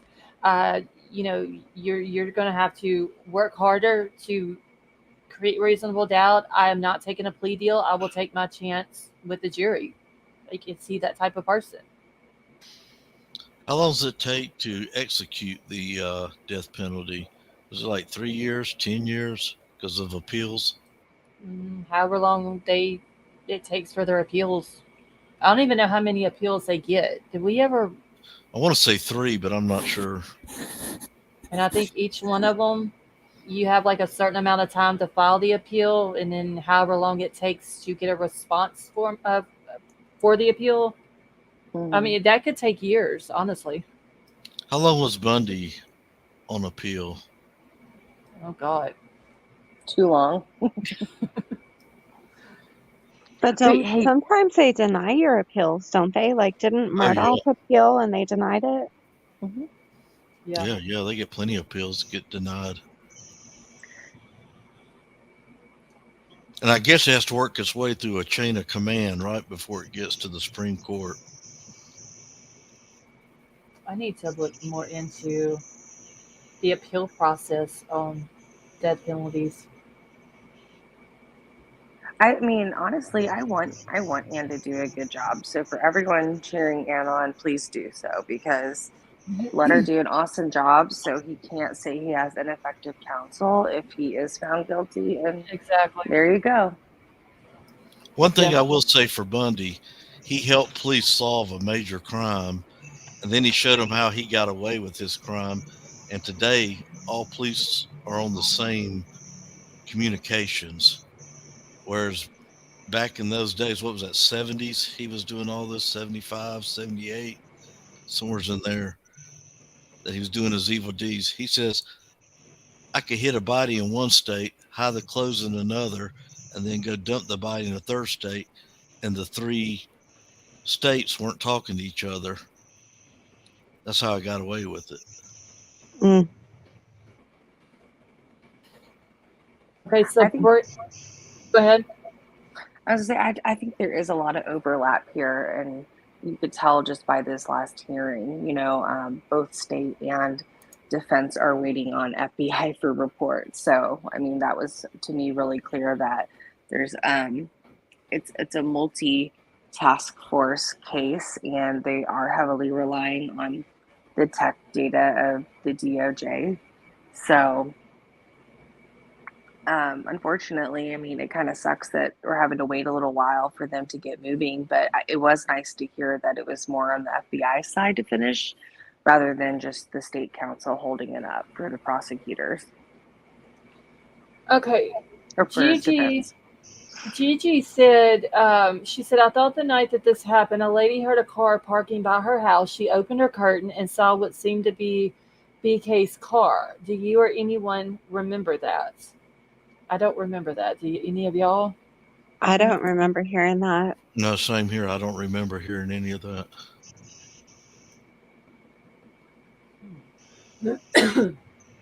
They'll also be enhancing that the camera that belonged to the neighbors that caught the whimpers and the Mhm. thuds. I'm sure they'll be enhancing that too. Yeah, they definitely have that one. Jeremy says that Bundy was convicted in 79 and executed in 89. His interviews that he gave, they're close to the end. They creep me out. Oh, I was watching his and Danny Rollins. They're both creepy. Yes. I haven't really looked into them yet more deeply because this case is too much almost right now. Yeah. I was fortunate enough to talk to two security guards. One of them job was assigned to Ted Bundy. The other one was to Danny Rolling. And they told me some Ooh. unique things. Yeah. They told me Bundy would run back and forth in his cell, do sit-ups, push-ups, chin-ups, everything like this. And it was for more than staying in shape. It was trying to escape. Oh my gosh. Riddler, I gotta ask you a question because I don't know if you were there last night when this got brought up. But do you remember talking about Jeff H. and he was sharing the theory on, how a lot, I don't know why, but the Washington police did not think it was weird that Bryan didn't have the shower curtain in his apartment. And I thought that was really weird. Jeff thought it was weird. And I kept thinking, like, did he, use that Dexter style in his car or something? Because who doesn't have a shower curtain, guys? Like, Well, we talked seriously. about that one night on here, and there was some lady says, I don't have shower curtains. But Now, if you I have, find it weird. I don't know how you don't get me. I get water everywhere. I have to make sure yes. mine's all covered so it doesn't leak out to the floor. But I'm Unless you have thinking like the enclosed one, right? You would need one. right, Oh and yeah, I'm you thinking he used a shower curtain maybe to put on that concrete, so when he walks out, it doesn't leave footprints or the red fluid prints. mm-hmm. Bottom of his shoe going out that back patio. If Yeah, that's the way he went out. If that's the way he went out. and then lift it up and put it into the driver's seat of his vehicle and Yeah. sit on it. Well, he might have already had the vehicle plastic up. Oh, that's true That's too. now you got that long trip. Remember that long loop he took? Mm-hmm. I guess it was south for some bizarre reason. And maybe Mm. that's where he went. He already had a place where he was already had a hole dug somewhere, and he's going to throw it in there, maybe burn it. I don't know. I think he is smart, and I think that there was just a mistake made. That's just my opinion. Mm-hmm. That's what I Honestly, think too. and to answer Riddler's question from earlier about if the sheath wouldn't have been found, I honestly, like, if that's the only place his DNA is, I don't think he would be in jail right now if he would have taken the sheath. I think it would have taken a lot longer to put him. Yeah, he wouldn't be there now, but I think eventually they would have caught on. Maybe, like y'all were talking about with enhancing the videos and stuff like that, and they could have like zeroed in on his face to see that it was him.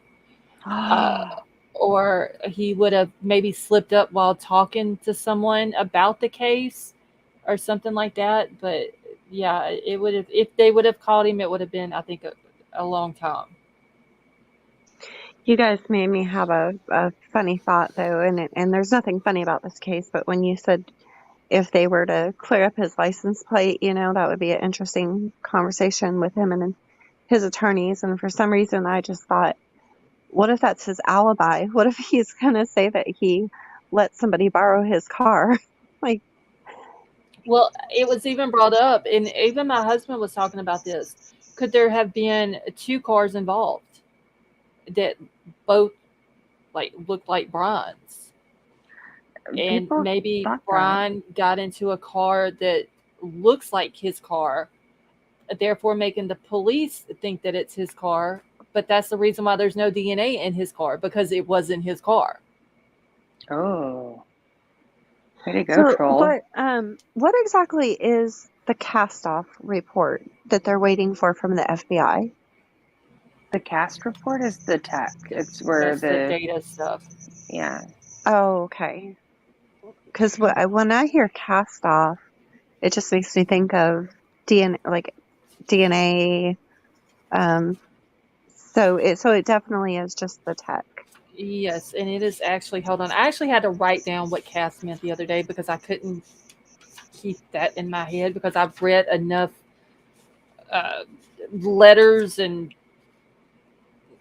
DNA and IgGs and all that. So I actually had to write it down. Now I can't find what it means. But you got to think, Avery, though, they have him on CCTV footage outside the Albertsons. So if his phone is traveling with the car and they have him on that video, then that Right. is, I mean, technically everything is going to be circumstantial evidence unless you have an eyewitness or a video Mm-hmm. of him doing the crime itself. Well, look at that's basically how they got Murdaugh. I mean, they he the lie of him not being at the kennels, but by tracing his steps with his phone and his vehicle of where he was and when he went back. In the Snapchat. Okay. Yeah, because he lied and said he wasn't there. Mm-hmm. Yep. Yeah, I've got it wrote down somewhere in one of my notes. I just don't know where it's wrote down, what cast means, but I'm gonna have to get me a Post-it now and stick it up on my wall. See, when I heard cast off report, when I think of cast off, I'm thinking of like when you stab somebody and then there's the cast off blood. That's just what kept coming to my mind, but apparently it means something different. See, now I got to go find where I wrote it because if I don't find it, it's going to irritate the crap out of me. But I know I've got it somewhere. You need a what is that called at the front of books that tell you where it not a glossary, A table of contents. table of contents. You need a you need a table of contents for your notebooks. What I'm trying to do is I'm trying to leave the notebooks and go to just like regular like loose leaf paper, whatever, in a binder with dividers in it. Oh, that's Like a good idea. by daily or by like a section or whatever, and that's what I'm trying to do because I'm trying to get more organized. But Oh boy, she's getting a binder. They're gonna start calling her Bullhorn Betty. oh god, wait, she's got a binder. Oh I my need gosh. one though, seriously. Avery, No, you Avery, don't. I couldn't Avery, I help was it. I'm so sorry. Avery, I was thinking if she was going to be there during the trial.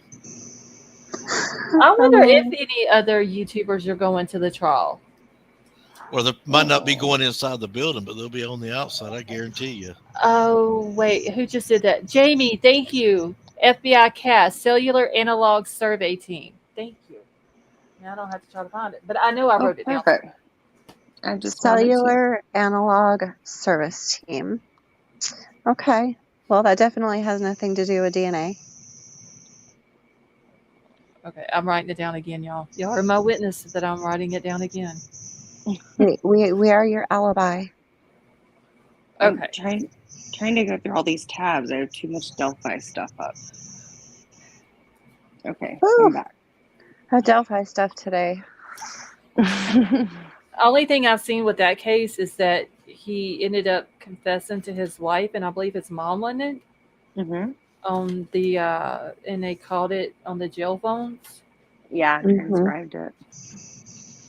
Well, I mean, at least he.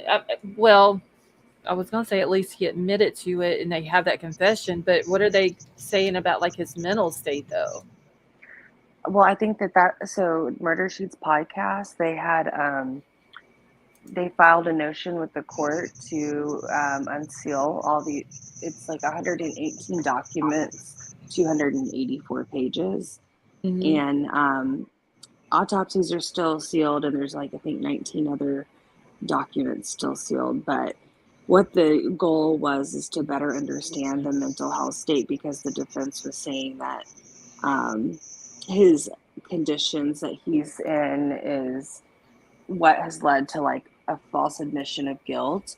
And Mm-hmm. so it's really interesting when you unseal the documents, you find out that he was actually like healthy and doing well. And then the day he made the admission of guilt is when he took a downhill. And so like his like wife like abruptly hung up the phone. We believe like she went called the lawyers. He was like eating the paper from his attorneys and refusing to eat or sleep.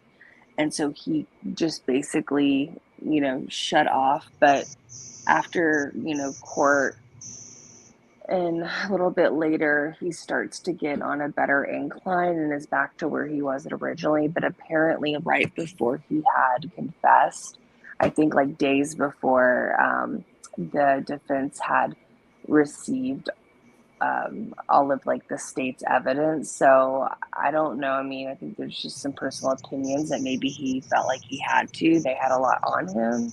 Mm-hmm. But the correctional facility, they have been keeping video and tracks and logs of his eating, his behavior, all of his mental health and physical health appointments and check-ins. So I think that the state's got enough to say that like it's not the correctional facility that's done this, it's his admission. It's that turned like spiral down, and the defense was making it seem otherwise. But what's so interesting about all of this, in my from what I found of it, was that apparently he gave like his statement of him being there on the Monon High Bridge to a conservation officer back in 2017, and somehow it wasn't turned over to police or Like just over. it was misplaced or something. I remember hearing Yeah, something about that. to a conservation officer. So not Indiana State Police, not Carroll County Sheriff. So they decided to go back after they had gotten Keegan Klein on the PEDO stuff, Uh-huh. and they worked the case from day one, and then they found this tip, and they brought him and his wife in back in October to re-interview them, and he describes to a T the same stuff that he was wearing then, and that he has this same gun. I mean, it was just wild. It's like almost like he just went in and just openly was admitting all this stuff, and they started sending out search warrants. So it is really interesting because back in October, people were thinking that he was unlawfully being searched because the rumor was that a neighbor had a riff, and he stole something from him, and so the police were there, and they should have been there, and that's not the case at all. They had so much, and the description of him and the timing of him being there matched all these other witnesses. So had they have known and had that tip in 2017, could you imagine? I mean, there would be a verdict by now. Yeah, I don't think it's bad police work. I think that they have done a stand-up job with how they've handled this case. They've been very respectable. I think that there's a problem with this conservation officer and this tip. Why is it that got missed? Yeah, point out that one thing. But everything else about this team, they have found other crimes, of people along the way. They have been respectful to the community and the families, and my hat's off to them. Right. But it is really interesting. So yeah, it's been a bit of a bombshell. And so people were trying to compare Bryan to Richard. That was one of the things I think Jennifer Coffin-Docker was doing, and I was like, really? Yeah. I got where I can't with some of the stuff that she tweets, honestly. I wish I could speak on the Delphi case, but you guys know I can't because I'm close to the fact-finding investigator for the defense. And so Yes. I literally I can't because I might slip. Right, yeah. Don't say anymore. But it is a really interesting one, regardless of what happens, justice will prevail. But yeah, justice for those girls. I didn't follow it. I mean, that was before I was into the true crime stuff and all that on YouTube. But wasn't there a sketch drawing of the person who did this hanging up in the pharmacy that he worked at? Mm-hmm. It was. I remember seeing somebody had posted a picture. I believe it was of him and his wife, and there was the picture, the drawing was right behind him. Mm-hmm. I've seen that. Yeah. And I was thinking, this dude all this time knew that he was the one who done it. And these pictures of him are all over town. And it's crazy to think that nobody caught that. Well, he was also his weight would fluctuate and his appearance would change. Oh, okay. Mm-hmm. One juror said that was in the bar in the pool hall. Okay, I remember seeing it. And like I said, I kind of know a little bit of the two kids, they were murdered and all that. I didn't really follow it heavy like I have the Idaho case, but I just thought that was so crazy to me. That he stayed in the town, he worked in the pharmacy, pictures up. Him knowing that I would how does a person maintain emotions when their picture is right there, a wanted picture of them? How do you sleep at night? Exactly. You know that he apparently assisted with the flyers being printed out and gave them to the grandmother free of charge. Mm-hmm. Well, Like, in my opinion, my untainted opinion, I believe he's innocent. The Richard okay. Allen dude you do? Yes. Even after he's confessed to it? Yes. Yep. Okay. Okay. Could he, but why would he confess though? His mental state is, I mean, he's been beat down. There's been a lot of things going on Mhm. in there that have not been publicized, and they will be eventually, but he's being tortured. Well, make sure you don't say anything though that. Yeah, I'm being careful. Okay. Yeah, I'm being careful. I mean, Jamie, thank you. he's innocent until proven guilty, but I believe they have the right guy. I just do. I think it was Ronald Logan, and I thought this long before. And see, in the interviews of Ronald Logan on the news, he's wearing the exact same thing: the jeans, the blue jacket, the same hat. So, okay, so that's the guy that had the property that, and Uh-huh. he ended up passing away, right? Yeah, and the Okay. voice analysis that was done by a detective, an investigator, it matches. It matches his down the hill, because he actually says it on an interview with one of the news reporters. He says it down the hill. So, like, there was both to analyze, and so I know somebody who actually paid to have it analyzed, and it matches, and the height matches too. So, What about the eyewitness that sees him walking back over to his car muddy and bloody? oh, I don't know about that. I Yeah, it's all in the hadn't heard that. documents that were released. It's very interesting. All the stuff that was redacted has been released. And I haven't read any of the documents that I've seen people talk about, like some of them that came out or whatever, but I haven't read them. Yeah, I need to read them too. I've just been hearing, just people talking about it on YouTube. Because some of them are redundant of each other, just so you know. Like Scarlett, you could probably condense some of them down. Okay. Yeah. So, how did the Keegan boy, what's his name, Keegan Klein? Mm-hmm. How did he come into it? Because when I remember when this first came out, I remember hearing his name a lot in it, and then I thought, okay, well, maybe he's the one that done it, because didn't he have? He had the child issue things going on, right? Mm-hmm. Okay. He had the catfish account. Okay. The Anthony Shots profile. And Yep. I thought at first maybe he was the one that done it, and he was gonna be convicted of it and all that. And then all of a sudden, then the Richard Allen stuff starts coming out. So how does did Keegan talk to one of the girls that passed away on a like a fake account or whatever? Mm-hmm. Yeah, Okay. Anthony Shots. Okay. So the one thing that the documents did not have any notation of is Keegan Klein. So I noticed a lot of people were saying that too. I kind of stayed in like 4 or 5 documents. I felt that really helped me gain weight, but there's just so much. And I followed this case since like week 1. Mm-hmm.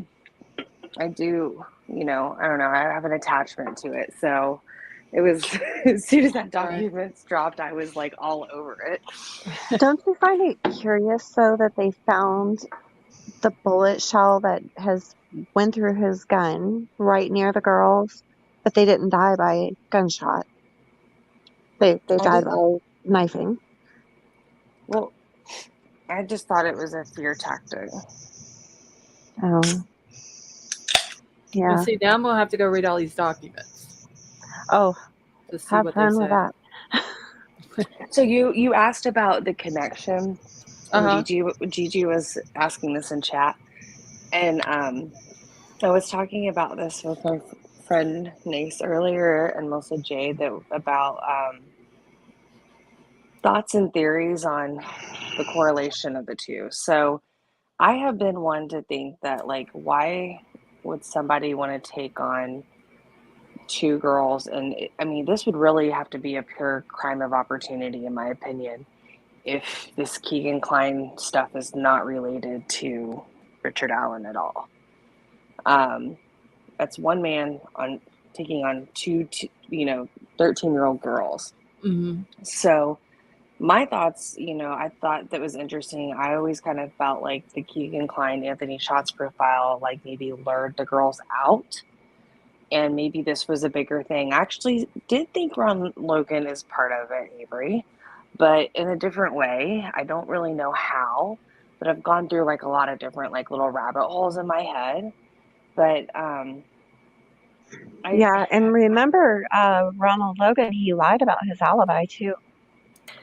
Okay, yes. And so I've always thought that there may have been some connection there. However, when I talk with Mesa, she has a different theory that's interesting too, and I hope she doesn't mind me sharing it on her behalf, but she thinks that they are honestly just coincidental, that you just have two evil people in the world, and this is how it is. And she believes that the reason why Ron was acting indifferent was because the DUIs and the other run-ins with the law that he had. So that was her theory on Ron. And then she just feels like the Richard Allen thing is separate from Keegan Klein. And that's just really, I'm just not fully there. It makes sense. But for me, I still feel like Keegan has some place there. But now that we've seen some of the documents come out and he's still not named in them, I'm like, what's going on here? Yeah, and Keegan, so he has a good alibi. He was actually at work at a casino in Las Vegas when it happened. Yeah. It's interesting. Yep. There's a lot to it. Now that's the reason why I'm gonna have to go read the documents so I can get caught up on it, because I only know the bare minimum. I know the Keegan Klein boy somehow got brought up into it. I know that 2 little girls lost their life for no reason, and this man all these years was walking around this town with his picture plastered all over it, and now he has admitted it to his wife and his mom. I honestly, I have never dug into it.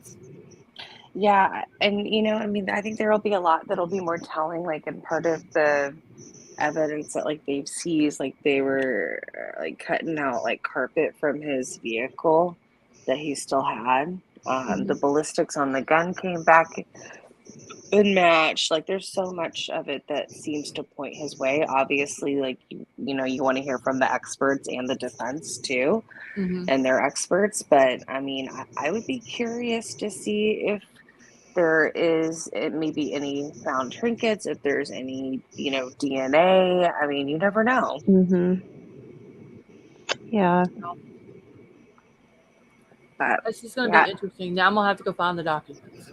We're going to have to send Scarlett notebooks and binders, dividers.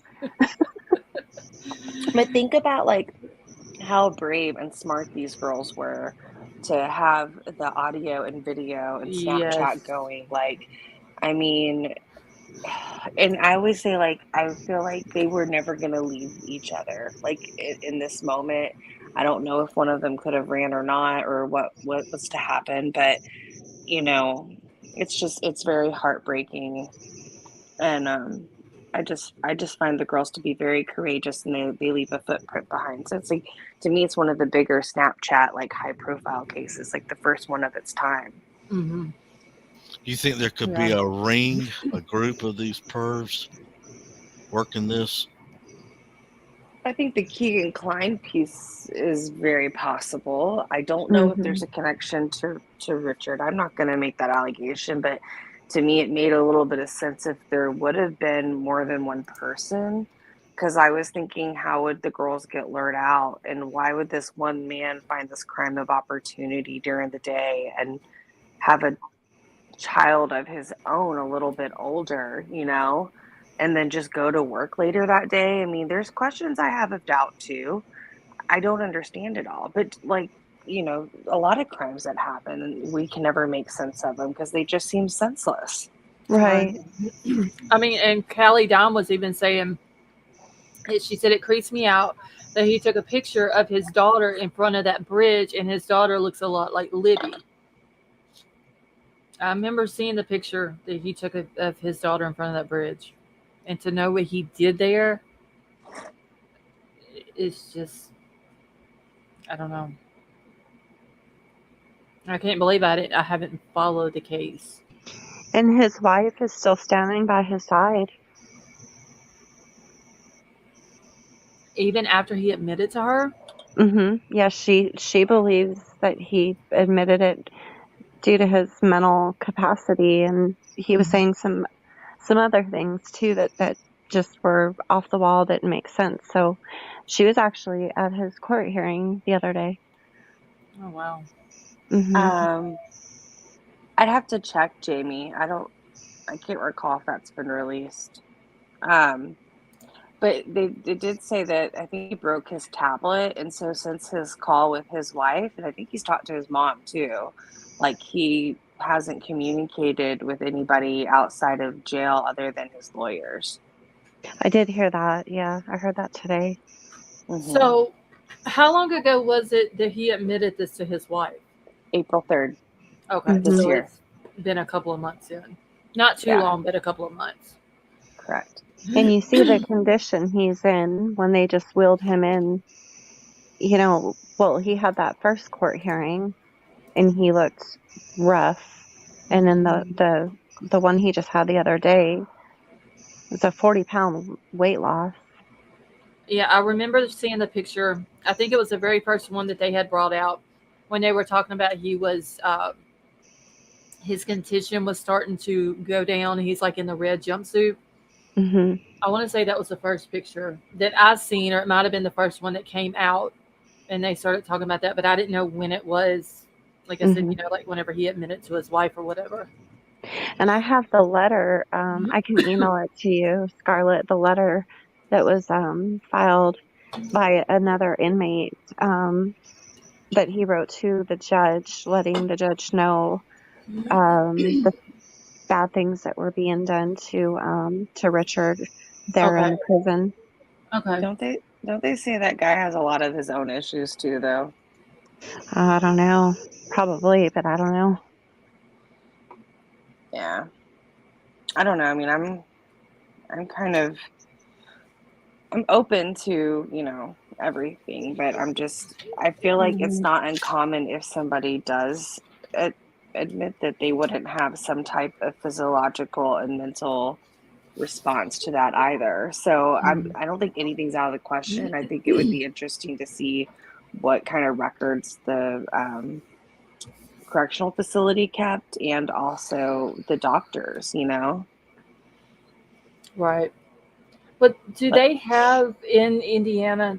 Do y'all know if they have a excuse me, an insanity plea?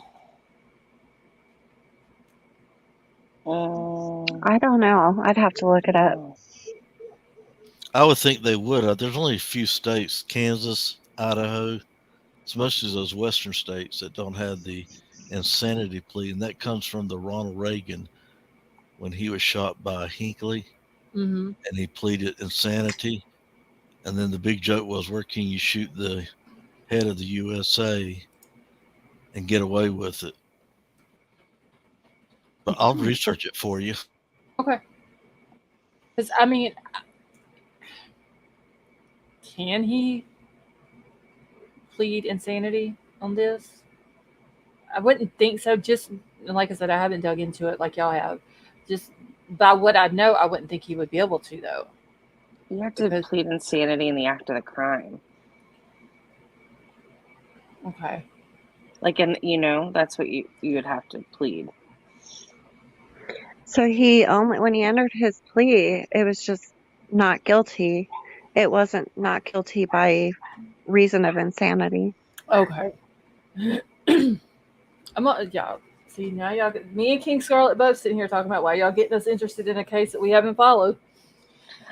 But there's so much out there that you can find and still, come up with your own opinions on it. So definitely recommend it. Just in general, and respect for the girls. I think that their memory should live on. And Libby's sister, Kelsey, her whole life has changed, not just from losing her sister, but her career and her involvement in activism for victims and families. Yeah. So she's got a big Twitter presence too, and she does go speak on podcasts and talk about her experience. Yeah. I'm for sure gonna look into it. Scarlett, will you be covering Adam Montgomery's trial? When is it supposed to start? I think August, but I'll Okay. have to double check. Okay. I may can do that one on my other channel. One juror, are you Jordan C? I know one juror asked for the thing a minute ago, but I want to make sure that that is who this is before I bring them up on panel. Well, okay, y'all sit there. I'm gonna pull up a wall just because I don't know for sure if this is him or not. Oh no, it's me. Do you Okay. want me to put my camera on? No. You don't have to do that. I didn't know that that was your name. Well, So my I name's Jay Clark in the chat, so like Jordan is my name. Oh, I thought One Juror Matters was coming up. Okay, never mind. Let me take the Okay. wall back down. Yeah, Okay, yeah, you're yeah, good. yeah, yeah. Yeah, I was on here before, but I don't know. It was the StreamYard I tried to get on. I had to go through a different email address for some reason. I don't know why, but Okay, anyway. okay. And One Juror says Jay Clark was looking for the. Okay, thank you, One Juror. Okay, Yeah, I'm yeah. sorry. That I always pull up the wall if I don't know who No, it is. it's all good. It's all good. I don't blame you. Okay, so how are you? I'm good. How are you? Doing good. So with the Delphi case, they were catfished by a guy named Anthony Schatz, who they thought was Anthony Schatz, but he was a male model, and it was Keegan Klein that was doing it. He actually was communicating with him that day to meet him at the trail, and he had two devices that were out of his house. They think that his father was using one, he was using one, and he also Googled the Delphi gas station that day, and then so whatever happened to them. And at first they thought it was the Ron Logan character, but this Richard Allen guy actually went to the conservation officer and said, I was there, people seeing me, I was wearing this, I was just looking at the fish on the bridge. And they overlooked it. Oh. They didn't even pay attention to it. They overlooked it because they were looking at Ron Logan and they were looking at Keegan Klein and all that stuff. And then a couple years later, they released the footage from the bridge, and they still didn't put it together after the guy admitted to being there and wearing that and everything like that. But they were focused at first on the Ron Logan guy where they were found on his property, Mm-hmm. and then they were focused on Keegan Klein and his father, and they got Keegan Klein with the Anthony Schatz thing like way before they even put it out, and like they took a trip to Vegas like right after the girls got killed, and then when they came back, his dad like had a breakdown and was crying because they thought, well, I don't know what people are saying, he thought they were busted for that. Anyways, they looked over the Rick Allen thing. He was there. He admitted to being there. He admitted to wearing all that. And even though they had him on video and his voice, they still didn't put two and two together till like years later. And his obviously he had a gun, which I thought from the beginning that he probably had a gun to be able to get them down there to where he got them. But there was a bullet that was cycled through his gun. And even though he didn't shoot it, if you cycle the bullet, it will still leave certain marks. Every gun's different. Uh-huh. So they asked him if he lent his gun out before, and he was like, no. So they found the gun, and they were staking him out for a long time. But it was a long lead up to this. He got off scot-free. Like, he developed pictures for the family. Like, he was just right there under the nose, and they didn't know about it. But Oh wow, that is so crazy. it is, and they did a search of before they arrested him, they flew Keegan like in a helicopter and all this to a certain part of Indiana, and then they flew him back and they searched the Wabash River for like a month, and they said that it wasn't related, but I think it was definitely related to the Delphi case because they were in there, and then while Keegan was in jail, they busted like a big pedophile ring in Indiana, and his sentence, I don't even know if he got sentenced because his charges got reduced, and obviously that's due to cooperation. Mm-hmm. He did a interview with the Murder Sheet not long ago. He was talking about stuff, but he said I can't talk about Delphi. But like he's been behind a lot of stuff. Like they took a bunch of charges away from him, like child porn charges.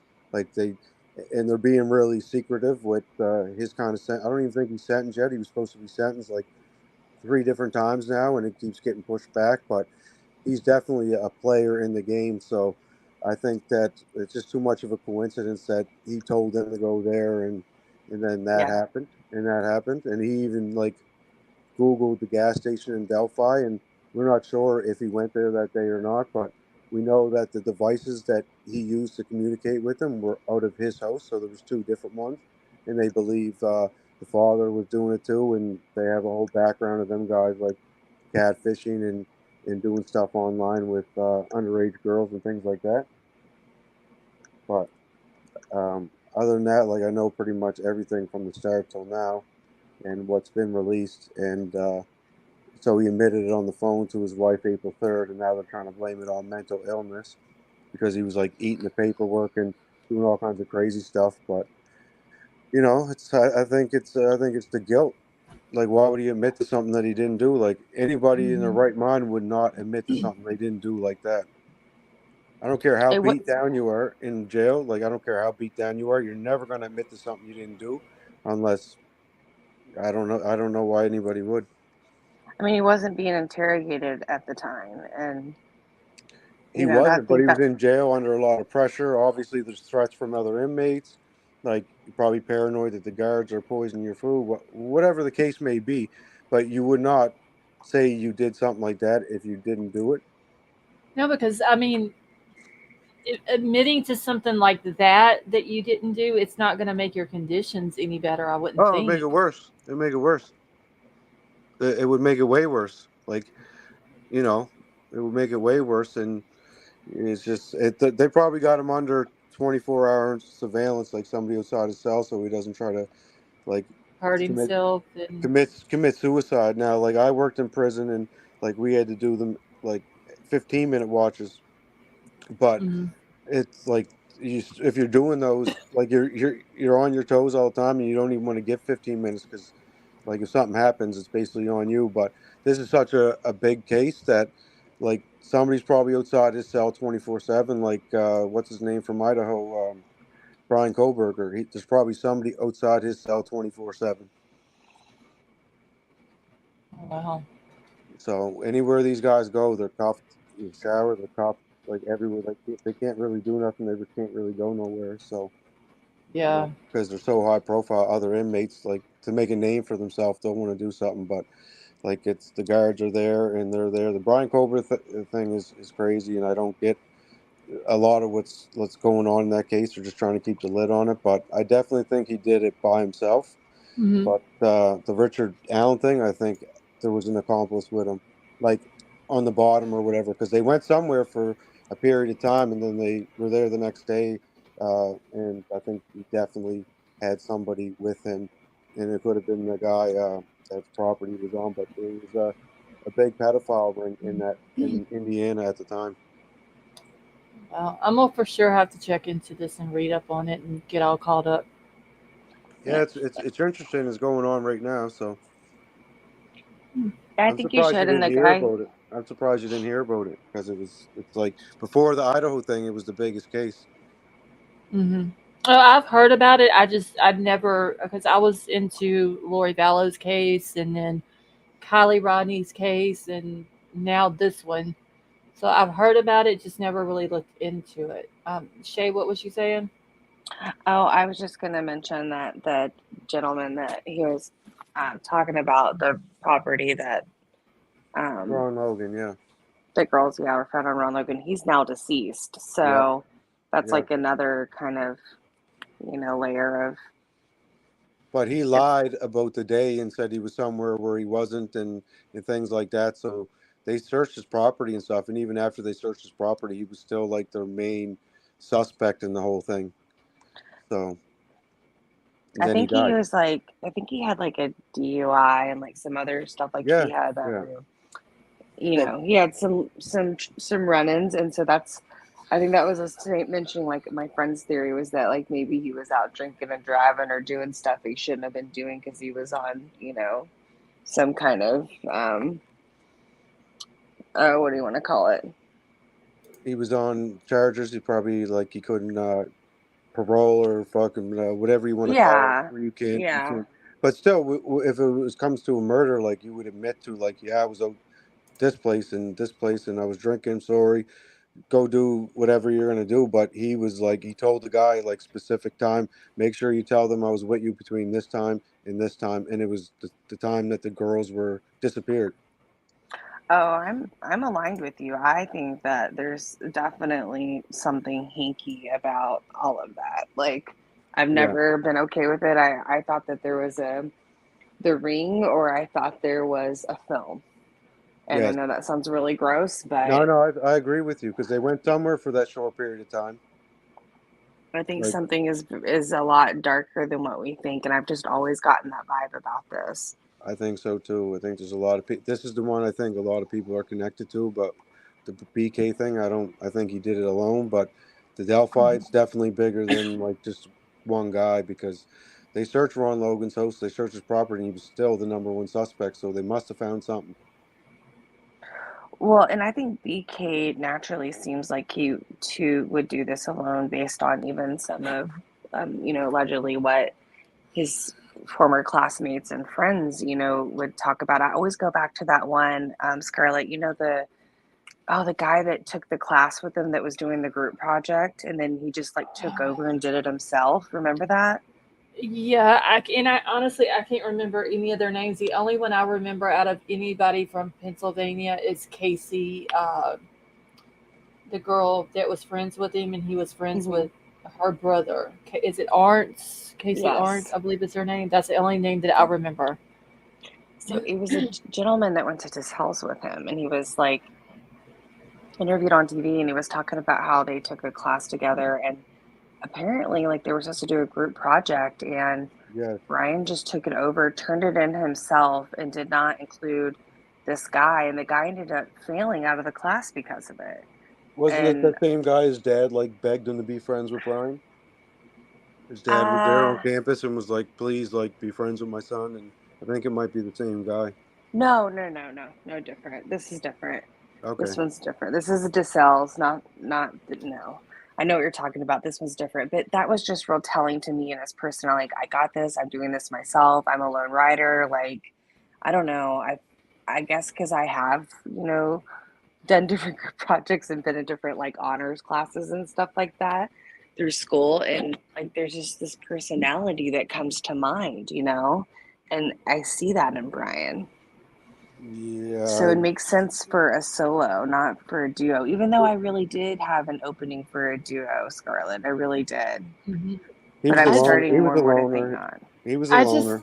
I don't know why I can't shake that gut feeling that there's somebody else, whether they're a driver, whether they helped plan this with him, whether they were in, and honest, I don't think they were in the house with him, but it's just, hey, Melissa Jade, how are you? I don't know why I can't shake that gut feeling that She's there's gonna yell at somebody me. else. I know you talked about the car thing and him, like, why you think there was another driver with the car, but like, I think that he was definitely drinking that night. He could have been loaded, and that's where all that kind of behavior came into. I don't know about the DoorDash thing. I have no idea, like, because they've released different times on different things, and we don't know when it actually showed up. Yeah, we've got Shay over here. I'm laughing at this. This is my bad. She's like, really? So I'm going to bed.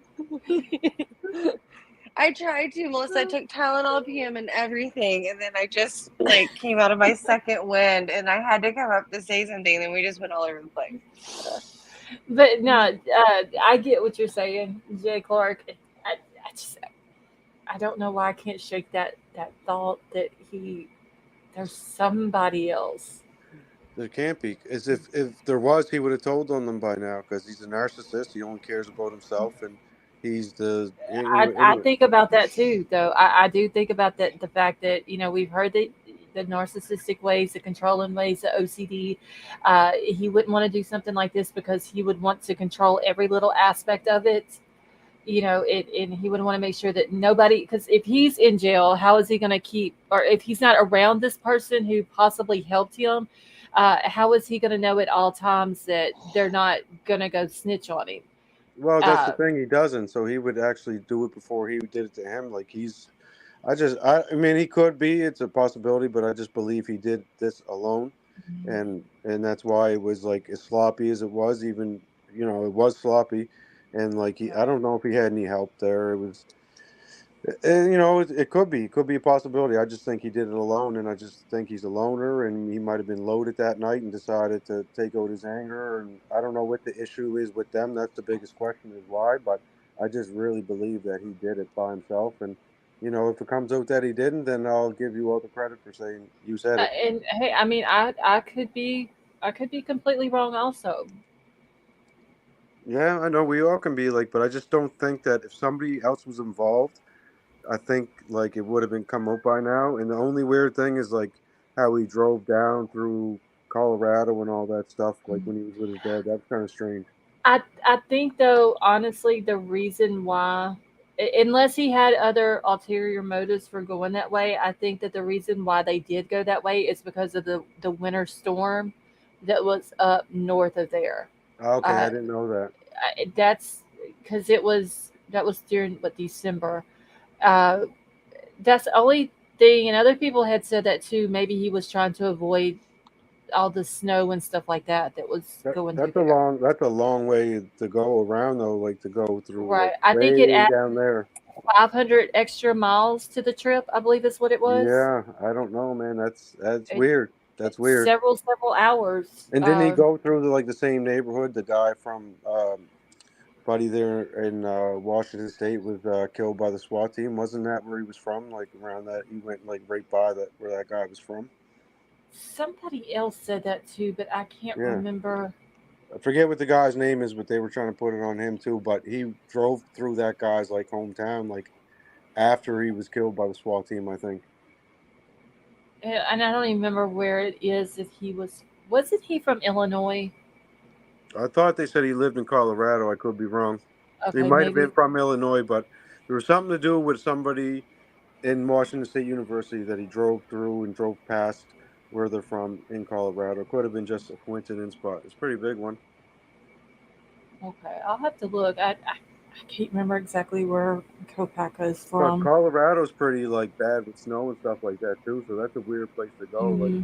wouldn't you go down the coast and then go like down around it because I don't Colorado? know because I do remember there being a lot of snowstorms that was up through like Montana and the Dakotas and all that, and I remember mapping it like from Pullman down to Loma, Colorado, and then from Loma up uh, to the Poconos, like where to Albrightsville, Pennsylvania. And when if I remember correctly, he hit when he got down to Loma, and then it kind of like took him where he would have been going from Colorado northeast, and then it would have brought him back up into I can't remember if it's right before Indiana or right at the Indiana state line, and then he would have been back on course of the way he would have been going if he would have just shot straight across from Okay. Pullman. Well, I know for me, I wouldn't go through Colorado because it's the mountains and the snow, like really a lot of snow. So I would rather just go down the coast and then shoot over and then go up. Right. But I don't know. I'm just saying that because it's on the map, but it might be like 1,000 extra miles, like Hmm. on top of the 500. But Colorado just seems like a weird place to like go to because it's full of snow there. It's bad with snow. Right. That It's a is true. mountain So I don't know. Maybe we'll get to hear why he went down that way too. I don't know. I because it's. wonder if they're going to have his dad uh, take the stand and just question him I about think it. his dad knew something. I think his dad actually. I think his dad and his mom actually knew something. I've thought about that. Shay, what I, do you think? You think his dad might have knew something? Um, I don't know. I think that whenever you mention like could there have been someone else, the only thing I've thought about is maybe the afterthought of dad, like or dad maybe catching a weird vibe. but he wasn't there. He was in Pennsylvania at the time the murders happened. But Right, like I feel like they knew something because they went specifically there. Like he could just hop on a plane and went to Pennsylvania. Hmm. So they went and he got him, and they did this fucking weird cross-road trip. Like, it was just weird. The whole thing's weird. Like, you could just hop on a plane, go home, and talk to your dad at home. But they went through this weird little trip, and I just think that his dad knew something. It's I a mean, possibility. you could still be withholding information, and that in of itself is like an accomplice of Yeah, sorts. I mean, he But could have took that long trip to tell him what happened, and who knows, right? I just think that somebody, I think him, the father and the mother definitely knew something was going on, and that's why his father flew out there to drive this weird route back to Pennsylvania. Like, was his car that special that he had to take it to Pennsylvania? I just don't get it.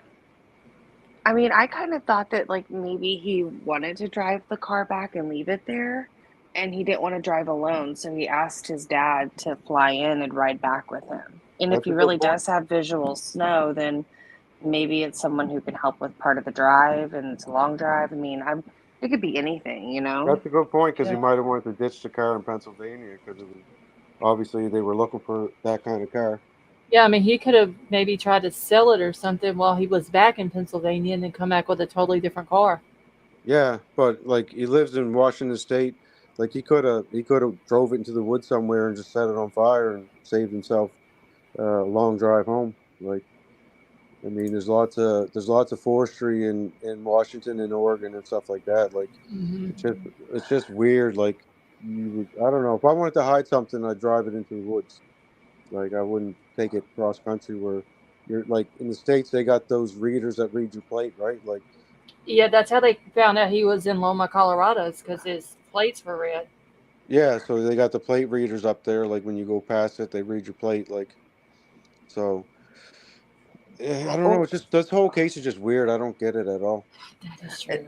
The only other thing I thought that could have happened though is maybe when he got home and other family was around, that they noticed his behaviors being a little bit more peculiar than normal. I mean, Well, what's peculiar for him though? Like, they went through a lot with him, like being on drugs and obviously he had mental issues. Like, they probably used to like the like unpredictable with him. They're probably used to that. separating the trash in the middle of the night, Yeah, that's fucking weird, man. Like, I don't know that maybe their parents like are deep sleepers, but that would wake me up. it would be odd, right? Yeah, yeah, it I would mean, be. if I saw somebody do that at my house, my first thing would be like, "What did you do?" I would be like, why? I think that would be. I would probably sit there and stare at him like, what the hell are you doing? And then my next, only thing I could say would be why. Like, why are you in gloves in my kitchen at what was it 1:30 in the morning, putting your your personal trash in individual Ziploc bags? Like, Ziploc bags are Exactly. expensive. Okay, And to his first of neighbors, all, like the neighbors' house too, like not even trying to like get rid of it, like take a drive somewhere. Like, they're in the mountains. He didn't even drive somewhere. He just put it in his neighbor's yard. Like, it's yeah. like, bro, like, are you that stupid or like what's going on here? Now, like the neighbor thing, I kind of can get. Okay, like about it, we don't have trash pickup where I live at, but in the city that's not very far from here, they usually put their trash out the night before it's going to be picked up. Yeah. Brian probably knew that because the trash was out by the road or whatever. I wondered if he, like I said, maybe his family's trash can was full, so he dumped it into the neighbor's trash can, or did he think, well, could they be watching me? So I'm going to go put it in the neighbor's trash can. It's going to get picked up in a couple of hours. Uh, they would never suspect that I'm putting my trash or my family's trash in the neighbor's trash can. All right. So yeah, that you bring up a good point. So maybe he did put a lot of trash in his own yard and then decided like they're not going to pick it all up, so I'll dump some over on the neighbors because they do that here too.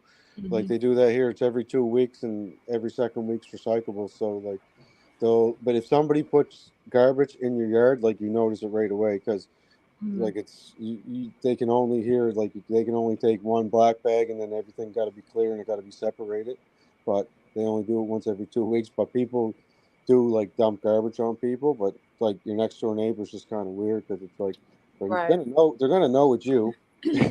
Oh yeah, for sure. They're gonna know it's Yeah. you. So the whole thing is just weird with him. We can't even get into his head because he doesn't make sense, and the whole reason he murdered them is still the biggest question: is why. And the sad thing is we'll probably never find out. That is true too. There's Like, probably, even though when this goes to trial, and after the trial is over with, and whatever the outcome is, guilty, not guilty, whatever, there's still going to be questions that we're going to have that we never got an answer to, I think. But there's gonna be a lot if he doesn't talk. If he's just this person that's just on his own, like, or he might. Who knows? Like, he likes the attention, they say, but who really knows what's going on? But I hope we get answers to why, like, he did that. But I don't know, man. It's gonna be hard with him because he's just a weird fucking dude. Like, period. Hmm. but if he really is the person and he was pulled over twice on the way home, that's enough to spook somebody. Oh no, I think he knew at that point he was on the radar. I think he Yeah. knew at that point, like, he was freaked out, and he brought up the shooting in Washington, and like, you could tell by, like, his eyes, like, he was freaked out about that. Like, he was putting two and two together. That's why I think he was separating the garbage and stuff like that. Yeah, they So said that like his apartment like was just very minimalistic, like nothing really in there. We know there's no shower curtain, there's nothing in the storage unit. Like well, they got I'm they the first thing on the list is knife, and Yeah, they and they there's no put description for it. There's no, no there's no like description. the other two. They put the brand, like one was I think a Smith and Yes, Wesson, the other one was a Taylor cutlery knife, but that very top one, all they put is knife. knife, and And so that's why I always said that I think they got it. Like, you think he eh, would, like, throw it out the window on that long drive home, but I think he kept it, and then he realized, when he sobered up a little bit, I left the sheath there, and that's when he went back and was like, "Do I go in?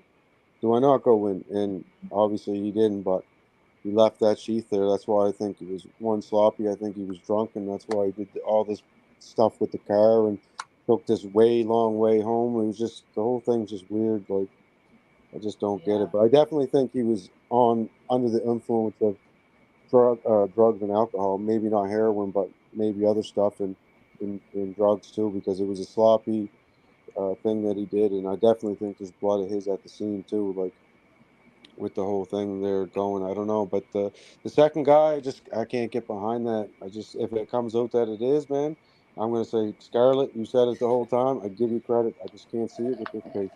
and like I said, I could be completely wrong, and it just I could be reading too You much into the way the car was driving. you got a feeling about it, and I've that's ever cool. since I've seen that PCA, and I can't remember who it was. I know they had been back up on my panel after that. That was a driver, I guess like a private driver. And I asked him, I was like, "Do you have the same clients? Will you go to their house multiple times?" And he was like, "Yeah."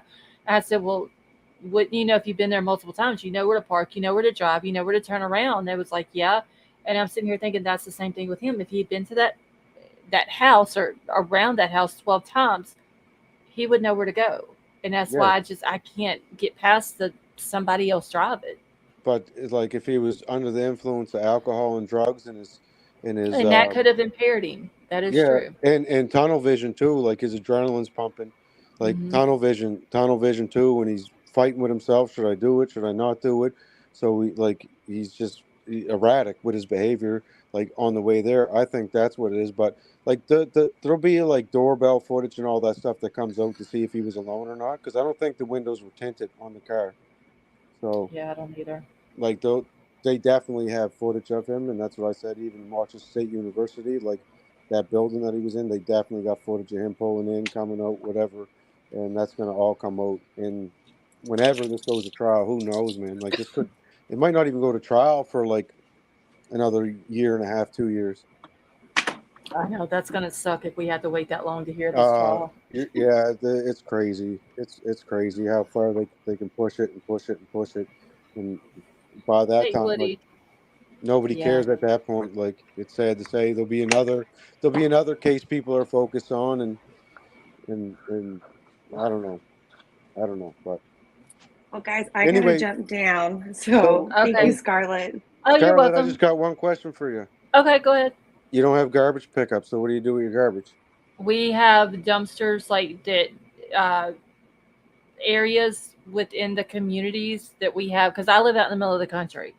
Yeah. So they have designated dump areas, and they're open certain hours of the day, and you have to take your trash to those. And then there's like multiple. I don't know. I think the one here it's got like 6 there, and it's like in a gated, like behind a gate or whatever.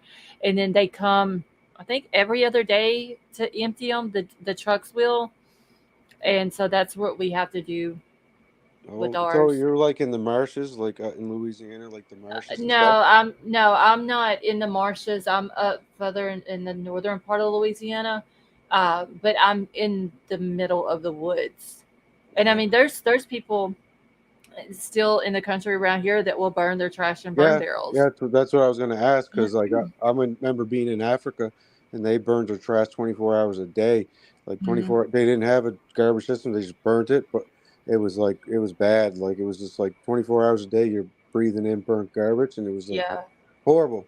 yeah. Horrible. They make us take it. We have to haul our own trash off to a dumpster. Yeah, that's crazy, So, man. I don't know how you I'm not, like the woods is one thing I'm not good with. Everything else good with. Woods? No. No, I don't like the woods at all.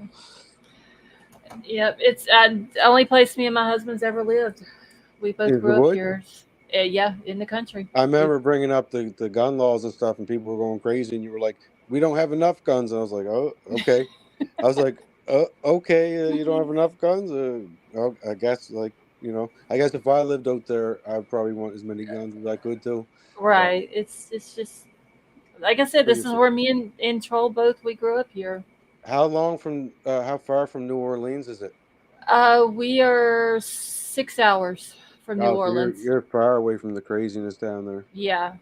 Like that place is so dangerous Yeah. and nuts. Oh Yeah, yeah. yeah, it's crazy how dangerous it is down there. Yes. Very. Yeah, but I still want to go visit there because I want to see the French Quarter and stuff like that. Well, you would probably have fun down there.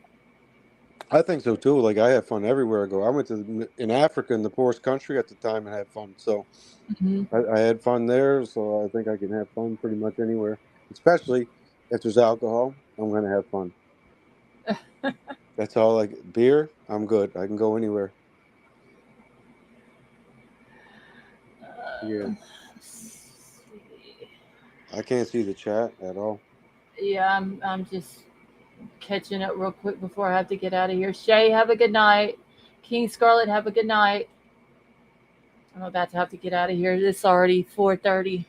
All right, no, it's all good. 6:30 here, but I appreciate you letting me come on and explain a little bit about Delphi. Oh, you're welcome. Thanks for coming up and explaining all of it to me. Yeah, so next time it's the same guy. I actually was on here like a couple months ago and talking to you Okay. guys. Okay. Yeah, Yeah, I'll remember your name now. So.